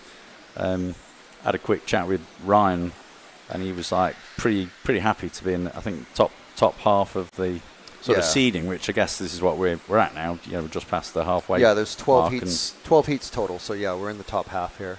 So it's good to see like the level of competition across the whole of Europe when you consider that just what we watch in the UK, and the guys come out here, and the girls, sorry, Harley, are probably around that sort of level, and I guess if they have good runs and find a little bit magic with the setups, they could probably end up in the C or the D final. That would be pretty impressive. Yeah. Going far beyond the halfway sort of mark. So as we say that, well, where's Ryan? Yeah, Ryan's binned it. Well done. Oh, there's a Harley in the yellow car. She? No, yeah, she's on screen now. No team colours. We've just cursed her. Well, not we. Whoever asked for her. You cursed her, Frank. So I might actually look at it. I can still spot if a car's well set up or not. I just can't necessarily drive it at the pace at which I think I can. So that's definitely Harley with the yellow car, yeah. No, wait. 5 is Lions. Sorry. 6 is Harley. Yes. But we have followed her previously, so apologies that we're not following her in this heat. But just trying to catch up with some of the requests that have been coming in. This is Harley there, I think. So it's the slightly duller yellow. Thankfully, she's finished. Yeah. So yeah, when we were talking about lap times, and the fast guys are doing like the low 32s and getting into 31s. So the average there was about high 33 and into the low 34s. So the difference from Harley made A final at the last national. And here, obviously, completely different environment, and not so much experience of our sort of AstroTurf tracks we generally race on. But 2 seconds a lap off like Bayer, and I bet you if it was at MKGP, that'd be 0.4 of a second at most. Harley's a fantastic racer. Yeah, I was there when she got her first A final for an ETS. It was like was a really big deal for was him. that? Yeah. Was that? I think it was that last year. Last year, Wiener Neustadt, I think. And she was right on it as well. She was flying. In fact, after that race, I know that Alex Hagberg was like, "You need to give me your setup," and then they went and tested it because she found something that was really working. And I think she, she's, if you watch her, particularly with touring cars, because that's her main class that she's done for years. She's one of the smoothest drivers. It almost looks effortless. Like when you were saying about your throttle finger would be going backwards and forwards. I mean, when you watch Harley driving a touring car, it's like her throttle finger barely moves. It's like in slow motion, and yet again she'd be whooping our asses. So, different techniques, I guess. It'd be interesting to see what she's doing while driving the buggies, because it is a different style of driving. We do have a request for car 5 in this one, Kieran. It's the pink car. The pink car, second from the left. Matt on Thompson, the, is on that? The start line. Has he started yet? Matt? Yes, that's Matt, yeah. Starting last, or second to last. There we go. No pressure then. You can only pretty much move forward, Matt. Yeah. We're watching you. As he goes out of screen. See, I'm like looking out at the actual track, and I've got a massive monitor in front of me where I can watch it in close-up, but there's something different about already the two. making a pass on the car in front. Yeah, needed a bit of momentum just to but they're supposed that guy to let him pass. But it depends on the referees, unfortunately, sometimes. But they're going to come in front of the booth. Does everybody know where we're standing? With the people that are watching, we're pretty much underneath the driver's rostrum. So as the at the start-finish line, or finish line, I should say. So they're going over the far side of the track, which is quite a long way. And now they're coming a bit closer, and we can see them in real life rather than on the screen, which everyone's watching at home. Yeah, when it's zoomed out like that is roughly. I mean, we're zoomed in a lot, even here, but we're zoomed in so much more than from what the drivers actually see from the rostrum. See, right now you can see like the suspension working when they're coming around here and over this quad. You can actually see the car squatting down and the suspension doing it, and the chassis roll, which is obviously all connected to the setups that they're going to be running on the shocks and roll bars and what have you. He's finally made it pass thanks to a mistake, but the driver that was in front of him was not giving him any space. So it really sucks to be stuck behind someone like that. I did notice that on the seeding practice runs yesterday, that the drivers weren't, if they made a mistake and someone came up right behind them, they didn't just like pull over and wait. They would just go for it. It's like, just give yourself some space, Yeah, I mean, it's a different. They're treating it like a race when all they need is 2 laps. Yeah, in a row. See, now we are racing. Oh, yes, now we are, yeah. That guy was like, if I pull over and let him by, it's another sort of half-second lost. On the half-second, you'd already lost to... What's the stagger? Do you know what the stagger is? It's when generally about a second. I don't know. I don't know exactly, but it's... Oh, no, they get around... I don't know. Maybe it's 2 seconds, maybe? Yeah, I'll pay attention, but... Yeah, Matt's having a good run in fourth. He's...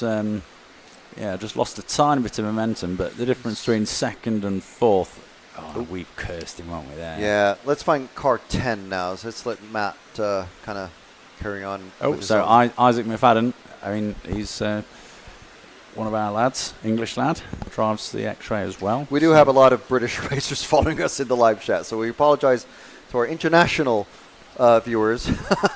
But, yeah, we... So where do most of the viewers come from?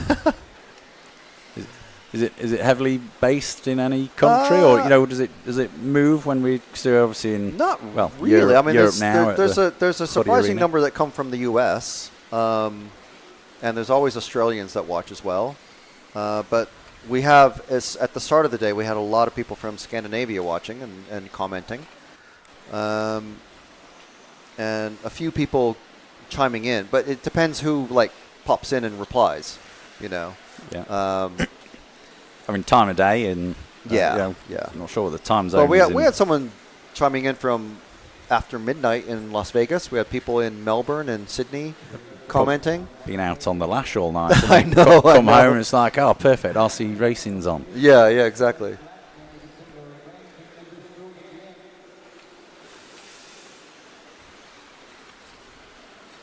I was actually thinking on the way over here. I mean, it's just an insane venue for hosting any race, but this is a big one. It's the European Championships, and I wonder, will we expect to see any spectators, like locals? Yeah, locals. Do they promote it?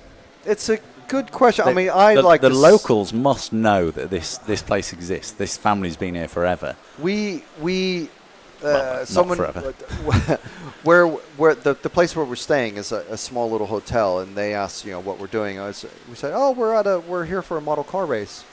We're at the Hudy Arena. Do you know the Hudy Arena? No. Yeah. Oh, all right then. No. Okay. Well, yeah. Little cars driving around. Yeah, and then they probably actually the radio control model car racing track. Yeah. We know where that is. I mean, I did the same when I last came here. I ended up chatting some English guys in a pub miles away from here. Of course, there's a pub, yeah. And there was, and they were just at the end of this industrial estate. Right. And they knew exactly what this place was. Right. But they had no idea that there was, that was when it was the World Yeah. Championships on. I was like, you should come down. I assume people can just park up and walk through.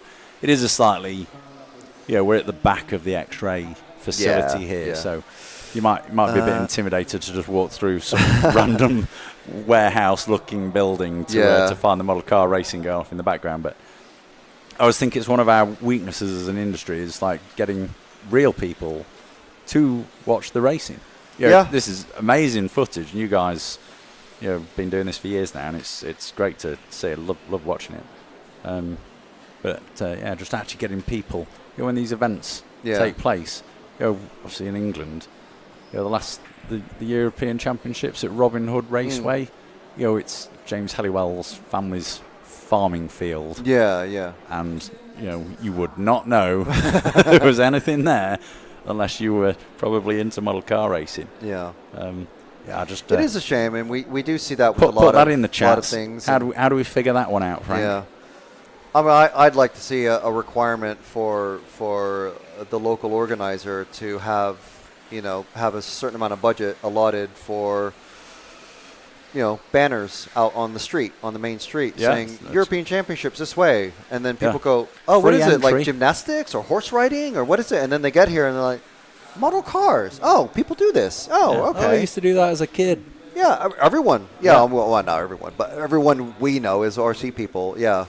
Seem to. Well, that's actually it's one of those things, isn't it? Because we're all RC people, we all sort of travel as a circus. We know what's going on. Yeah, that's the term I use. It's it is a circus. Everyone, you see the same faces kind of week to week, and whether it's a national event or European event, never far from knowing that something's going on. Yeah. Because your mates say, right, in the group chat or whatever, right, we're at the nationals or we're at workshop, or I know our British team had got a group chat set up for coming here, so that all the information's together. Yeah. I always think on a Sunday night, or perhaps like a Friday night or a Saturday night, as an industry, we should all have the same message to post and say, right, it's the British National Championships at Hearts, and then as a collective of several thousand just British people, we're all sending the same message out onto Facebook, and you wouldn't be able to miss it. Yeah. And even you might just get like 1% of those people turn, read it and say, oh, actually, I'm not doing anything on Sunday. Yeah. Watch some European Championships. See what it's about. Yeah. There you go. That's my suggestion. We should all post something. We should. It is a bit. I feel a bit. I don't know if sad is the right word, but it's like the missed opportunity when you come to a thing and the it's like we know where the tracks are. Even on an international level, like Gubbio or all these big tracks that we've been to, these amazing tracks, and they don't have anything up for the local people to announce it or anything. But it's all, it costs money, and, only how many people are going to look at, like a hashtag, Automodelistico racing campionato sort of hashtag. You know. Yeah. How you going to get that's the why word I say out? as a collective, we could do it ourselves. Like as I'm talking about me just being a model car racer. Yeah. You know, you're a model car racer. We both work in this industry, but you know, as a group, there's not that coordination where I wear an X-ray hat because I'm the distributor, and if I post on Facebook, it can look like I'm trying to just G up a message that's relative to X-ray. Actually, as a collective, we all want more people to know about our hobby. Well, so I can take my X-ray hat off and just say, this is a race. It's not even anything to do with me, and just try and get that word out there. But exactly. We are gearing up for the 10, 11, 12 are the fastest. Well, I would say as we go on, we can see the drivers get better, get faster, more laps, a better time. Unfortunately, we have a request to follow car number 1 of Alexander. Unfortunately, because he's for some reason has a DNS, so we don't know what happened there. Or is his transponder just not working? Let's see if we can find car 1 on track. We don't know where there he is. He might be. No, I'm joking. There he is. No, it's not him either. Yeah, if he did have a transponder in, it's either not working, but if he is out there, then. See, I just saw that car flash by us popping a wheelie. Yeah. Coming down Traction the straight there. It's these dirt cars have generally got a bit more weight towards the back, and the bigger wheels actually help with weight transfer. So even when the grip's low, as it sort of is, compared to carpet, and carpet cars don't really wheelie, but these cars oddly do wheelie. Yeah, I don't think car number 1 is out there at all. Not seeing any car 1, so we just talked about car 1 instead. Hope you make the next round of qualifying, because then you can be on the telly. Yeah, car 0. Do we say that you're on the telly? Telly. Well, a lot of people do put the YouTube channel on the telly. We're on the internet, mate. Car 0 is this? I think car 0 is it a blue car? I can't remember. We had many requests come in previously. Car 0 of Oliver Natras. I think. Yeah, car 10. Was that just a 0 on the cars? Is that how that's working out here? Yeah. He's doing okay. Just 3 seconds off the lead in this run. So he's car on screen. We do have a request for car 5 as well. If we are with Natras. Just as I was trying to hunt him down on the track. Is that Oliver that just rolled? Unfortunately. Yeah, we are. I literally watched about 10 minutes of your footage yesterday before I was like jumping in my car and travelling down, and you were like, oh, Ronald Falk, let's follow Ronald Falk, as he rolled over. And then it was like the next car, and as he rolled over, literally like about 5 cars in succession just all binned it right on cue for you saying, oh, let's follow that car. Yeah. And you were going like, oh no. It's like, oh dear, shakes head. Yeah. Nobody can see you shaking head. So this is Martin Scar as requested by Ruben Russell. Thank you for the request. Again, we apologize. I mean, we're having a good old chat here, catching up. For anyone who doesn't know, I'm sure everyone in the RC industry, at least in Britain, knows. I used to live with Greg. I was thinking that. How many people actually would know that we used to live together? The first 7 years I lived in the UK, lived with Greg. You knew you lived with me. You're my boss for a little bit until you moved to sales. Well, I mean, there's more of a backstory. You used to work at HPR USA. Yeah. And the shortened version is you wanted to basically move to the UK. Yeah. And since we were both sort of working in similar divisions of HPI in the marketing group, me and Jason did, and thought, actually, I think we can make room for Frankie Boy to move from America over to England. So when that all got serious, we decided that we probably needed a house as well. So I offered the spare bedroom in Sudbury Street in Derby. We're going to throw to Matt here, and he's going to find some racers for us. Trish, just a quick one. We're now in Q2, Q1, X-ray 1, 2, 3. What does that tell us? Well, they're clearly very play, and they're going to give us something to aim towards, I guess.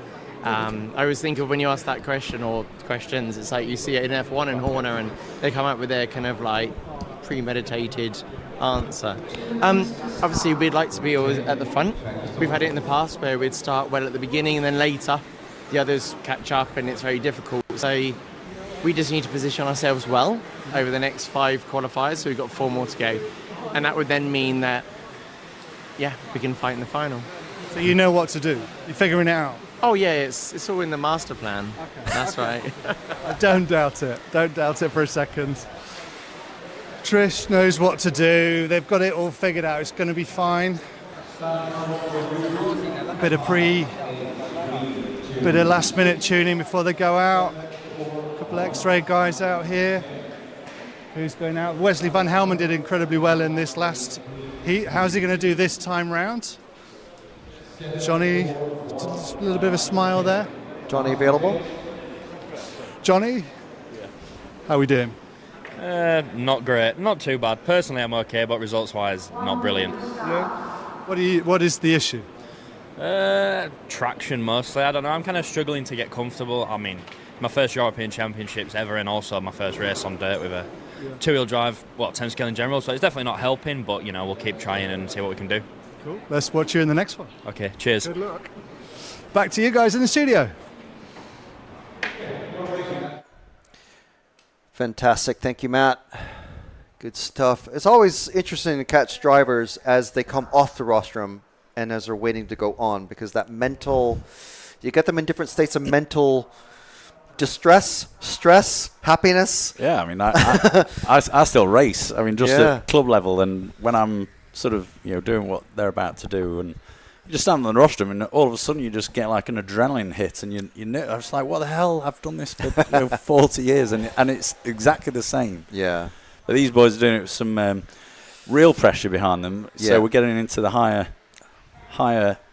levels of the qualifying groups here. So just a second. Can we follow car 4, please, Kieran? Car 4. It's Daniel Pohl. Yeah, he's. Let me just make sure he's where he's coming around. I think he's the orange and white car, just about to go over the quads now, around the finish line. That's Daniel Pohl. Closely followed by Lee Martin. So if you did make that a wide screen, you can get both cars on the screen. Similar colours as well. Yeah. So this is where we flash back and forward. So yeah, I was just saying it's we get into heat 10 now. These guys are very capable of sort of placing in the top 10. Oh, definitely. To the B final. Just one tiny error at this level will just drop you from A final, B final down to C final, D final. So they'd just consider it a throw-out run. And this is obviously I saw Lee Martin, and he's out on track now, and he's just jumped to the top of the leaderboard with just 2 laps on the board. But he'll be looking for a nice clean run. He was sort of wincing a little bit if he'd got the right setup on his car after the first qualifier. Like I say, since that moment, I've actually just come and chatted with you, Frank. But, yeah. I mean, I love going into the pits and seeing what people do. So you can watch them out here, and like what Johnny was just saying, just struggling with a bit of traction. So he'll have made some changes to his car. Obviously, he's in the next heat, so it'll be interesting to see if if his car's showing that any changes that he's made has made a difference on track. Obviously, you can make some changes and gain more rear traction, but lose steering. Yeah. Or lose some balance, and like I say, I like to go into the pits, and was that Lee just going by? It was, yeah. So Lee just overtook Daniel Pohl, but yeah. So I missed what Lee would have perhaps changed on his car. Maybe you can check and come back and let us know. I definitely will. Actually, I did know that they'd got a little. They've been playing with some flex settings on the chassis. So really? Okay. On this sort of track, because it's such high traction. Or relatively high traction? Well, Flex can adjust the sensitivity of the car as well as the traction it provides. But a lot of times on dirt tracks, particularly in a two-wheel drive car, you'll run a shorter wheelbase or a short chassis. And from what I gathered, Lee, car on screen, they've got the short chassis on the car and in short wheelbase. Right. And they had some extra machining done to create some extra flex in the car. But interestingly, it was the thicker chassis, but with more milling, more machining done to it. Right, okay. Now, I've not seen that with the body shell off yet. Right. Is that a prototype then? Or well, we've got a couple of components in the development that have come to production. So there's, as with most of these cars, just like from a carpet car to a dirt car, there's lots of variants on chassis length or thickness is just one. Yeah. The stiffness of the wishbones is and the compound of those materials is another. So it's a combination of that. So just look, from what Lee told me, it's I don't know quite which chassis they have picked. As he did say, it was the thicker chassis, but with more machining going on. Right. And we've done that in the past. So if you look back through all the XB2, X-ray two-wheel drive buggies, I mean, in my warehouse, I've probably got about 40 different combinations of chassis over the last 10 years that the car's been going. So it will be interesting to see that chassis. And also see if that's just a feel that Lee's picked, and Martin Bayer or some of the other guys may not be on the same. Could just be a personal preference thing. So some of that is, like you say, personal preference. So it's like at the end of this race meeting, if I put Lee Martin's setup on my car and chucked it out on this track, I might think that's undrivable. Yeah. And Lee Martin may well TQ the race meeting with the same setup. So. And of course, there's a million servo speed and expo and all that stuff, throttle boost and all that. And I think in these conditions, that's particularly sort of your expert level, and that would perhaps make the difference. Perhaps even with Lee's knowledge of running through this event so far, compared to perhaps Martin Bayer, who's this is their test track in a sense. I don't think they actually use this track very often, by the way.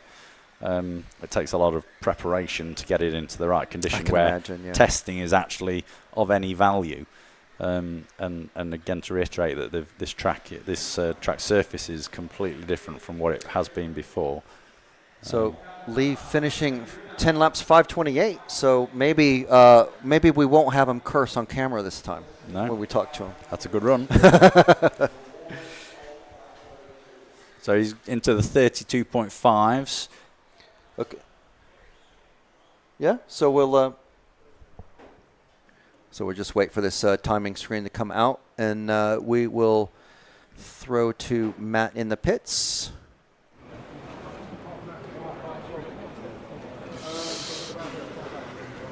Lee, apparently that run gets us some better language out of you. Less shit.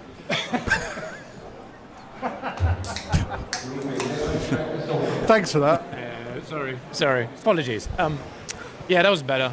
Just a few little mistakes. Still missing a little bit of lap time, but not too bad. Not changed a lot. It's just been inside your head, basically. No, I keep changing small things. I'm still lacking steering, which for me, when I don't have steering, I really struggle to get the car going. So I keep just looking for more and more. And yeah, hopefully I can still find a little bit more. It's all the high-speed stuff where I feel like I'm just losing temps by waiting for the car. So, yeah. Best of luck for the next one. Thank you. Cheers. Do we dare do it? He may be willing to say a few words. Michael? How are we doing? You obviously going to watch the heat go out ahead of you and see what they've got to offer. What have you got to offer? We'll see. It's going well so far. Car is good. The guys from X-Ray are really quick, but we're not far behind and just need some clean runs, and should be good. Today morning the pace was really good, so I just need to go back to that. What's your biggest challenge right now? To keep the car same from run to run. Every time we go on the track, it feels a little different, so we need a bit more consistency with what we've got, and that's when I think I can unlock a bit more pace. Cool. Good luck for the next one. Back to you guys.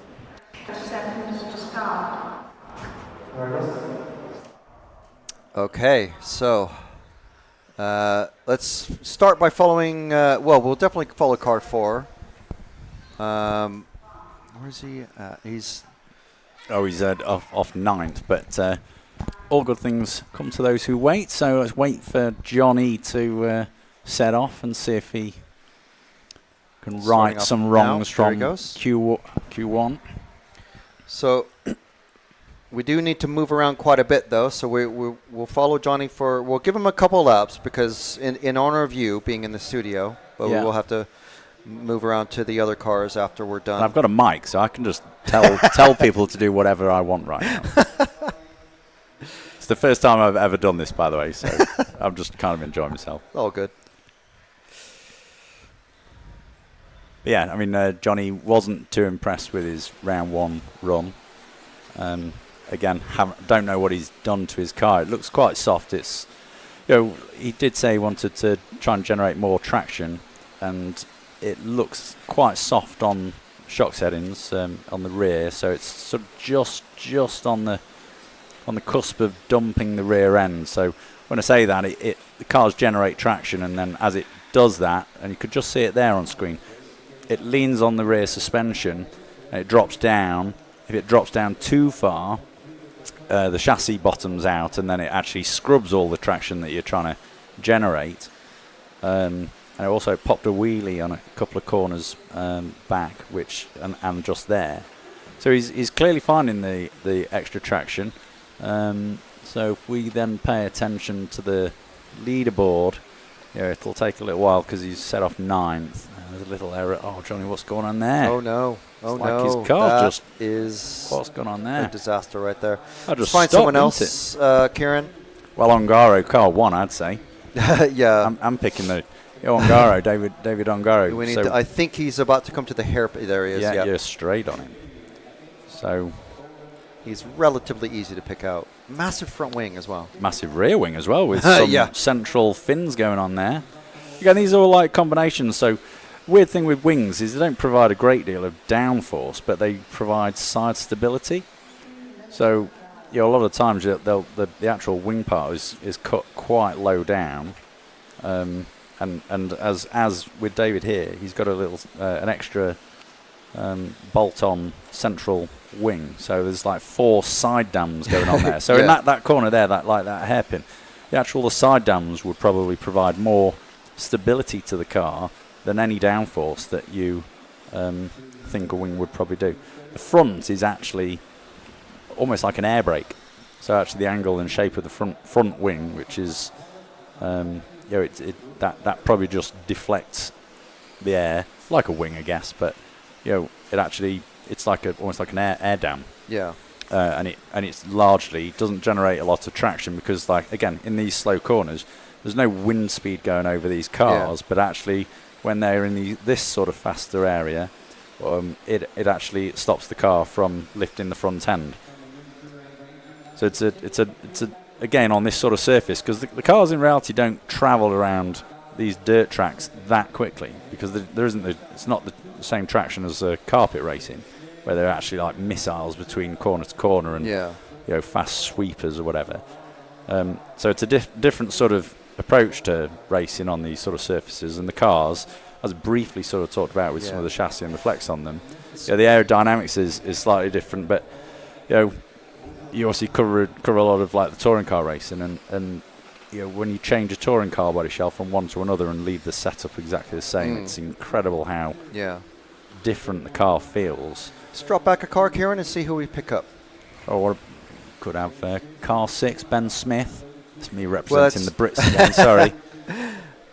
Oh, it's not Jorn. This is Misha, I think. That's not Misha, is it? Car is that Figueiredo? Landon. Sorry, just throwing names out there, frankly. And it wasn't Widmeyer.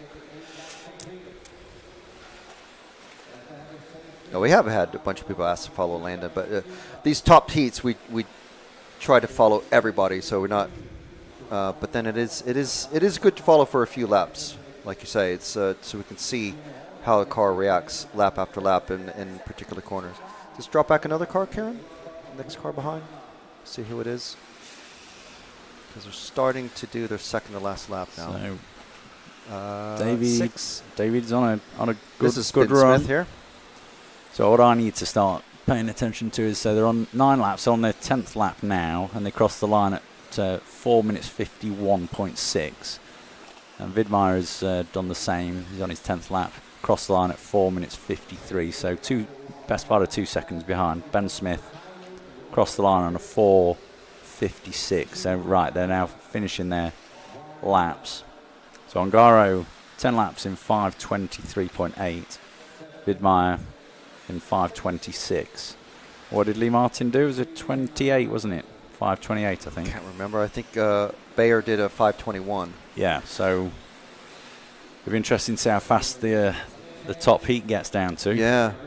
Probably another 2. Well, I mean, Ongaro's going to be pace here on a 23 there.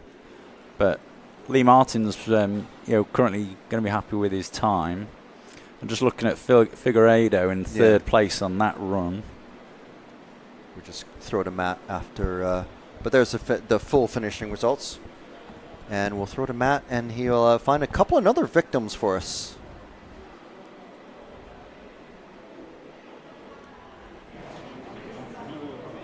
Okay, here we are. It's Clement Boda. How did Clement get on? Not too bad, in 7th. Clement, how you doing? How are you? Not so good for the moment. We made one mistake at the first and the second also. So we pushed to stay on 4-wheel. But I hope for the next one will be better. The car was better and better than the one every run. So we'll see in the next run, the last of the day. And I hope we'll be better. And 3 more runs, I think he take the 3 best. So the race start now for me. And we will see. Okay. Cheers. Quickly get Davide. Got the wrong associated driver. Davide, very quickly. Yeah. That was good. Yeah, definitely. Yeah, I'm happy.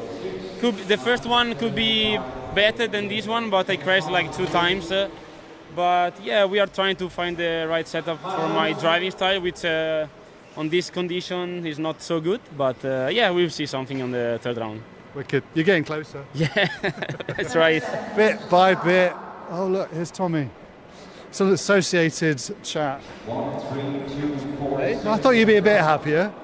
No. Why not? What's up? I'm not having the best of times, but it's fine. We've got 3 more runs, so yeah. What is the major issue? Me, the drivers. That's solvable. It is solvable, so go and eat some food, have a drink, and then fix myself. Awesome. Good for you, and we'll get back to it.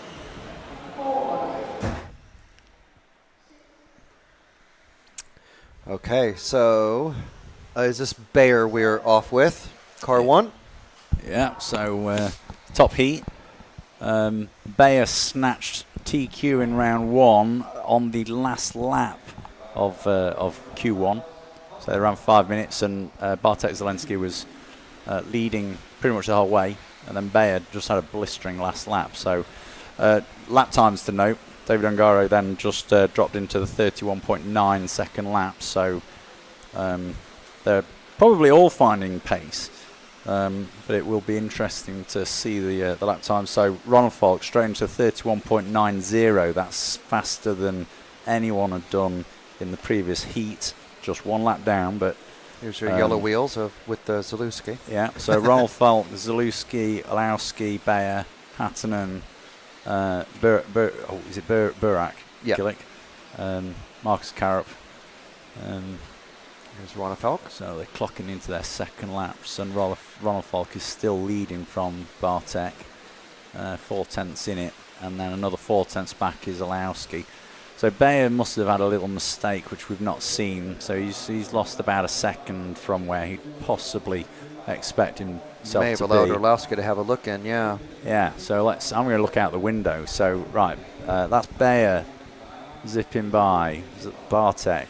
Ronald Falk, and then there is a gap to Olowski. So what? Olowski's on screen now. So what's the coming over lap the time finishing going line? to say here? That right, that surprises me. So there's a big gap between Bayer, who's still on track in the the lead car on track, not on the timing screen, but back to Olowski's best part of 7 or 8 seconds, I would guess. But on the screen, nothing between them. On the timing system, there's nothing between them.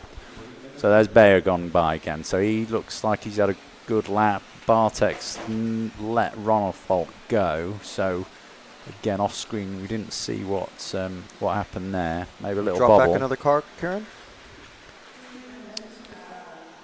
So Ronald Falk's on a good run. He's leading from Olowski now on the timing. 1.5 second clear. Bayer's back into third place with Hattinen in fourth. Yeah, Hattinen's on screen right now. Right. So Bayer's just gone by again. Yeah, Ronald Falk. I always find it interesting to watch the timing screen and the action. So often you're just sort of watching the race, but at this sort of event, we've got so much more information that we can. We do have the blue lines, which are the rough location according to the computer. I did not know that. Yeah, so it's so that's as in that's it's the same as what you would see on my RCM. Yeah, it's tracking the lap. And I think we're on Carob now. So yeah, Olowski's. Oh, Neumann pulled off for some reason, so Neumann's going to have a DNF. Obviously, going to maybe save the tires, or I guess maybe these guys, the pro guys, maybe not worried about that sort of thing. Mark's having a little issue. Right, I'm going to actually look at some of the cars and see if I can see how they're looking on track. So Bayer's just coming in front and of Carob's us. just had a big mistake there. Bayer's car looks excellent, as you might expect. Ronald Falk looks good. Bartek's looks good, but he's obviously had a couple of errors. But since he's made another big mistake for Carob there. So if we drop back to whoever was behind him, I think it was the Greeny car.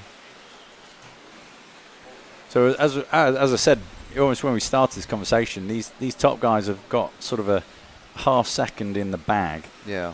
And it's a good example now where Bartek, he obviously made a bobble, let Ronald Falk go, but now he's sort of cat and mousing to the back of Ronald Falk. But Ronald Falk's obviously, top team driver, and Bartek will know that he's made the mistake and have to sort of hang back a little bit. But the ebb and flow and the speed at half second on track is probably like 4 or 5 meters. That's Kobovic making a big mistake.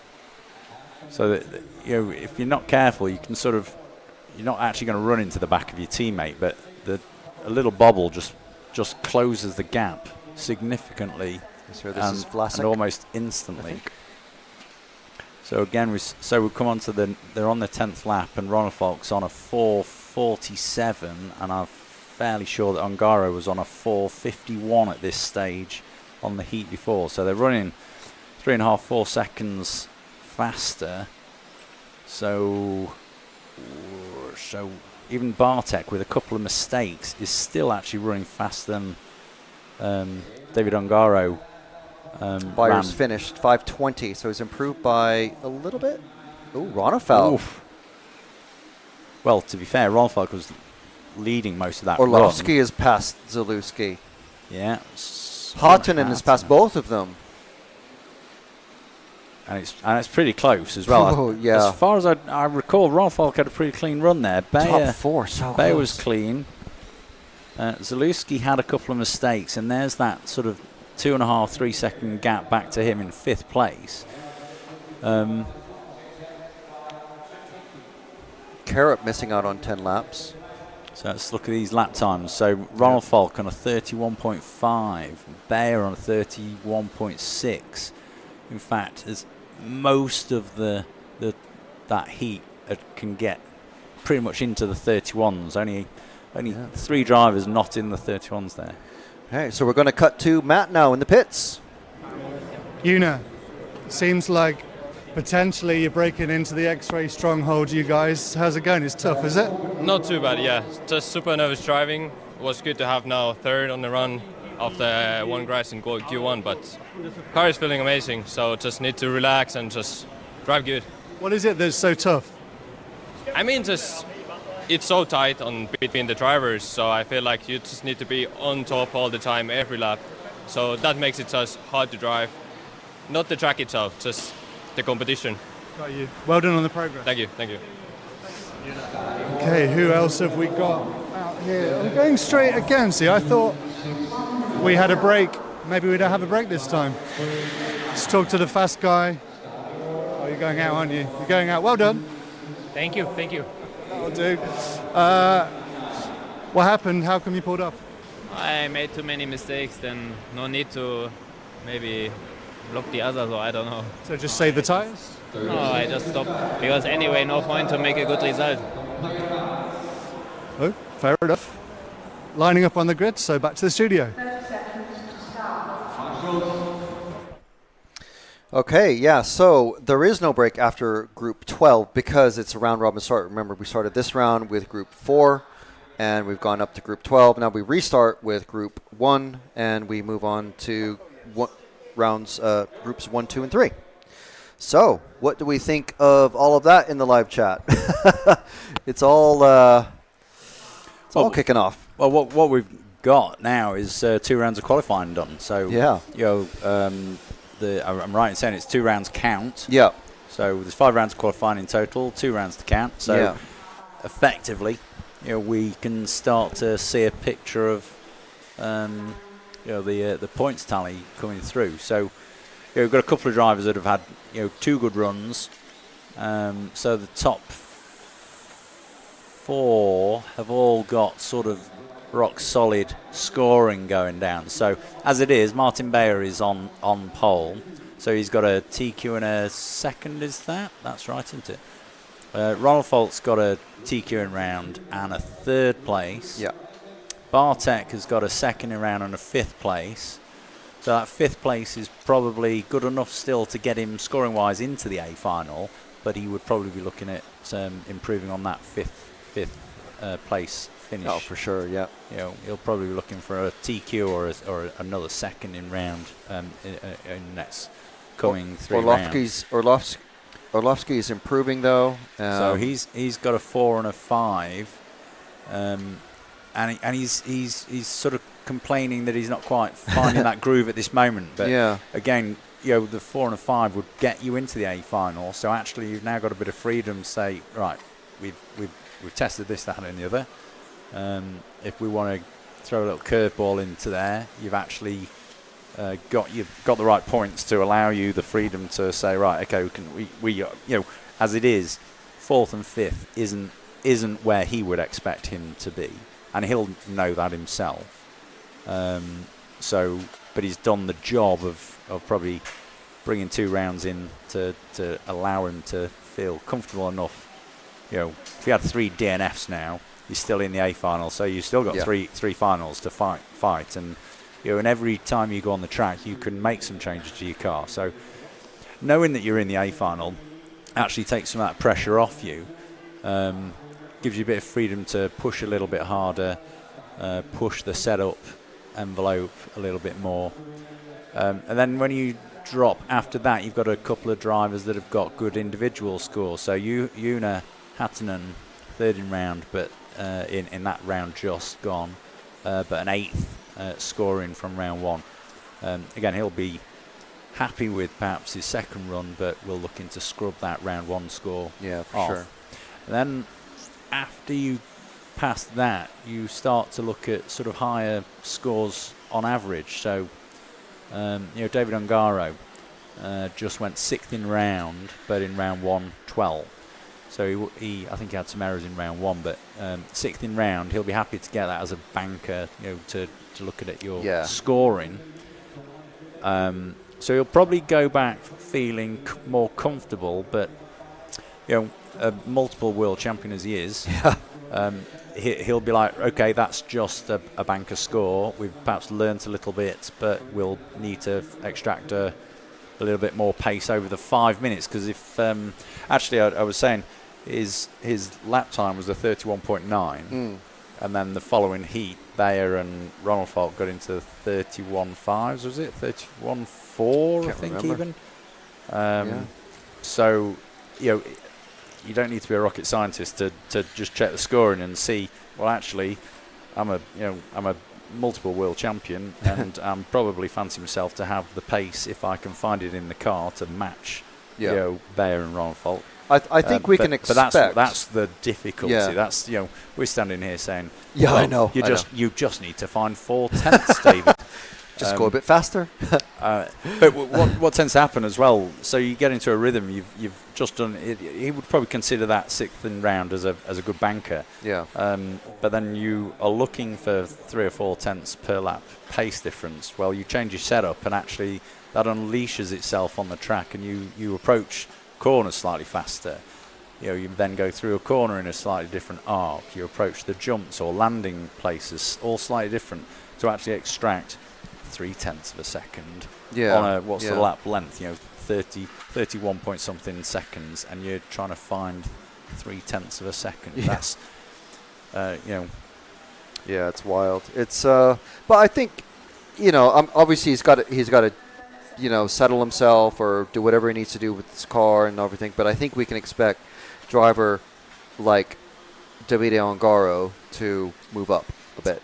Definitely. Almost certainly make the A final. So there's something really bad happens. A level of sort of professional driving going on there. Yeah. His first round wasn't good enough. A 12th in round won't get you anywhere near the A final if that's one of your points that count. So he's just done the job there of getting a 6th in round. So if he had another 6th in round, 12 points, that would probably get you into the very back end of the A final, I imagine. And considering this isn't his main class, he does run he's not like Orlovsky where he's running 2-wheel drive, 4-wheel drive, 8th buggy, E-buggy, and touring car, and 12th. Yeah. I do know he like Bruno was a good example. So when he used to race touring cars, he would race just touring cars for like 2 or 3 months leading up to, say, the World Championships or European Championships or big races. He'd spend more time on that class. And then if it was like an 8th scale European Championship, which a few years ago when he won it, I know that he just raced 8th scale. So it was a bit like Orlowski, sort of wasn't an 8th scale racer, but was being asked to run in these other classes by his sponsor and employees. And they've figured out that you can't chop and change classes and continue to be an expert of all of them. No. They actually dedicate time throughout the year to those classes, and then find all those sort of small details, which is how you get to the top. Obviously, Ongaro's famous for his 8th scale. Is it 3 World Championships now? But he's also a 10th scale world champion. In buggy class in America. Yeah. So I can't remember if it was 2-wheel drive or 4-wheel drive, but we do have the. Yeah, it was 4-wheel drive. It was 4-wheel drive. Yeah. So my understanding is he like Bruno dedicates time, if it's possible, of course, to 10th buggy at this moment in time leading up to this race. Yeah. I say that, and I'm fairly sure only last weekend he was racing 8th scale at the Italian Nationals and won it. So 10th national champion in a row. Sort of contradicting myself a little bit, but I think it's one of those. That's the reality of his probably racing calendar. Yeah. But some of these drivers, lots of the drivers, the top professionals are multi-class racers, and I think they're all figuring out that that's a good way of trying to get the best out of their natural talents. Focus on the class. But I was saying a few minutes ago, like how you start to get a picture forms from because we're looking at the ranking list on RC Timing. So you got Bayer at the top with 2 good scores, then Ronald Falk, then Bartek, Alowski. They all look rock solid for being in those sort of top 4 places. Yeah. Obviously, then you've got Ongaro, who we're talking about, that is clearly more than capable of being anywhere from 1st to sort of 4th in that list as well. And then you've maybe Hattinen. I've not actually seen him on track a great deal to watch how his car's looking and how he's approaching things, but 3rd in that last round. maybe he's found something in the car, or it's 3 associateds in a row, good, by the way, as well. Good. Well, three X-rays. Orlovsky with the Schumacher, of course, and then three associateds. Yeah.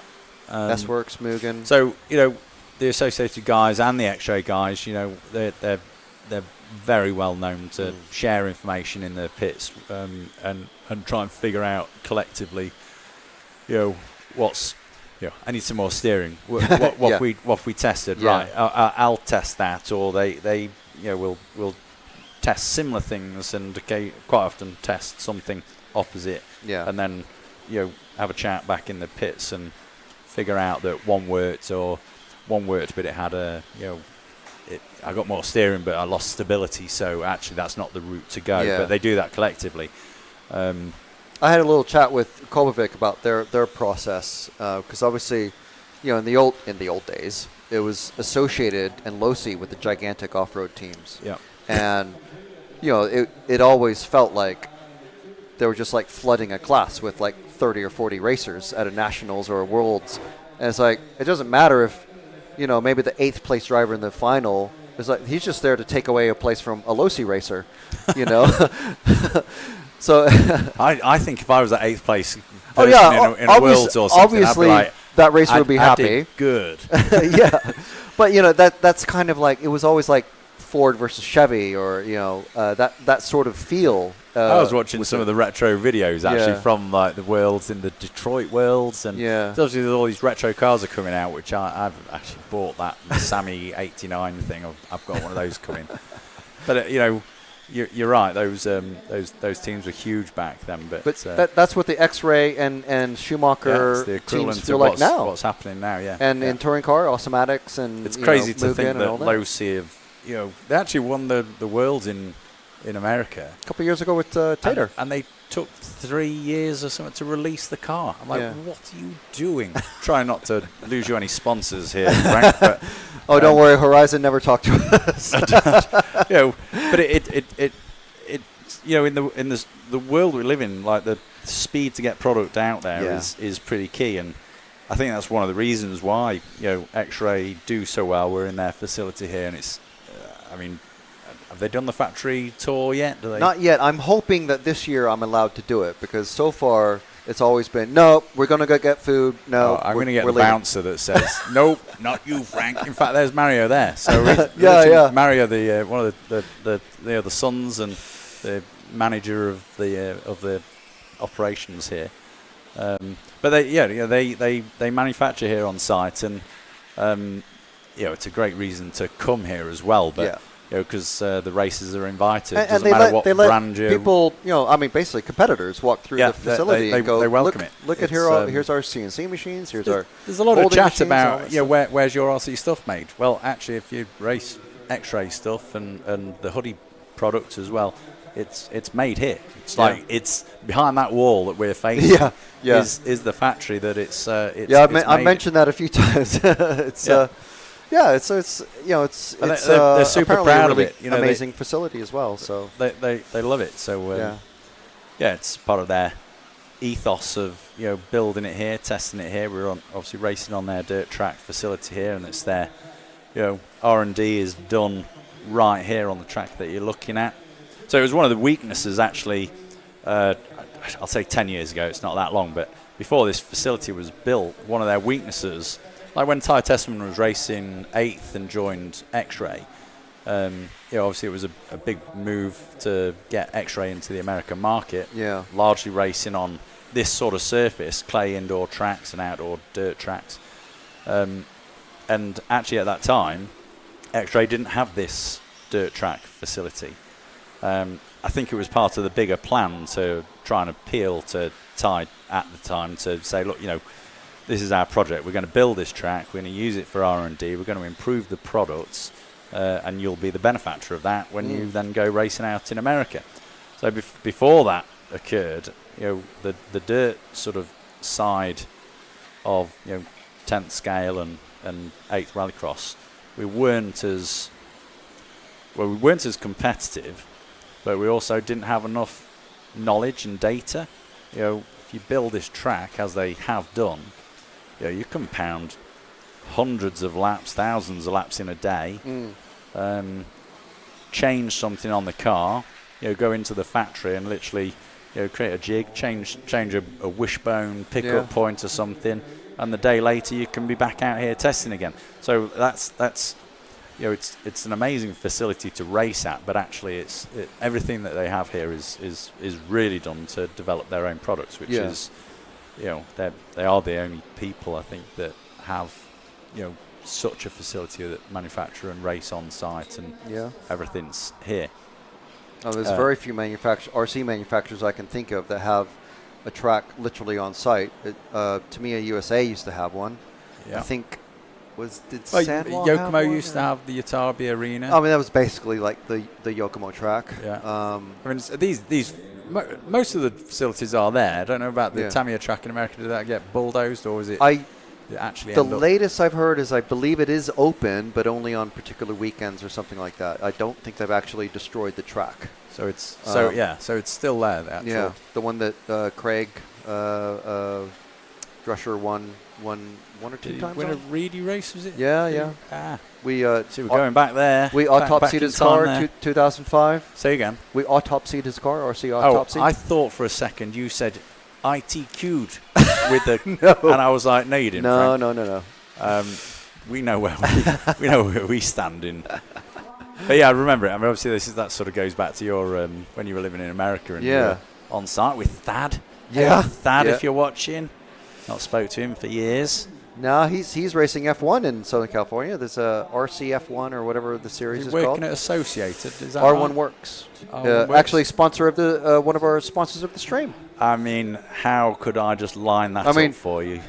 Yeah, I mean, I talked to a certain Thad, and he passed the info along, and so thank you very much to R1 Works and all of our sponsors. You can see our primary sponsors there, title sponsor Hobbywing, and all of our gold sponsors along the bottom, J Concept, Euro RC, Elserum, S-Works, Meebo Sport, X-Ray, and then we've got our supporters include R1 Works.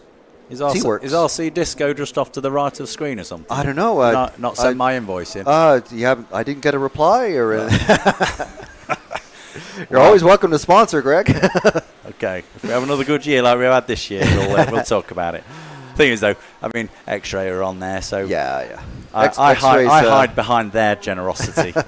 X-Ray's been generous sponsor, sponsoring a lot of the live broadcast this year. Yeah. So we do obviously, great facility, and they've given us this room. We're the only ones using it, so it's great. Didn't they build this room? Is this a secondary race control room? Is that what this is? I think this was meant to be race control, and the commentary is supposed to be up because upstairs is like almost a bay window. So you can it actually sticks out a bit, and then the side winds are angled, so you can look out a bit and see the whole track. Right, okay. From here, but they put the timing up there because I guess they don't have commentators. This is a good. I mean, this.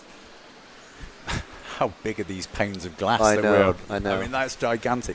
I mean, I was sort of angling to say anyone who races model cars basically needs to come to the Hudy Arena at some stage. If you had access to this sort of facility to race, you can see why they have the Hudy series and the X-Ray Challenge and all this stuff happening all the time here. I mean they're amazing hosts.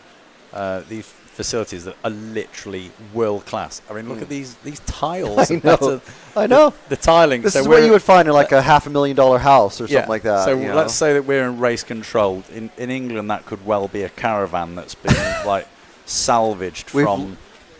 We've literally had worse. And this is like the tiles that are in this room, and this pane of glass is like. And it's double pane as well. 2.5. Yeah, I mean, there's not a lot of noise, and it's. They probably don't need central heating in here, but I bet there's heating. But this place is insane. It's like you actually need to just come here to see the quality of the facility that they built for us. I know, like I said, it's like for their R&D and everything, but these races are on, and they make a real thing of inviting you here.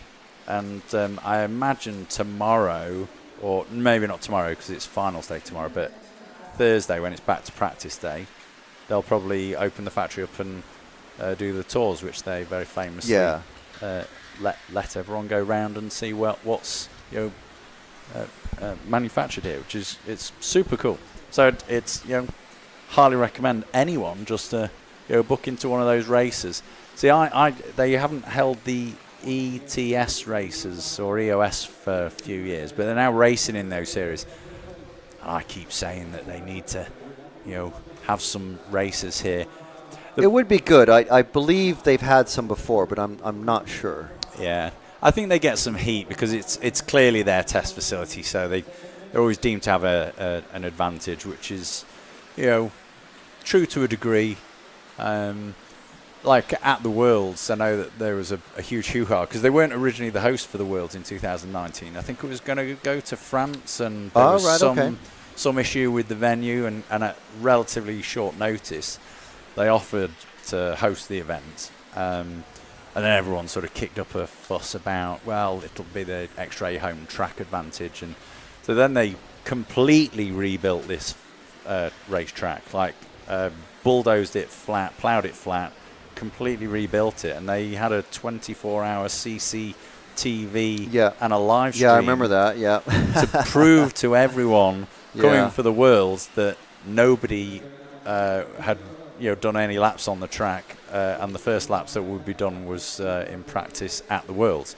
And actually, I was here, and you were doing the footage for that, and I just remember interviews from that where all the drivers basically said it's amazing. They couldn't have basically done anything more to host them and do the right thing for the race meeting. Nobody wants to win a race and have fingers pointed at you saying not that you cheated, but that you had some advantage. It's they try their best to host and make things fair. Like I say, this track's been, again, it's sort of the surface is new, and the layout is, although familiar, is all comes together to be a new challenge for the racers that are made the effort to come here. Yeah. Just looking up in the EFRA handbook. Now maybe you can clarify this. Oh, I've never read a handbook in my life. So when the round-by-round qualifying method is used, which is what we're using, the number of qualifying rounds to count are as followed. Number of rounds completed, assuming we get 5. Well, it's not like we're going to get rained off in here, is it? Yeah. So it's five rounds of qualifying, yeah? It says 2 count 2. Am I reading that wrong? So it's just the best 2 out of 5. Yes. So say it was raining and we only had 1 round of qualifying, then that suggests that the meeting would be void, or the result would be void. Yeah. And you'd need 2 rounds of qualifying because to we're getting to announce a champion. Yeah, because comments in the live isn't chat like ETS or EOS where they kind of generally follow the same rules as most do, but this is actually a European Championship. So you got to either conclude that it's a valid race result. You've had enough racing to make a result. I think. But since we're indoors, we're going to have all 5 rounds in perfect conditions. Let me just clarify. And it will be the best 2 rounds that count. And that's what I was saying. Already there's a bit of a picture that forms from the top. Well, the ranking list goes all the way down to 100 or whatever. Yeah. How many people are here? So I'm just double checking that there's 5 rounds of qualifying scheduled, which is why if you look at the EFRA handbook on EFRA.ws, it says for 5 rounds of qualifying, 2 rounds to count, not 3. Right, okay. But people are challenging the interpretation. Is that different at the Worlds or something? I don't know off the top of my head. Where's Martin Owen? He'd tell us. If we had 6 rounds of qualifying, then it would be 3 to count. But it's not the best 3 or 5. It's the best 2 or 5. Oh right, yeah, didn't see that detail. Yeah. Well, so I mean, it's so if there was 6 rounds of qualifying, 3 would count. That's so at the Worlds, page 98 of the EFRA 2025 handbook. So at the literally at the very top of the page. So feel free to check that out. Well, that's put that correct, mate. I mean, because Clement Boda mentioned... Any other challenges to Frank? Clement mentioned when Matt talked to him that he said three rounds to count. And I was like, do I have it wrong? No. But people in the chat are saying it's 3 rounds. Clement.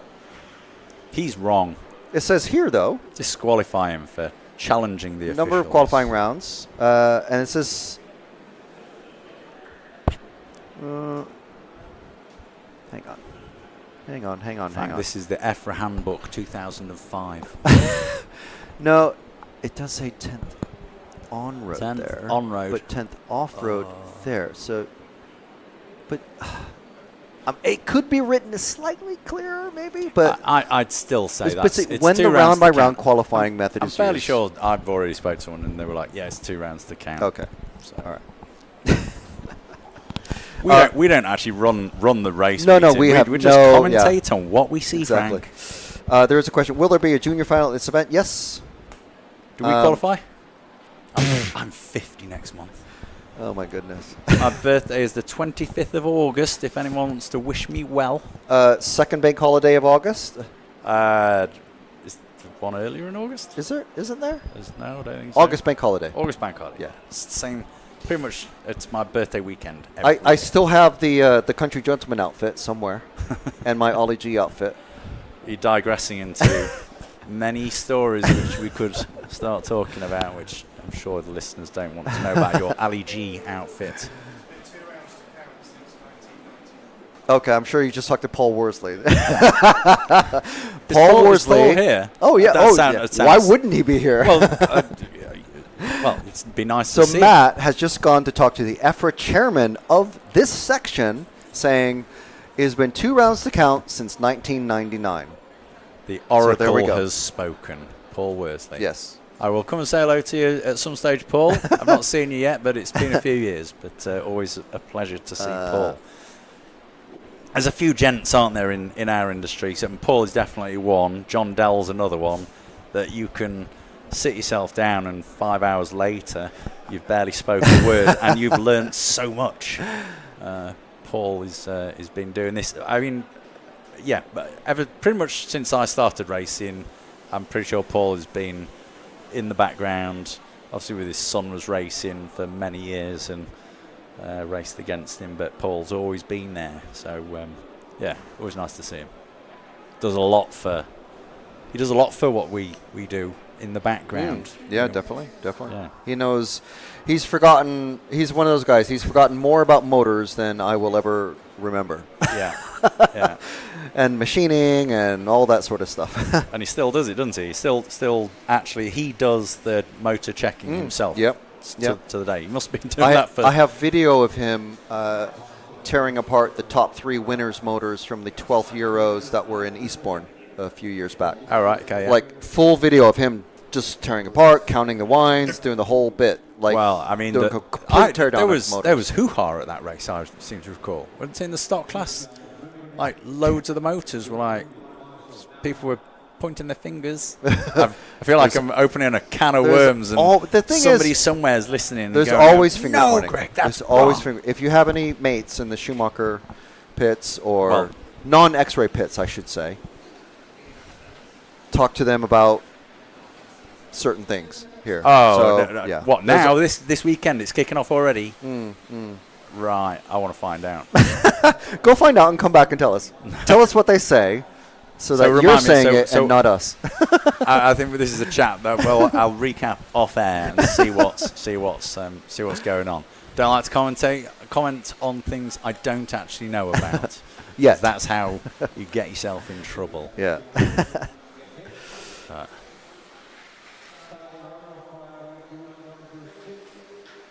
Alan, yes, Paul does the homologation list as well. So we've just jumped into Q3, haven't we? Yeah, we're nearly at the top end again. So are you going to be with us all week? All week? Only came in to say hello. What's this? 2 hours later. So how many rounds of qualifying take place today? 3. So I might as well just stay here. I mean, Sam, that's my wife. To any listeners, Sam will be like, "You said you were going to call me as soon as you got to the racetrack. Have you arrived yet? Are you safe? I'll just message her and say, "Are you upside down in a car on YouTube?" It will come up automatically. Yeah. You know, like when you pull like YouTube. Yeah. And you've been watching it. So if she pulls it up, it'll just be on there. I should probably actually. I am alive. Boothie's messaging me. Who's? See, this must happen to you. I'd never done this before. So obviously we're chatting here, and we've been talking about Boothie, Jamie Booth. Yeah. And now he's messaging saying, "We're listening to you on RCTV. Alowski is working out which beep beep beep." I'm not going to say that. I'll get myself in loads of trouble. I'll show you, Frank. Oh dear. We've been nice to ask. Alowski. Okay, Jamie, since you're listening, did you watch RCTV News the other week when we featured your Instagram video? I hope he did. I did tag him on Facebook, but I don't know how active he is on Facebook, really. He probably sees it, and then he went to the pub. He's in the pub more than I can go to the pub. That's a hard number to beat. Let's see. Let's bring up some stuff here, since it seems like you're going to be with us for the rest of proceedings.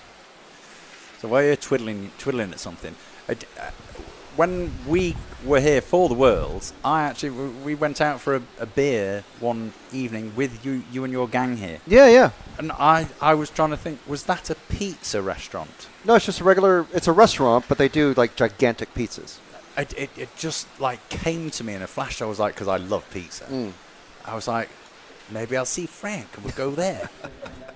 Well, we've been there the last 2 nights, so you probably will see us there again. All right. So who's is Nick here with us? Because he was at the Worlds. No, so he popped in on the live chat, but he's not here this weekend. He was out for a few beers when we. That's 6 years ago. Crikey. Can you imagine? JMN, hi again. Please follow W Venables and Yasser Mughal, both GB. Thanks again. You're a star. Thank you very much. We'll definitely follow Mr. Venables because he's out now. Car 1. He's a good mate of our cameraman. Not Will. Will is out on track, and he's a good mate of Kieran, our camera operator this weekend. So we'll definitely follow him. But where is the other? Mughal is number 9. So if we could follow car number 9 and car number 1 at some point, if we haven't already followed them. I could wind the whole world up by saying, is that the Nemo car? Wind them up, Greg. Is that the Garma? It's not ready. They've been getting some serious heat for the delays in it. I would actually probably step in just on this moot point and just say it's not easy to get a car to production. Oh, no. No. We know John and the gang at Nemo, known for forever. They've had their 8th scale car running for a good few years now. Just getting the finishing touches, I believe, to the production process. Closely followed by packaging, and the cars, I imagine, will be, a real thing fairly soon. We saw it last year at the Slough GP or Slough, the big race at the Slough Club, which was April last year. They were like debuting it. Yeah, the prototype. Yeah, I mean, I've seen the really prototype. Cool. It's a cool looking concept. I know the guys actually that are all sort of involved in it. Used to race him like a million years ago. John Hazelwood was at the 40 plus. You should have been there with the Nitro. I couldn't. What was I doing? I was doing something. God, you were watching the racing live, obviously. From I was. Wherever you were. I mean, old age is setting in, but I was doing something. I couldn't be there. What was I doing? It's annoying me now. To be honest, I can't remember what we're doing from week to week. I think me and Sam were out, or there was something planned. I think we went to a concert, and I think it was one of those. The tribute band. Listen to us the last 30 seconds. Can't remember. It's like 2 old people with. Can't remember. Fabian Simonini saying, "Hey up, Greg, how's it going?" Oh, right, Fab 1. But yeah, I couldn't be at the Euros. I was watching it, especially on the Sunday. Was a good race. Yeah, it was. Yeah, I mean that was a proper cool. You know, like when a race and is Skuldingadong was there as well. Yeah, but you know when a race is sort of bigged up between like Craggy and Lee, who are great mates, and Neil sort of bowing out as he sort of announced.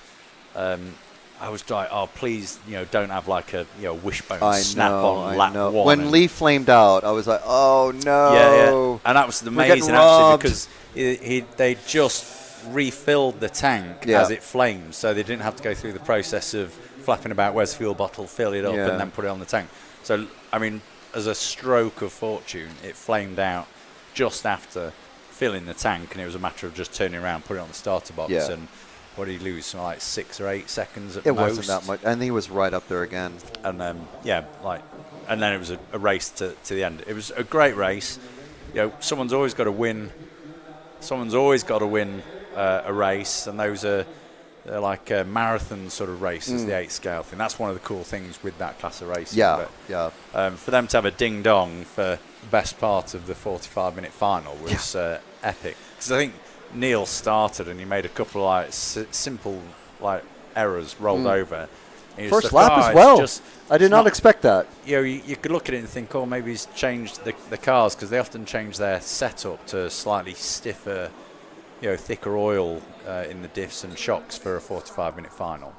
And it was like, I just saw him make a few mistakes, and I thought, I wonder if he's just gone too far and his car's actually not going to perform very well, and he's just making errors because of that, and then this isn't going to be any race, and Lee scampered off about 6 or 8 seconds up the road, and it was like, oh, that's a damp squid. And then it all sort of changed, and it was a great race. And if people aren't doing anything later on, and I was saying earlier, put it on for some dinner time viewing. Yeah, I mean, it's good. It's a good race.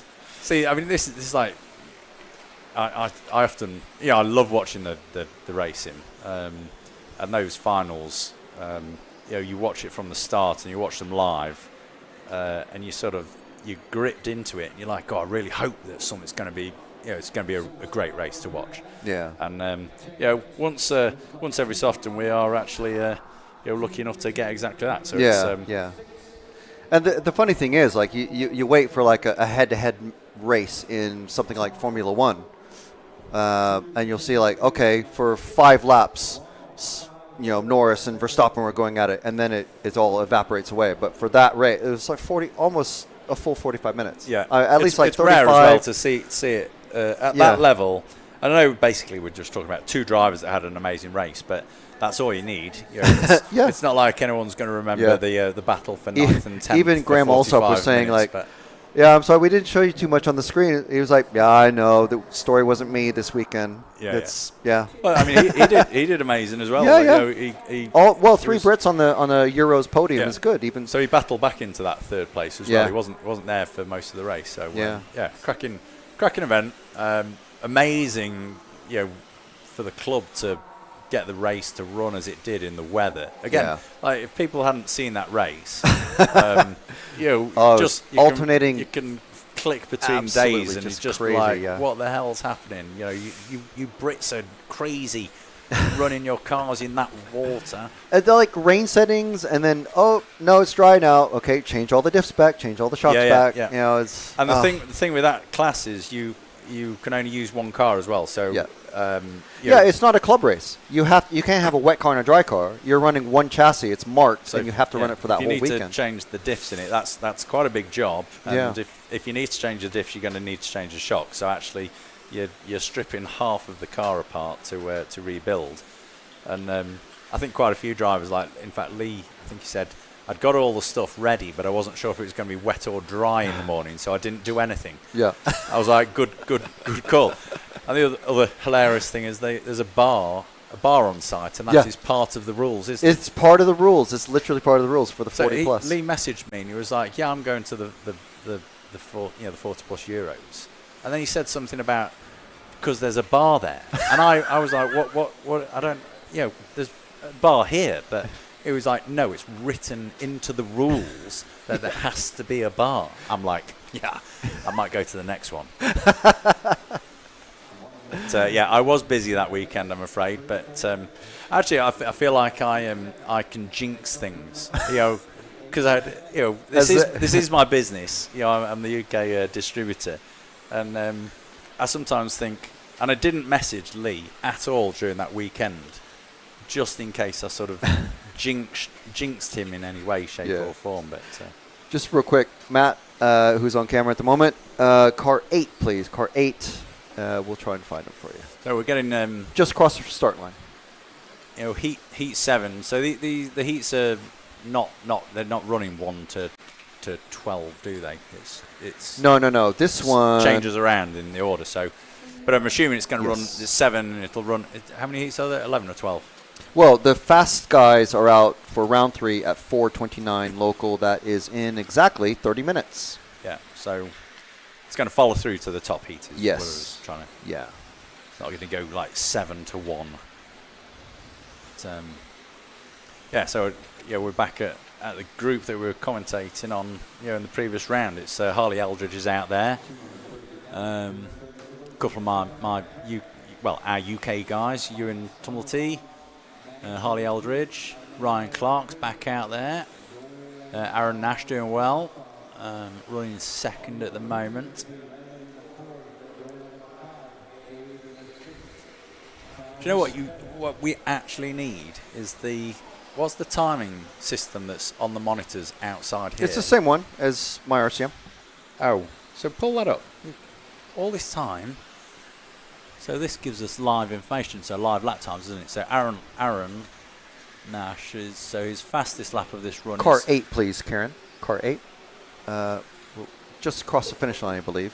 So Aaron Nash running second. His fastest lap so far is the 34.1. My mate Ryan Clark is running on a 35.0.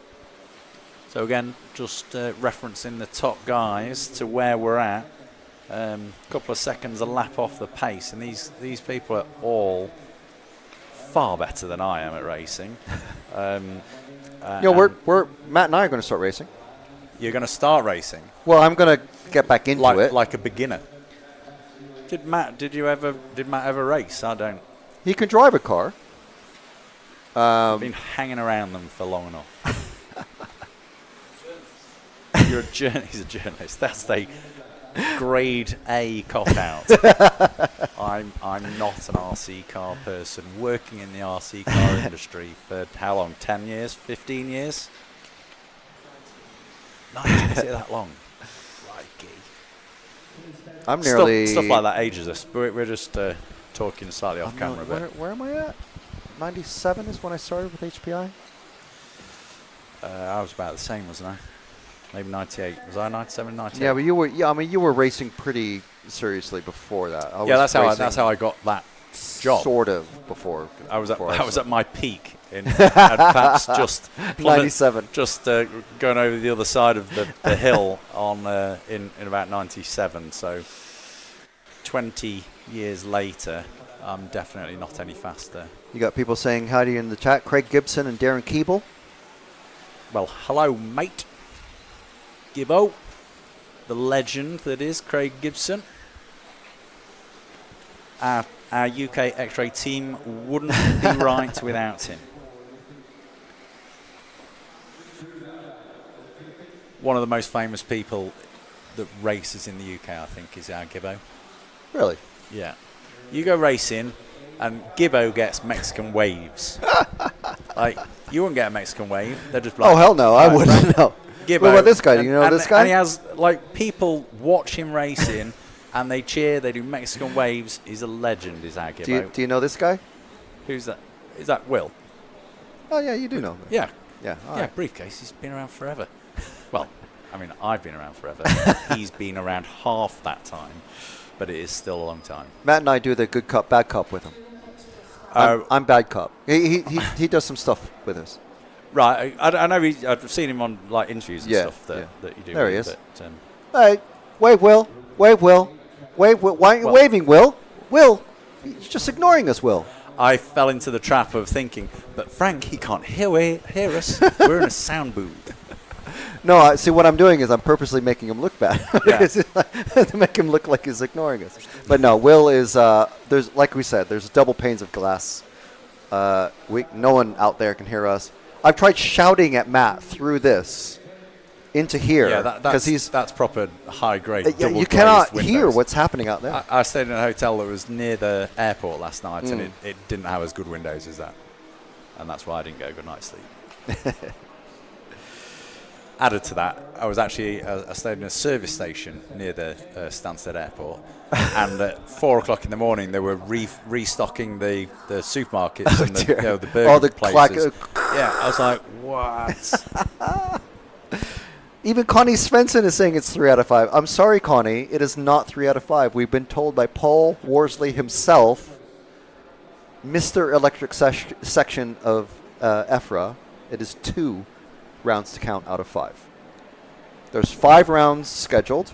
If we were going 6 rounds of qualifying, then it would be 3. But there's 5 rounds scheduled.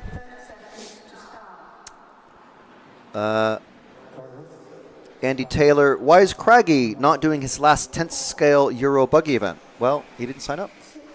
His last international EFRA event was the 40 plus Euros a few weeks ago. And like we were just saying, you have to go back and watch that race.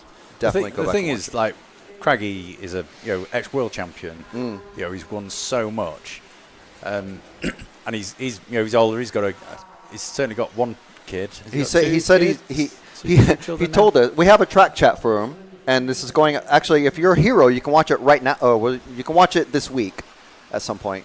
It will be live for everybody on Monday. But he did tell us. I'll give this away. He did tell us he's going to train his son to race and have him beat everybody that is now beating him.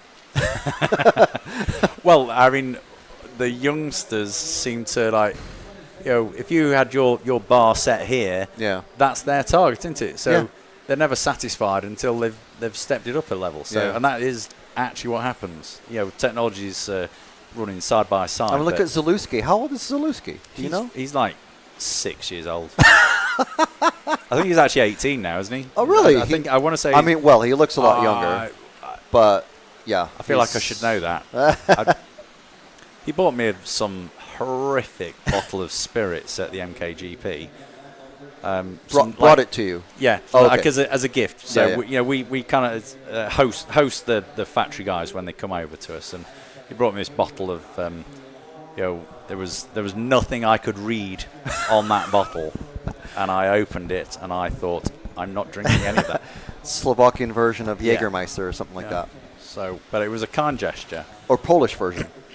Yeah, I think Polish. Yeah, but the herbal. I mean, they call them digestifs because they're supposedly good for your body. So I wasn't meant to have half a pint of it. No, with a Coke. Maybe more Coke than and a drop of it. Right. Let's actually see who's out there. So Matt Thompson's. Where's he going to bounce up when he crosses the line? Not very much.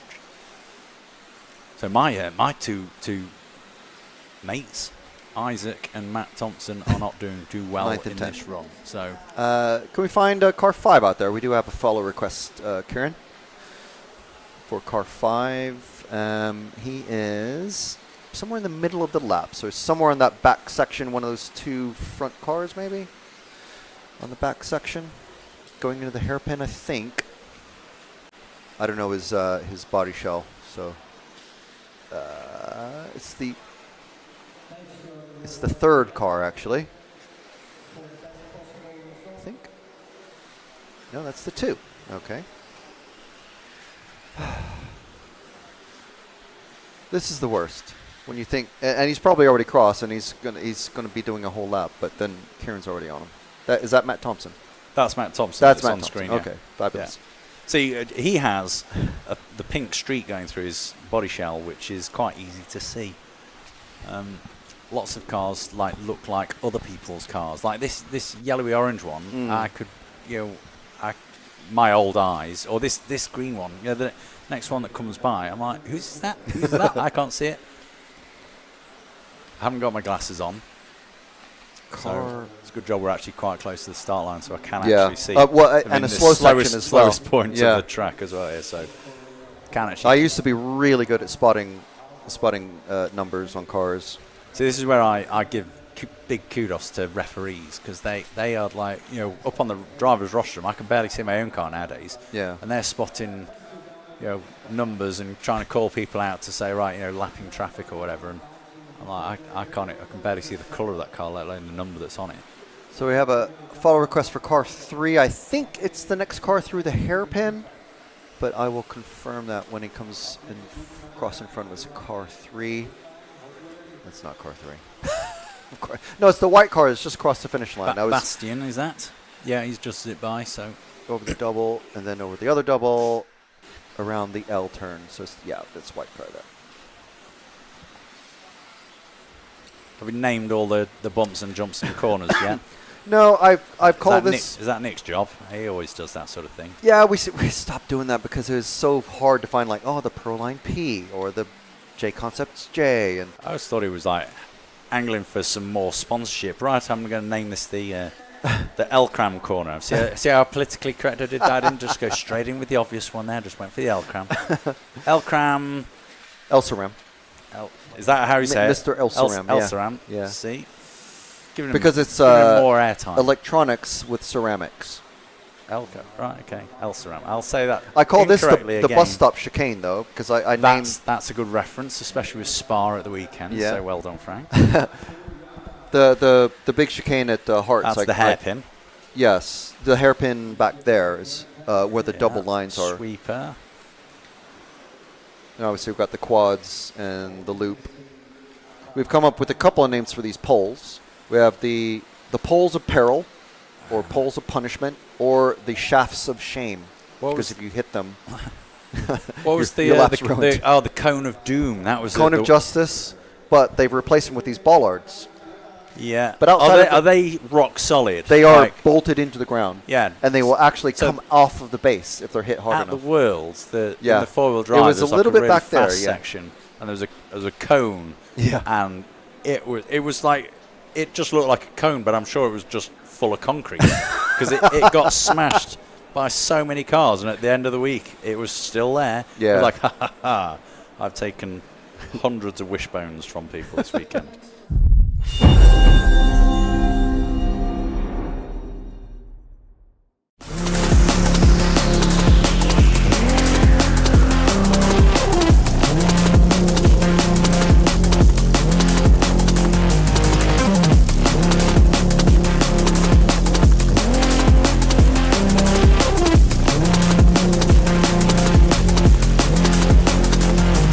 First one going to Orlowski!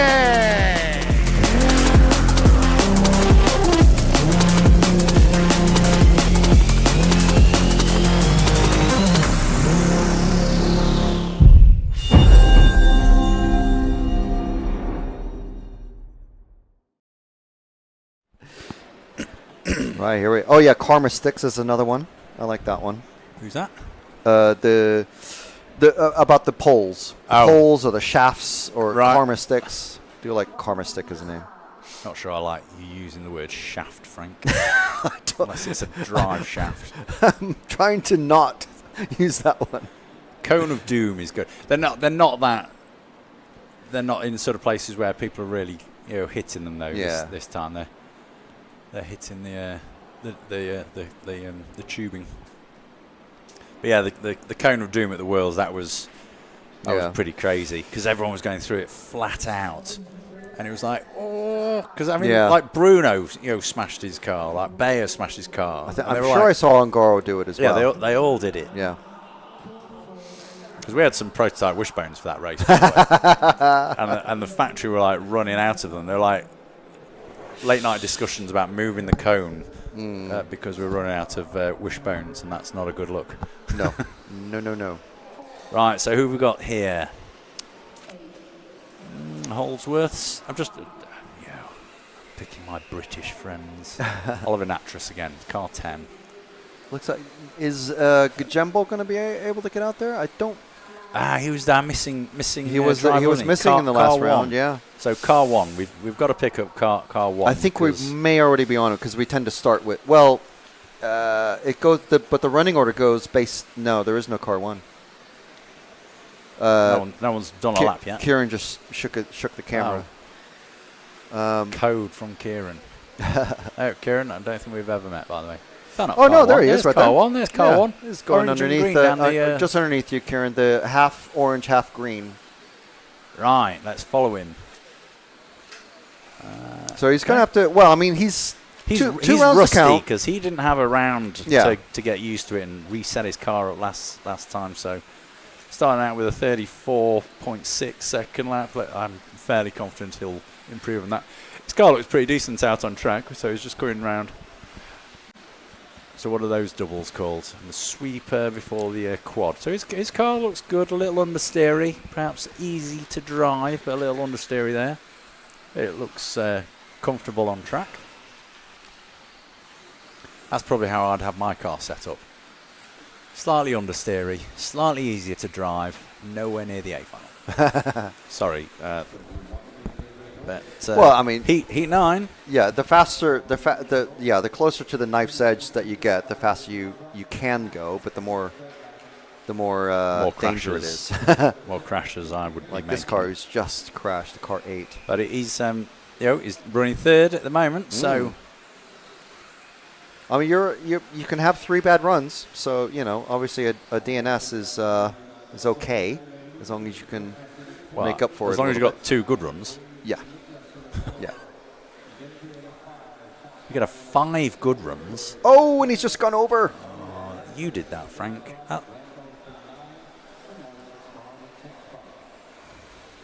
Badonk. So that's how the replay button works. Yeah.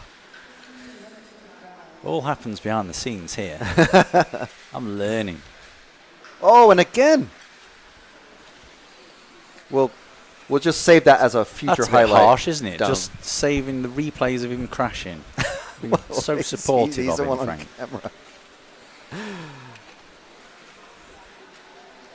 Wait till you start your racing again, as you were just saying, and I'll be here pressing that replay button, and that's just you rolling. Oh, I won't be racing any Euros, that's for sure. Tamiya Racing, Tamiya Touring Cars, and Tamiya Comical Buggy. Like the wheelie, like Wild Willie type stuff. That is not racing.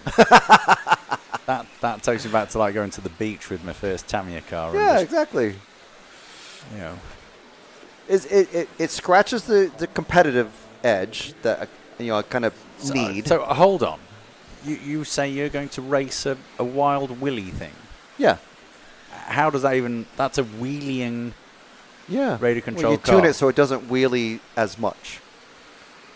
So I still don't. Where are you going to race that? At Saxondale.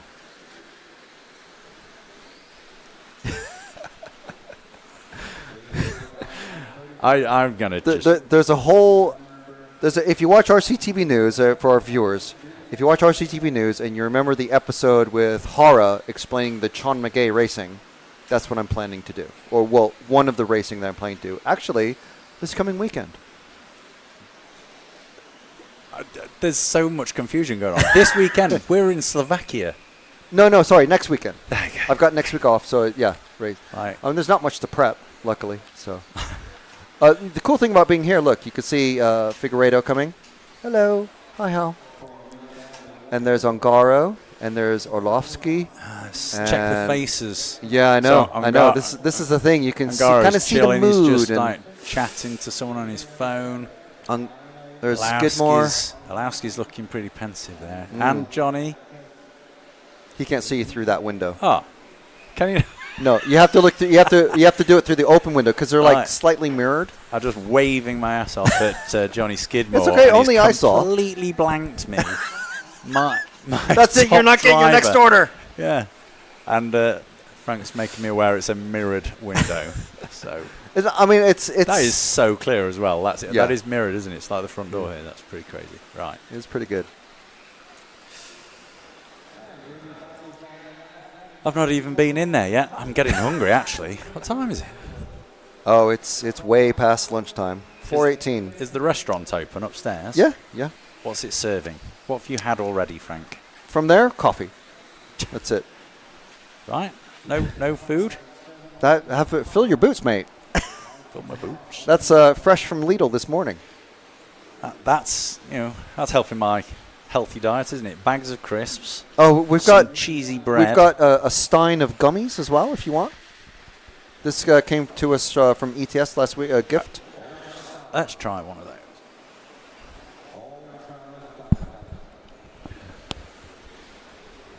It's a different flavor, but it's if you need a sugar boost, there's Max Gotzel coming in. I'm going to wave at him as well. I'm just going to wave at everyone.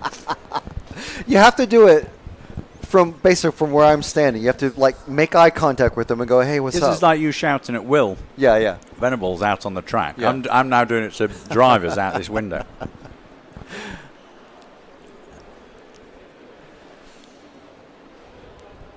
I don't know either of those two racers. Right. Heat 10. Getting to the sharp end, aren't we? So, Lee Martin, obviously my boy. He'll be looking at... We need to follow car 3 because we missed following young Mr. Lautenbach earlier. We did have a request for him. But From Greg his dad. was just yapping away, talking about his old days of racing. Here comes Misha.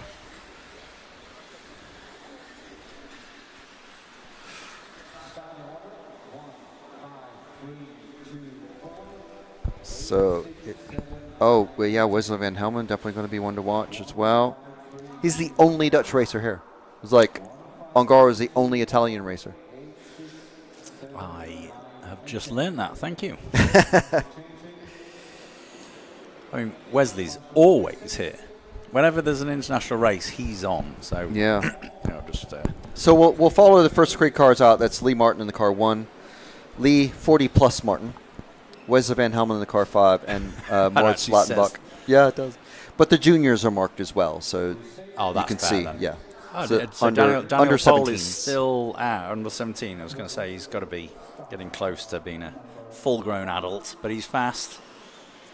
Thomas Phipps is here as well. Didn't realise he was actually here. Sorry.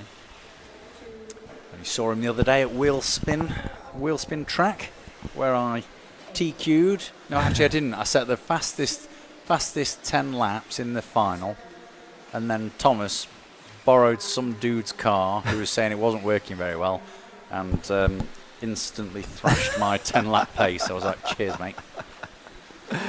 Went home nearly happy, and then he just crushed my dream. Long drive back. Thankfully, only an hour. Yeah. So here's Lautenbach running. No Jürgen here this week. Moritz is taking on that sort of stuff with Actually, does Moritz work for LRP? Yeah. Yeah, I assumed he did, but obviously, we've known Jürgen for a long, long time. Yeah. They were the German distributors for HPI, weren't they, for a long time? Very tightly aligned with Associated back in the States in the 2000s. Yeah, of course, yeah. Basically, Team Associated, either Novak or LRP Speedos. Yeah. Remember the old Quantum Micro Speedo? Yeah, won.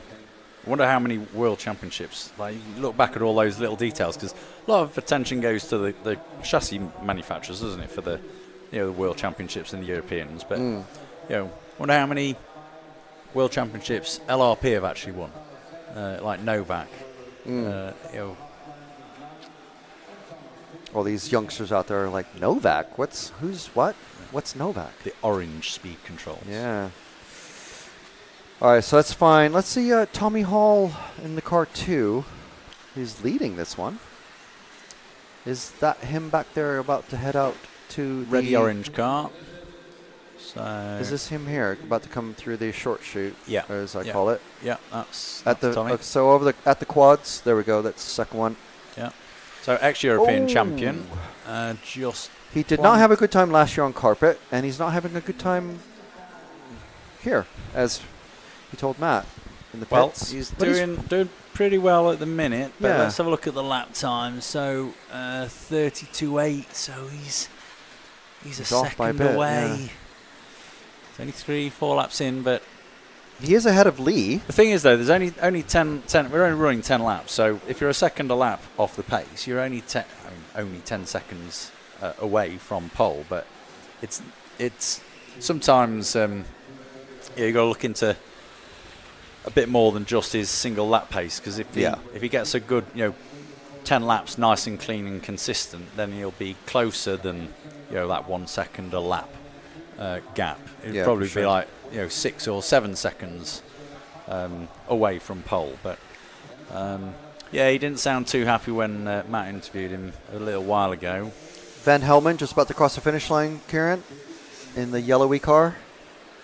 Just gone underneath you. Just watch There we Tommy go. then as well, just before the quad just stuttered on the throttle. Really? Application. It's like the car's not rotating. It just took a little while longer to straighten up before it could bang the throttle.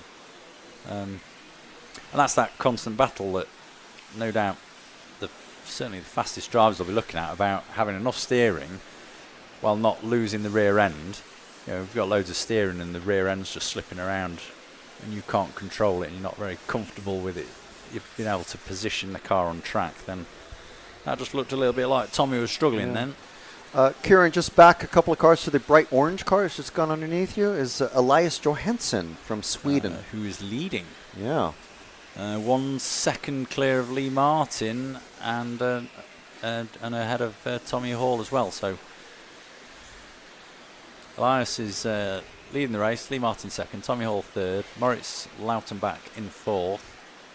The top three just split by basically 1 second at this moment. So that's just getting the jump right and or a couple of corners nicely flowing, and you've gained maybe that half second, and it'll all come down to the last 2 laps here, I'd imagine. Oh, saying that, it's still a second, but Elias looks like he's got the pace over the others, and by a big margin now. But Lee's gotten ahead of Tommy. Yeah. Oh, and he's just taken the lead from Johansson. So let's see if Johansson he's can just get it back. Crossed the line first, Yeah. doesn't he? So we were looking at the time. So it's almost a full second. just going on to their 10th lap in 4 minutes 56. With Tommy and Leah second behind that on a 4 minute 57. So what's this going to be? About 10 laps in 30, is that? There's a lot of drivers getting 10 say? laps, yeah. 10 laps in 30, exactly. There you go, Lee Martin, 10 laps in 5 minutes 30. So as long as Elias's last lap is good, he'll take this. In the first round, it was only 6 or 7 racers. Just binned it. He did as well. Oh, no.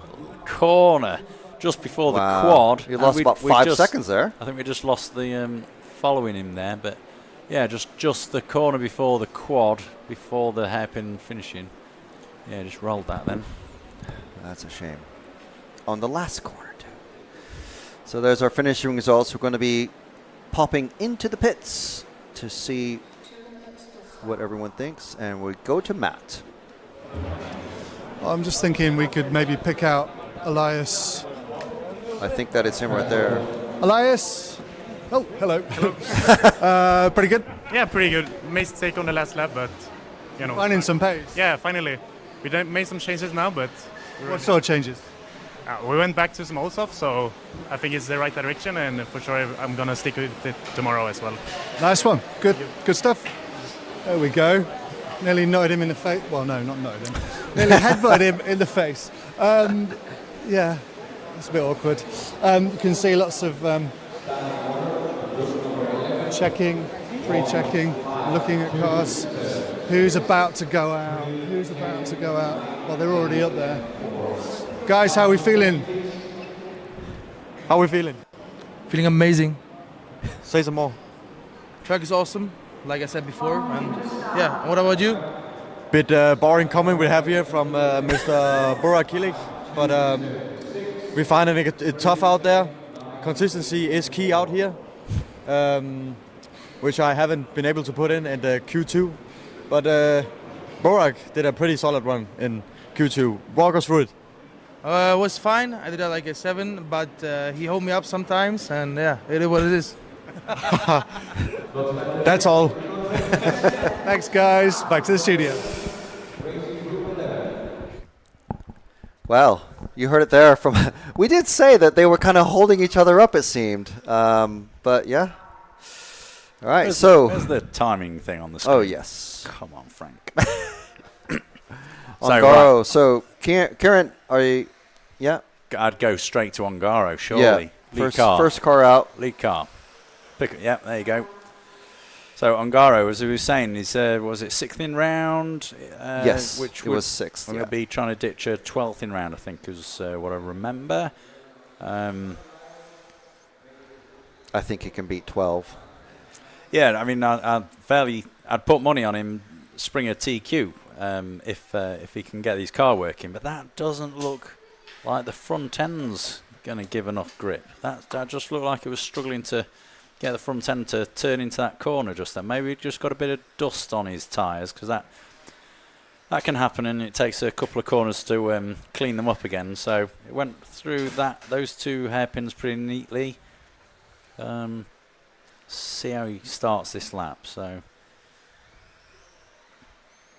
it was this corner he looked like he struggled a bit.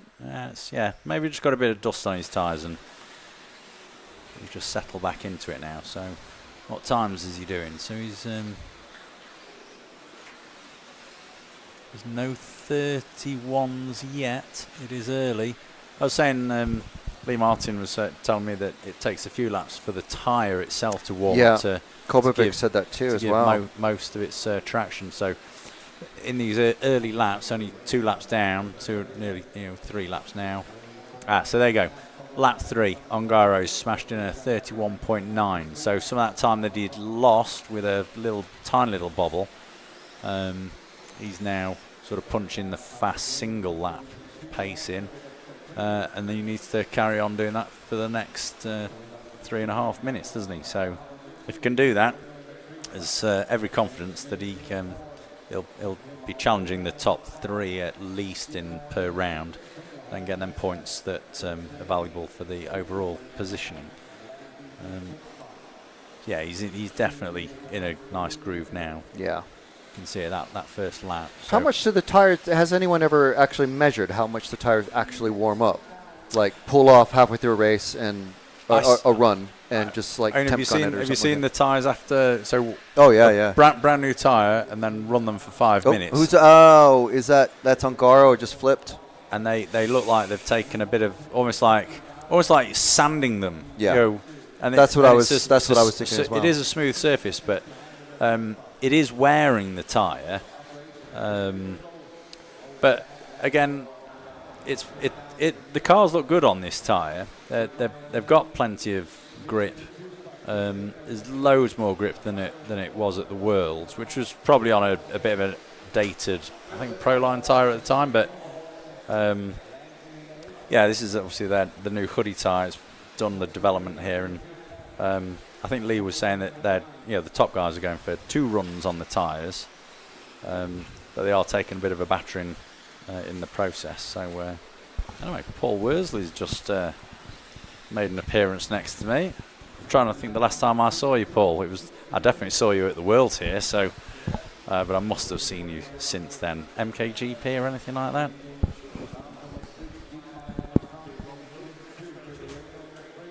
Oh, Kieran, if you could find car 2, maybe. You're being lined up here, by the way, so when you put those on, you can take my place and stand here for the next 3 hours. All right, just across the line, just coming underneath your way, over the double. So there we go. I'm trying to actually just keep my eye on what's happening with Misha Vidmeyer. The run in here. So yeah, Misha Vidmeyer's having a good run, followed by Ben Smith, and Ongaro with his little bobble has dropped down a little bit. Johnny Skidmore, where's he going to appear once he's hit his 7th lap? Go on, Johnny. Up to 4th, that's good. So good pace by all these guys. But Paul Paul Worsley's joined us in, I'm going to say it's race control, but with us here. And there was so much discussion, Paul, about the ruling for qualifying. Feel free to correct people on what is the procedure for. There's 5 rounds of qualifying, and how many count? Put this argument to bed. That is quite easy. It's 2 rounds out of 5 to count. So it's 3 rounds to count. That's what you just said. No, it's 2 rounds out of 5 to count. And it's been the same since 1999.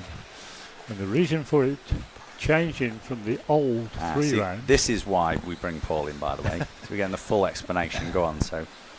Prior to 99, it was 3 rounds to count. And in 98, we had a Euros at Teesside in UK on grass. I was there.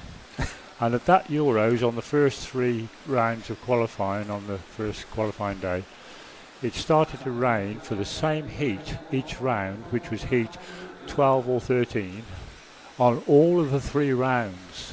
Regardless of the stagger start in the rounds, it was still 12 or 13 that it started to rain. And it ended up with 40 or 50 drivers going back to the hotel that night, knowing there was no point in coming the second day, because with 3 rounds to count and 3 rounds totally ruined, they couldn't do anything. And 10 didn't come back the second day. They went to the pub. Yeah. So I had the rule changed to 2 rounds out of 5 to count for the following year, so that you could have an absolutely terrible first day, but you could still come back the second day and TQ the meeting. Well, it's not going to rain on us here, nope. But I think we're... Yeah, we're going to go to the pits after this, after the qualifying, this round of qualifying results. So, off into the pits with Matt. Let's check in with another Schumacher driver. Ben, how's it going? Not too bad, not too bad. That was a bit better, a bit of an improvement. Hopefully we can crack the top 10 in this round. Everyone seems to be picking up the pace now. Yeah, it's weird. It's like the track's getting a tiny bit more polished every run, but I guess everyone's just naturally improving a bit, and we're all getting there, hopefully. Good stuff, well done. Thanks a lot, Ben. Who else have we got? It was Mika that was the fastest, I think, in that particular one. He looks happy. He doesn't look happy. Are you happy? No, he's not bothered. He's fine. Communications going on with the team. You look happy? Yes, that was finally a good one, like with no mistakes and stuff, so quite happy about that. Yeah, I think Ongaro was super fast as well, but then had a massive mistake as well. It seems like the mistakes are the thing that gets a bit more sway now. Yes, it's super important that you don't make any mistakes and just stay on the wheels and try not to crash. Cool. That's all I do. Best of luck for the next one. Back to the studio. Okay, so there we are. Word from directly from everybody. Yeah. So fastest group out now. Yeah, heat 12. Who do you fancy in, Paul? Who you must have seen, and we were commenting here, but you must already see who you thinking's good.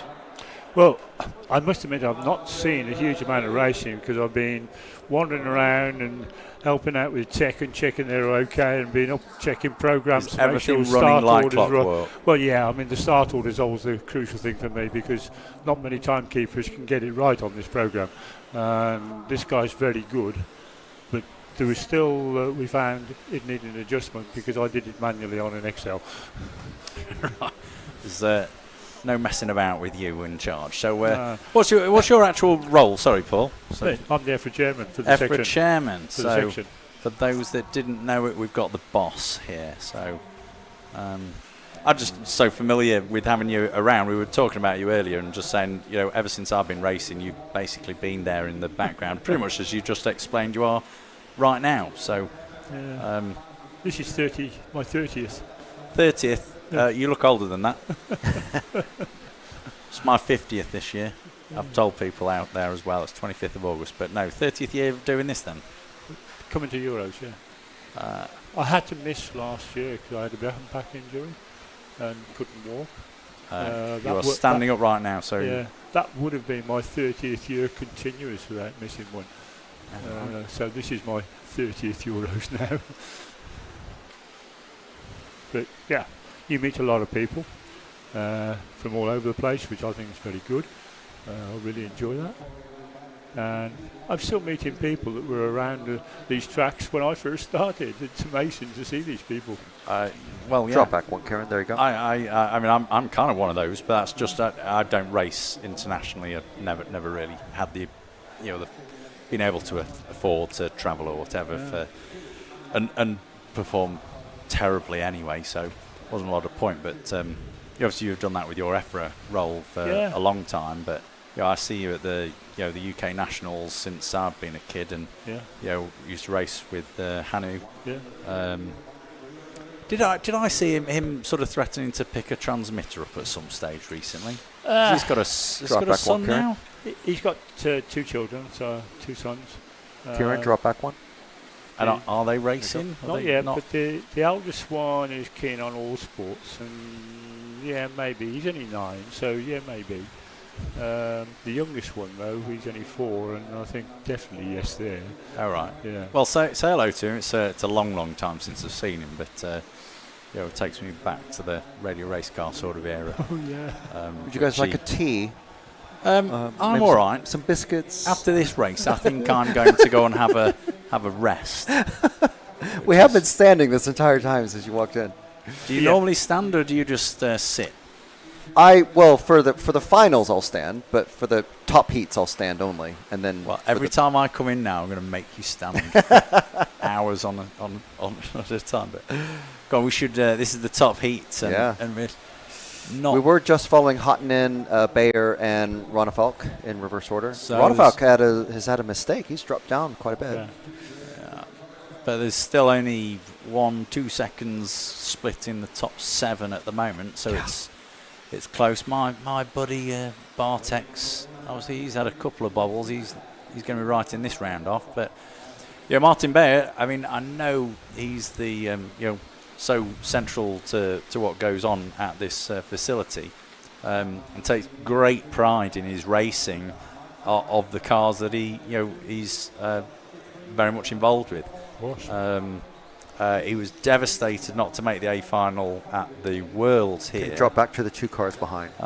Current, but absolutely flying to come out of the blocks. Is he CQ'd around second and around, and he's currently leading, so I'm probably going to jinx him. But don't forget he's won a European Championship before. With the 4-wheel drive, the XB4, the first big race with that, and he absolutely dominated the race as well. It's rare it occurs. That's the lead in Spain. Yeah. It was like a big 8-scale racetrack, wasn't it? And the XB4 just had something about it. It just seemed to handle that track exceptionally well. And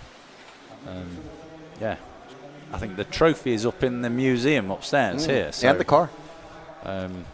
There's a restaurant here on site, and obviously because there's I don't know 50, 60 staff or whatever actually work here.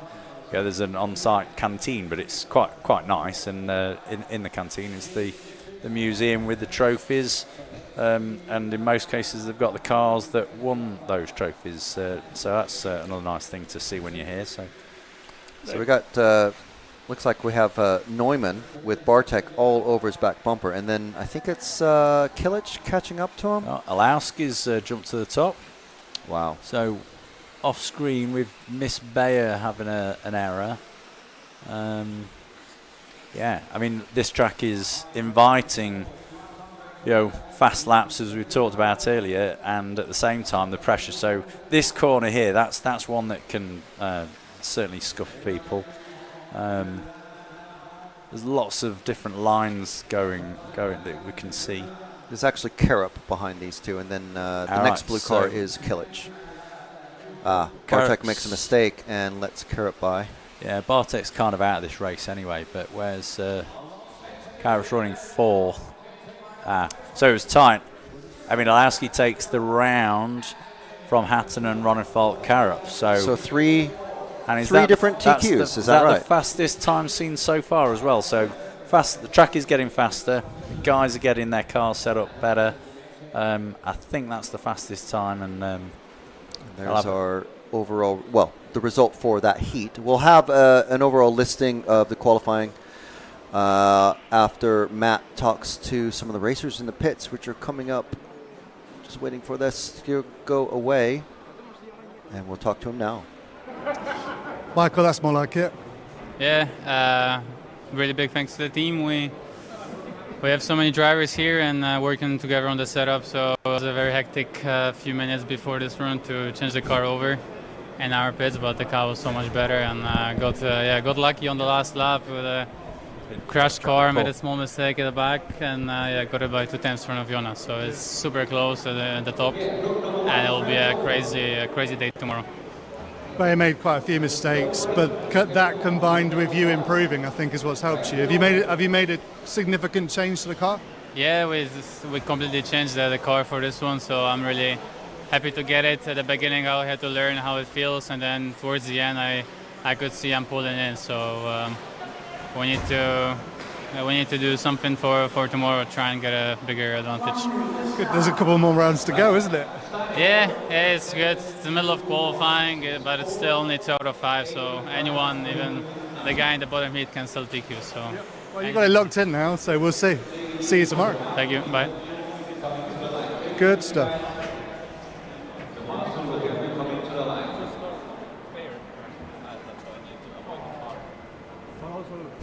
All good? Yeah, very good. I mean, make a stupid mistake over here. Yeah, it was my mistake. I cannot blame anything. I cannot say bad luck or nothing. So it was my mistake. 2 more, already A main. So very happy for that. So good stuff. Back to the studio. Right. So, So word from round 1 champion, or TQ, I should say. Pole TQ, and then that round's TQ. We do have Matt can bring up the total qualifying as it stands right now. So I know you want to shoot off, but if we can bring that up and talk about it. I know there's another round of qualifying happening for this Heat 1. Get it on the ranking list on here, okay? Yeah, but we'll show it on there, and then screen. we can discuss it. Yes. Everyone can see all the numbers. Oh, this is the behind the scenes. This is where Matt earns his money. It's all before this and after. Don't mess this it up as well. now. We're all watching you. Well, look, orange wheels, or pinky orange. There's quite a few in orange. Yeah, I know. There's that black and red one as well. Orange, orange wheels, orange body, orange wing. Looks quite cool. Just never use black wheels. Black wheels. Oh yeah. Actually, on this track marking, it wouldn't be that bad, but most of our UK track markings are be so bad. Here we go. Black piping. Here we go. So this is our counting the 2 runs. Best right? 2 runs. Best 2 runs. Fastest time is shown there. That's rock solid info. So Alowski, as we just thought, has just done the fastest time. Full stop. Ronald Folt's the second fastest. That's definitely 2 runs. I think that was right, wasn't it? Well, you got 3, and then you got 2 and 1 in brackets for most of them. Best 2 results, wasn't that showing? Well, that looked to me more like 1 result. I see what you're saying. Yeah, last round. Yeah. Sorry. I think you will. Oh, right. Okay, yeah. The program up there won't go on give then. Won't pull it give up on there, Frank. we can cheat the system. Yeah. So the top on RC timing will tell us quite accurately who's going to be. If it just needs to reload itself.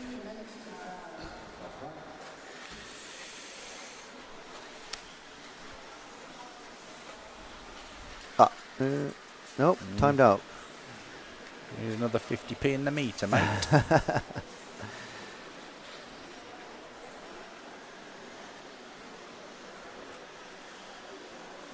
That's definitely not right. That's on screen. Yeah. Daniel Pole was second there. I'm afraid he's not second, but RC Team Sean McGay, hello to you. Buongiorno.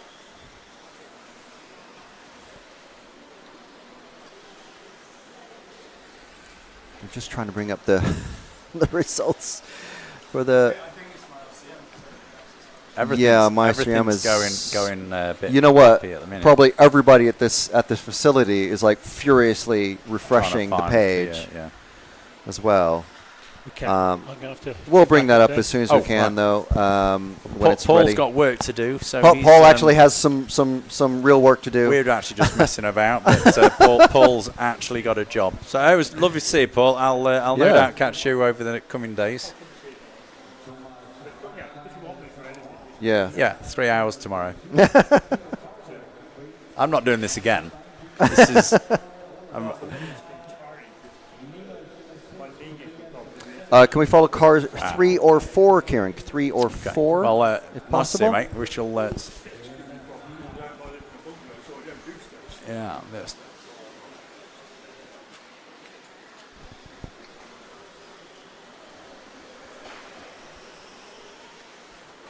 So have we got the internet yet? Well, I mean, how does the live stream work? And yet the little computer just pulling up a chart of positions. Yeah. As the website, right? Not the. So this will be yeah. Everyone's on myRCM.net. Right. Let's take a guess. I think. We should have paid more attention in that last heat. But what was the result? Alowski won it with the fastest time, and he got what did he got to drop? 5:20. Oh. Fourth or fifth that he needed to drop. Think so, yeah. Alowski and Bayer could be like tying at the top. With Ronald Folk third. Zalewski and Longaro hovering around the 4th, 5th, 6th mark. We didn't pay enough attention. That's well, I mean, you're hanging me out here. I'm trying to provide some content while the site's not working. Yeah. It's the same on Matt's phone as well. I mean, you know the numbers to look at better than me. So, but it's and three different TQs basically. Any one of them could double TQ, and that will be their best result. Yeah, so obviously when we start tying on points, it'll be the fastest run. So Alowski, if it stopped now, and we're just thinking we're correct in saying this, that Alowski would be TQ because he's tied on points, fastest time. And especially, and with everyone getting faster as the event goes on, his qualifying time, so his top qualifying time is faster than everyone else's top qualifying time. So those 2 rounds tomorrow be interesting. So did you say that they're doing a practice round to a full clean the practice track round tomorrow morning, and then it'll be the last 2 rounds of qualifying. So the track will be, and those are only 3-minute runs. But it's the full program. Yeah. So 12. It'll clear up. Yeah. It's genuinely interesting. So, round 4 of qualifying tomorrow. So what will that be? About 10 o'clock or 11 o'clock or something? 10:26 for Group 11. And then the last round runs backwards with groups 12, 11, 10, etc. And it kicks off at 12:06. So it'll be interesting to see if the track gets faster in the last round of qualifying than the 4th round of qualifying tomorrow morning. That was a 5:20 from Orlowski in that one. Yeah. So I'd say right now the track is in the best condition it's been in all day. Yeah. And we've just done the fastest time. It's gotten actually also a little bit humid, so there's maybe a little bit of humidity in the air. Yeah. And assuming this is PVA glue, it's non-water fast, I guess is the term, so that it could be absorbing some of the humidity. I've never heard that term before, but I'm just going to roll with that. Maybe. Well, maybe. I'm just throwing out little conspiracy things to think about. It probably affects the rubber more than anything. I mean, what will grip the track up is rubber being embedded into the surface. Yeah. So if sort of what you're saying about the glue, absorbing more of the maybe some moisture, and that helps the rubber stick to the surface, and then. Someone in the Pavel in the live chat saying the morning runs won't be as quick as the track is cold. He's heard that from one of the drivers that is in the early groups. Yeah, sounds quite feasible. And that's, Kobovic confirmed that as well. He said, it will get faster as the day goes on. So let's check the weather forecast tomorrow. So I've got Slovakia on my phone now because here we are. My RCM site still just super slow, not able to reload. Yeah, I think the internet is struggling. But yeah, we'll see what happens tomorrow morning, won't we? But yeah, I mean it's rare in buggy racing that a cold track is fast. I mean round by round, so it doesn't matter for the points. But what we're trying to find out is are these fast times coming just purely because it's the track's gripping in and it's getting faster? Yeah. Or are they tuning their car, or a bit of both? And then the qualifying starts again tomorrow, and they'll they might be like, oh, my car's terrible because I've lost half a second a lap in traction from the track.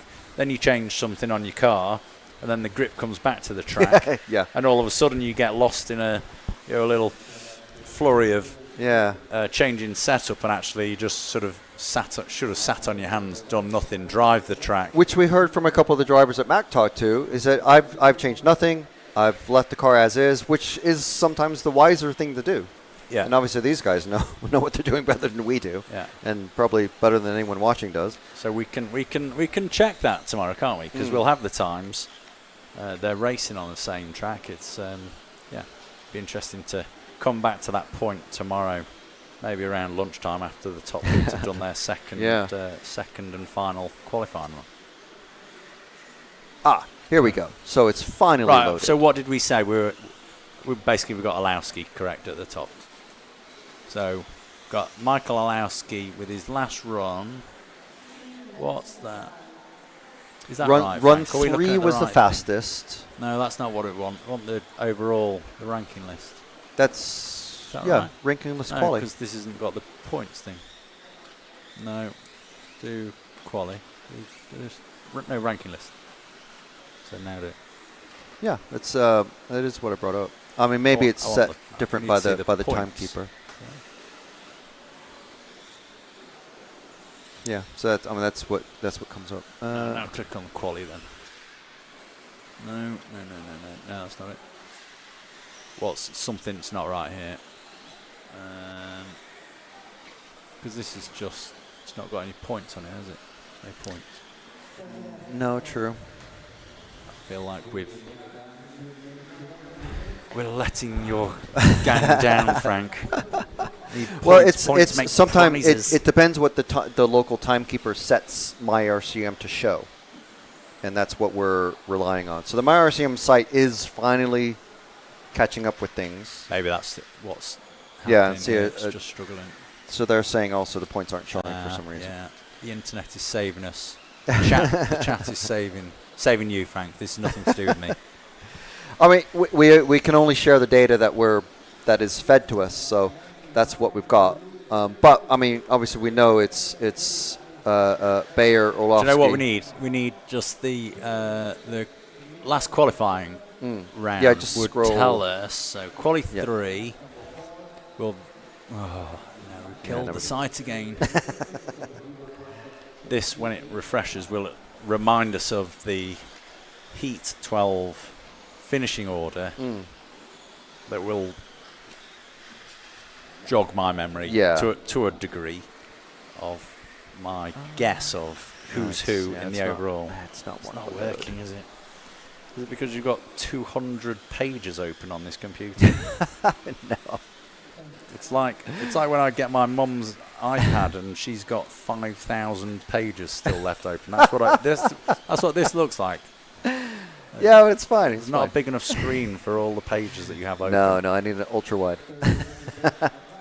But there we go. So 520 over 53. So I'm going to correct myself. So I think Alowski and Bayer will probably be tying about first and second, and then Hattinen and Ronalfol could be third and fourth. This is just what I'm picturing, by the way. Yeah. then Bartek and Ongaro. So what's that up to? Is that 6th or 6th place? I've got it to there, 6th. Marcus Carup's got to be in there. And Jorn's doing all right, isn't he? That's not a bad run. I mean, for one of the oldies, he doesn't have a 40+ next to his name, but he's not far off it. Yeah. So I'm doing this off memory, but would Ongaro do a 23? Did he do 10 laps in 5:23? Was that what he did? Or was it a 21? But it'll shake about a bit still, but you get in the there's six names in there which keep coming up with fast laps, fast times. They're collecting the points and taking the points away from everyone else. So I want to say there's about six drivers that are pretty rock solid in the A final now, and then there's a number who still need to get some good runs to cement their place in, and a number of those have got actual proper pace. Like I'll just say Bartek Zielinski, his pace is right up there with the the top 3. Yeah. But he's dropped a few points in the last round certainly, and I'll be looking at some drop scores and some clean runs tomorrow. And then you might find him jumping right into 2nd overall or something. So, of course, if somebody leaps above you, you're pushing everyone else down, aren't you? So, I think there's six drivers that are pretty solid in there, and then there's four places remaining, and I think there's about 15 people that could still fill those 4 places. It's super tight. That's my pretty vague summary. Without much help from the internet right now. Yeah, I mean, it's what I've seen. I mean, there's like the usual characters, and then there's some. I mean, not new names, but new names maybe to top racing like Zalewski and a few others, and then some like we're talking about Ongaro. He's kind of missing from that top, say 4 or 5, but he can certainly get in there amongst them. But again, this isn't even his main class. This is like maybe his 2nd time running 10th this year. Oh, he's a sneaky one. I know he is. I'm pretty sure he's done his homework. But anyway, Frankie boy, I'm gonna go. Leave you to it. I only meant to say hello. And well, hello. How are you? I have no idea how long we've been. I wanted to actually because I like to come to these races and go to the pits, and like I say, just chat with some of the people and be like, right, okay, your car's not working, what are you doing, change it. And then I like to go and watch them, and then I go back to them and say, that didn't work, or that now looks pretty good, what are you doing next? And so you've taken that away from me. Well, now you've watched them, and now you can go back and say, well, Ongaro's doing this, and maybe Skidmore tried that and it didn't quite work, or whatever. It's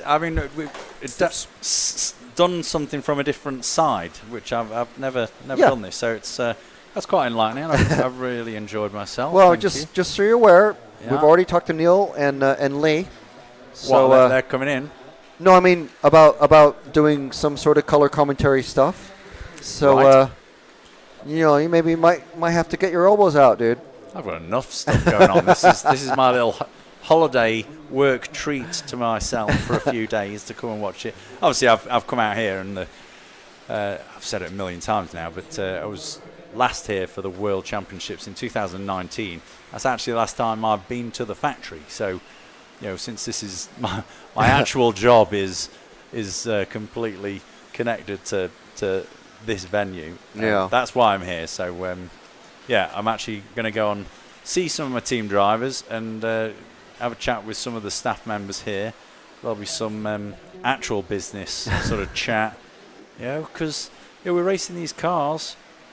They never stop developing their cars. No. And there's, the new version of the 2 and 4 wheel drive will come. Yeah. New touring cars will come. I think Hagberg was talking about that a little bit last week, but. There's lots that goes on behind some of the closed doors in this facility that you aren't allowed to to go and see, and luckily I occasionally get invited into those closed doors. There's one of the R&D rooms, I think, is like just in behind the main entrance, where the table tennis table is. Yeah. One of the Martin Bayer's little cubby holes is just there, and he wouldn't let me in when I came for the Not Worlds even you. until later on in the evening when most people had gone home. And then he was like, right, you can come in now, because he didn't even want people to sort of know that he was going in there. Like, why are you going in there? What's behind that door?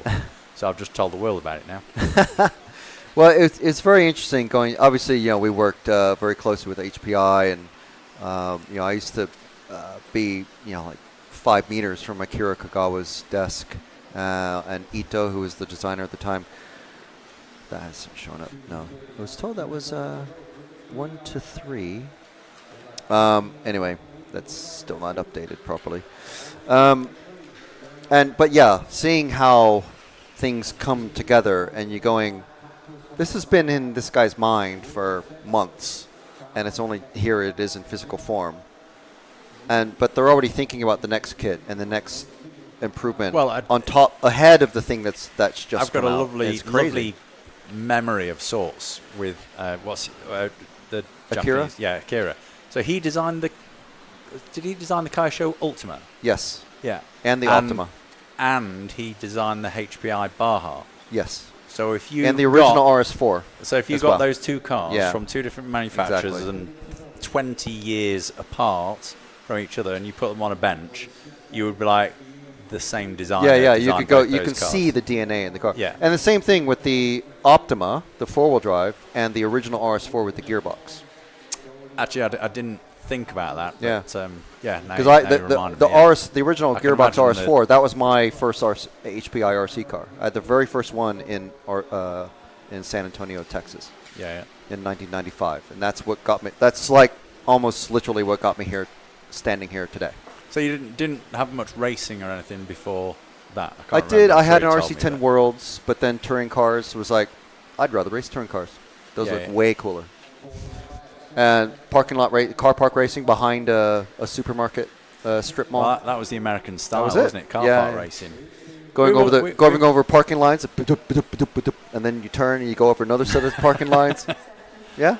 Yeah, and we just raised the chassis by a couple of mil and crack on with it, because it was the same. People used to race 12 scale on the same area, so it was wild. Anyway, mate, I'm going to go. Yeah, man. Good to have a little catch up. Yeah, we'll have a pizza and a beer or something like that later. Yeah. And, well, what time do you do this until? We're finishing at about 5:30 today, so in about 30 minutes. All right.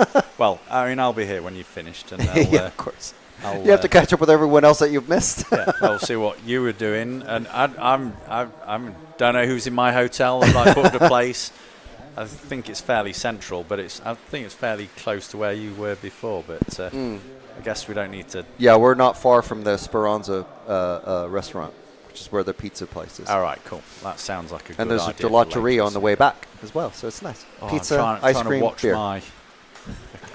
Carb loading on a pizza is already giving me indigestion for about 2 o'clock in the morning. So, but we can take that challenge. Yeah. We can work around it. Yeah, a few beers to wash it down. Yeah. So anyway, right. Yeah. I'm going to go, mate. Catch you soon. Good to appreciate you letting me join you here. That's been good. No, fun. thank you very much. I mean, honestly, it's provided loads more insight, because I mean, I can see the cars going around. I can't identify when someone has too thick of a shock oil.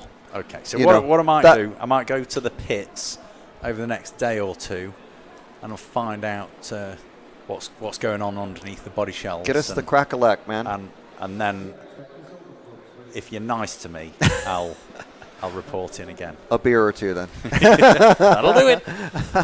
Right. All right. Thank you very much, Greg. See you, mate. Bye. See you, everyone. Bye-bye. Greg Hill from RC Disco in the UK. And, thank you very much for joining us. Awesome stuff. Hopefully a good amount of info for everybody. Obviously, I think a lot of the British electric off-road, nitro off-road, GT8, GT8, 1/8, 1/10, all this touring car guys will all know them. But yeah, We used to live together my first several years in the UK. Got me indoctrinated. The only negative thing, you got me indoctrinated into the forest. The very first day. Well, now it's fine. Now it's fine.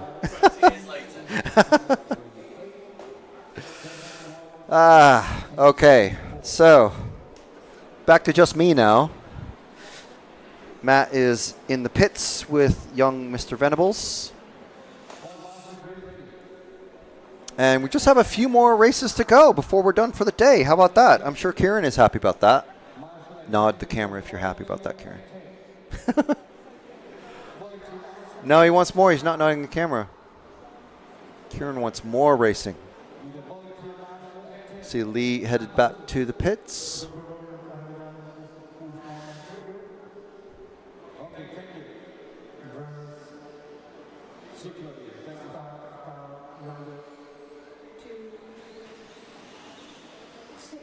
So there we go. Time has started counting. You can see the time, the clock go, and as the drivers cross the line to start their first lap, the clock resets itself for another 5 minutes. So thank you very much to everyone who's joined us in the live chat throughout the day. In the we didn't like schedule for Greg to come in. It was just happenstance. I mean, I knew he'd be here, but I didn't think he'd pop in for that long. But again, some great insight there. Some really interesting stuff. So sticking with us for quite a while.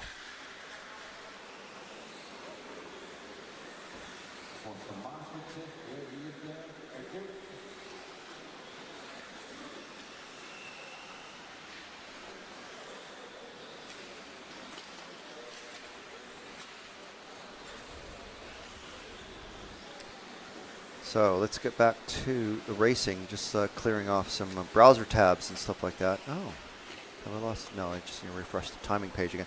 We did lose the MyRCM timing for a bit. We just weren't connecting.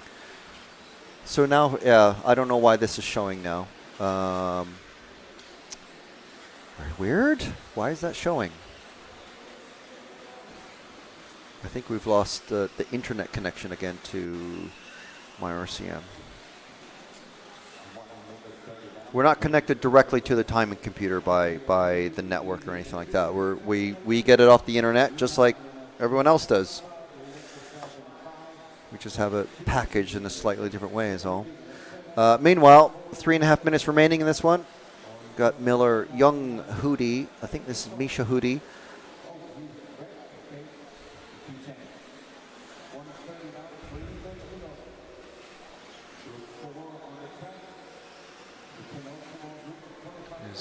Heat 4 of 12. We've already had all of the top groups of racers go out, so they are finished for the evening, and they have a nice early finish. The nice thing about the EFRA events, they're not that not by law or whatever, but in the handbook, the racing should be finished by 6:30 p.m. every day. A lot of people do treat these as a holiday, so you might bring your family, or it might just be a mate's holiday where you go to Trenčín, Slovakia, with your club mates from your local club, and everyone gathers together in a hotel together and go out and have your drinks and your food and hang out, do your racing. Some people bring their families. There's a space for RVs outside. Martin Bayer is actually staying in an RV just off the side of the factory. And he lives here. But it's so much more convenient, obviously, because he can, obviously he's going to be working on his car in the pit area. He doesn't have to do it at home. And then, he can just chill out. And why is this? I'm really sorry. No idea why this keeps appearing. That shouldn't be appearing. I think what is happening is the timekeeper is just trying to reset a few things to make things work, because I think we're getting local timing come through from the network, but from the internet, as we were talking about before, the internet connection to the MyRCM site is just, something is not working there. So we do apologize for that screen coming up. Those are literally like the finishing results screen. I think what the timekeeper's trying to do is just reset things while the race is happening, but without wrecking the results of this particular race or the round for the drivers on track.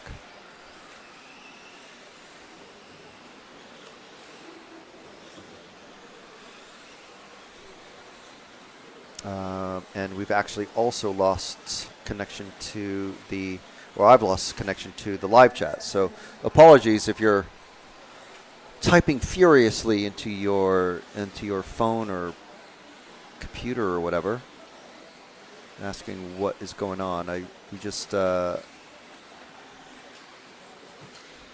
lost a lot of our internet connection.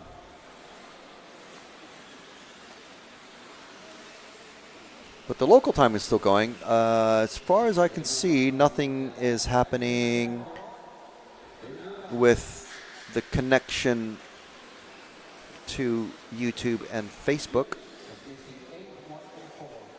So appreciate everyone's patience. I just need to give a shout out to our sponsors.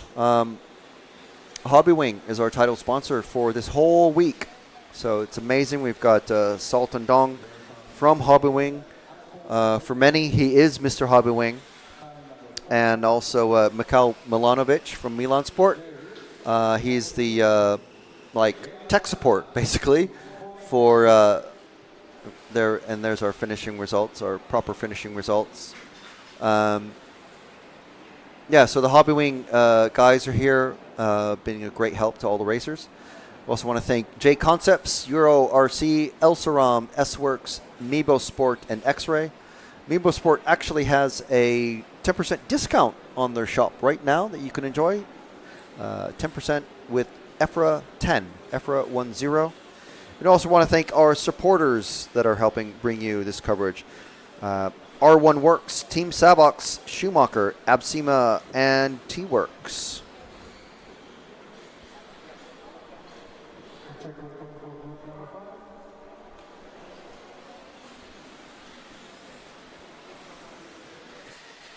So Heat 5 is next. I think there's only 2 more races to go in today's program.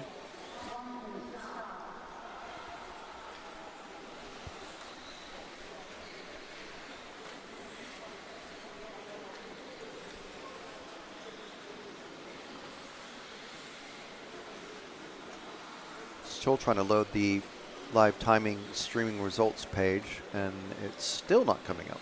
So don't know what's happening.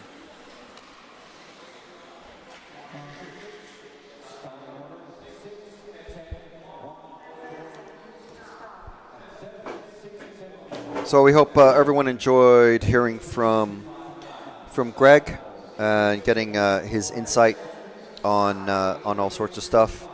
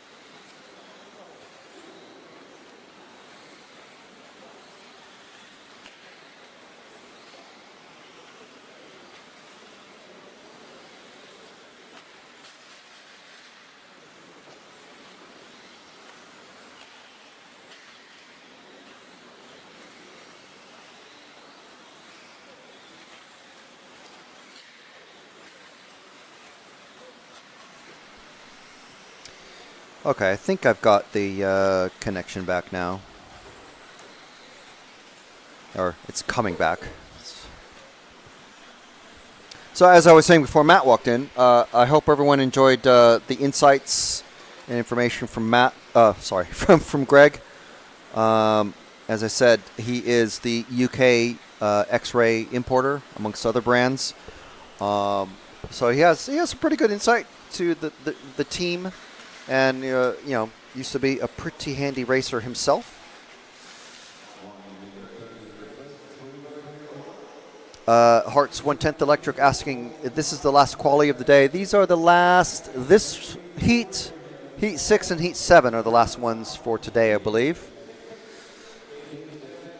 We finish today in about 15 minutes at most.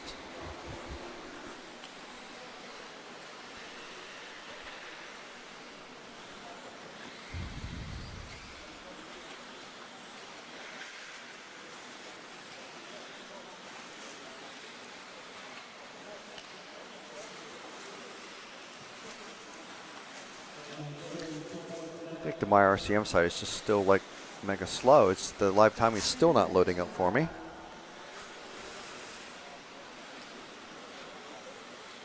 Baptiste Roche, can you follow cars 10 and 9? We will work on that. Where's 10 and 9? 10 is leading. It's somewhere in the middle of the track, or lap, I should say. Look.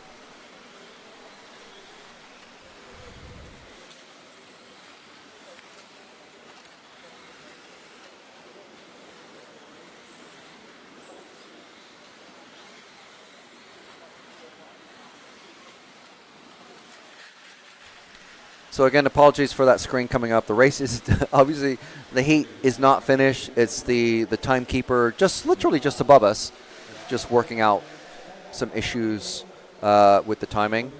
Timekeepers at these European Championship events always super, super busy. All sorts of tech things, network things, and all sorts of stuff that they have to keep track of.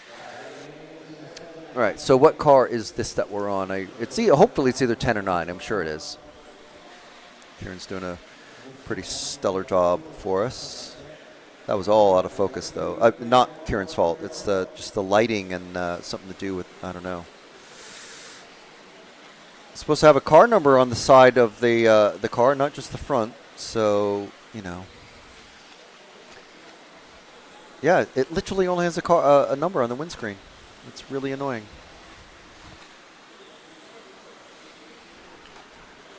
Nine. Finally. As it comes past us, I can see it. Yeah, the referees should be calling that one. And to be honest, tech inspection should as well.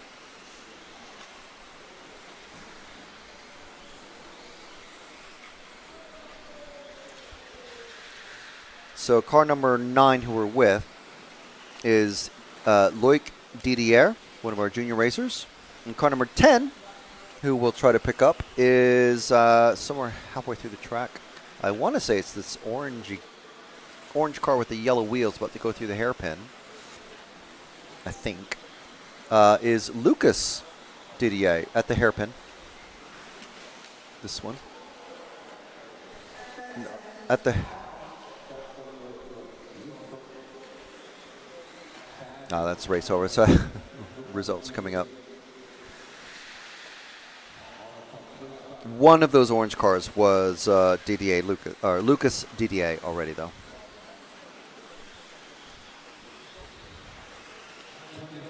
Hearts 1/10 Electric already reminding me that Heat 6 has already run for Q3. So I think we started with 7. I can't remember. It was only like an hour ago, and I can't remember already.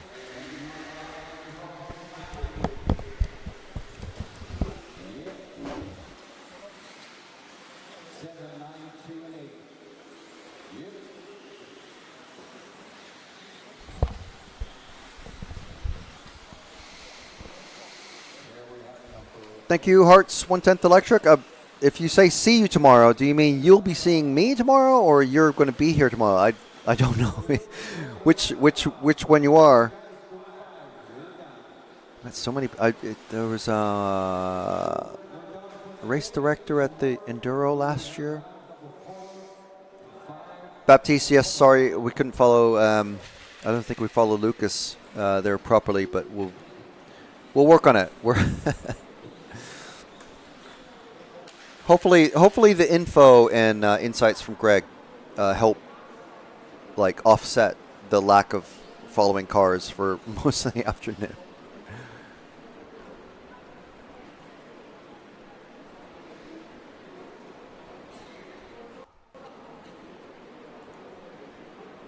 All right, so let's see what we can see here.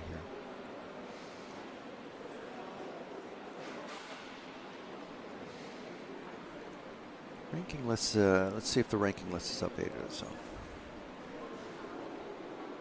properly.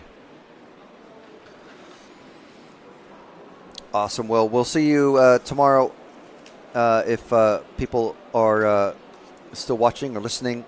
Round 4 for the top heats of groups 11 and 12. Round 4 kicks off at 10:26 Central European Time. For round 5, the round is run in reverse order, so it starts with round 12, 11, 10, 9, etc. Round 5 start times will be at 12:06.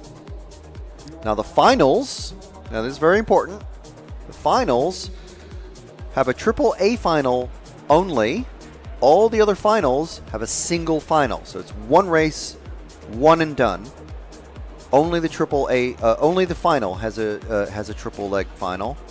So the A1 will kick off at 3:20, A2 at 4:20, and the A3 at 5:40. Although it will be probably much later than that, to be honest, because the final race always runs a bit later. A2 will probably start a little bit later as well, because that's when we have the driver introductions, I believe.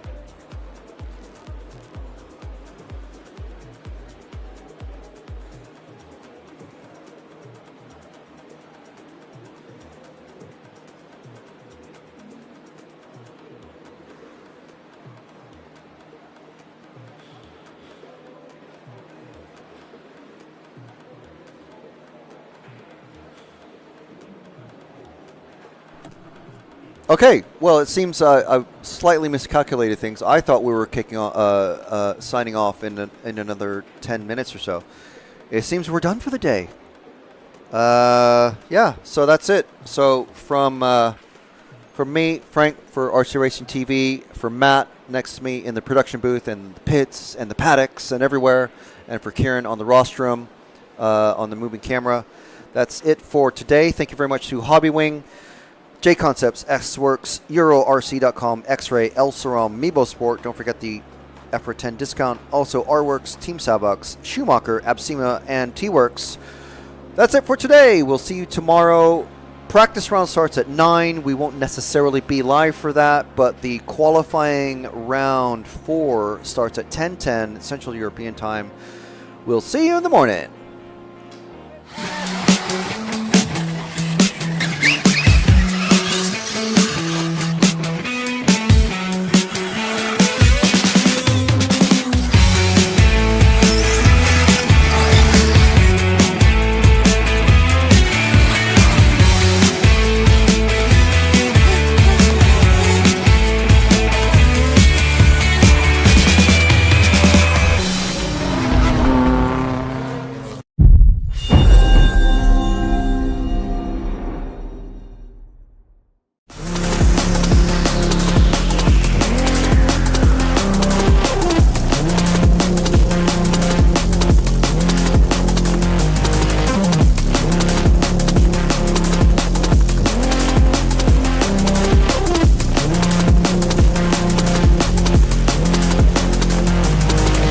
one going to Orlowski.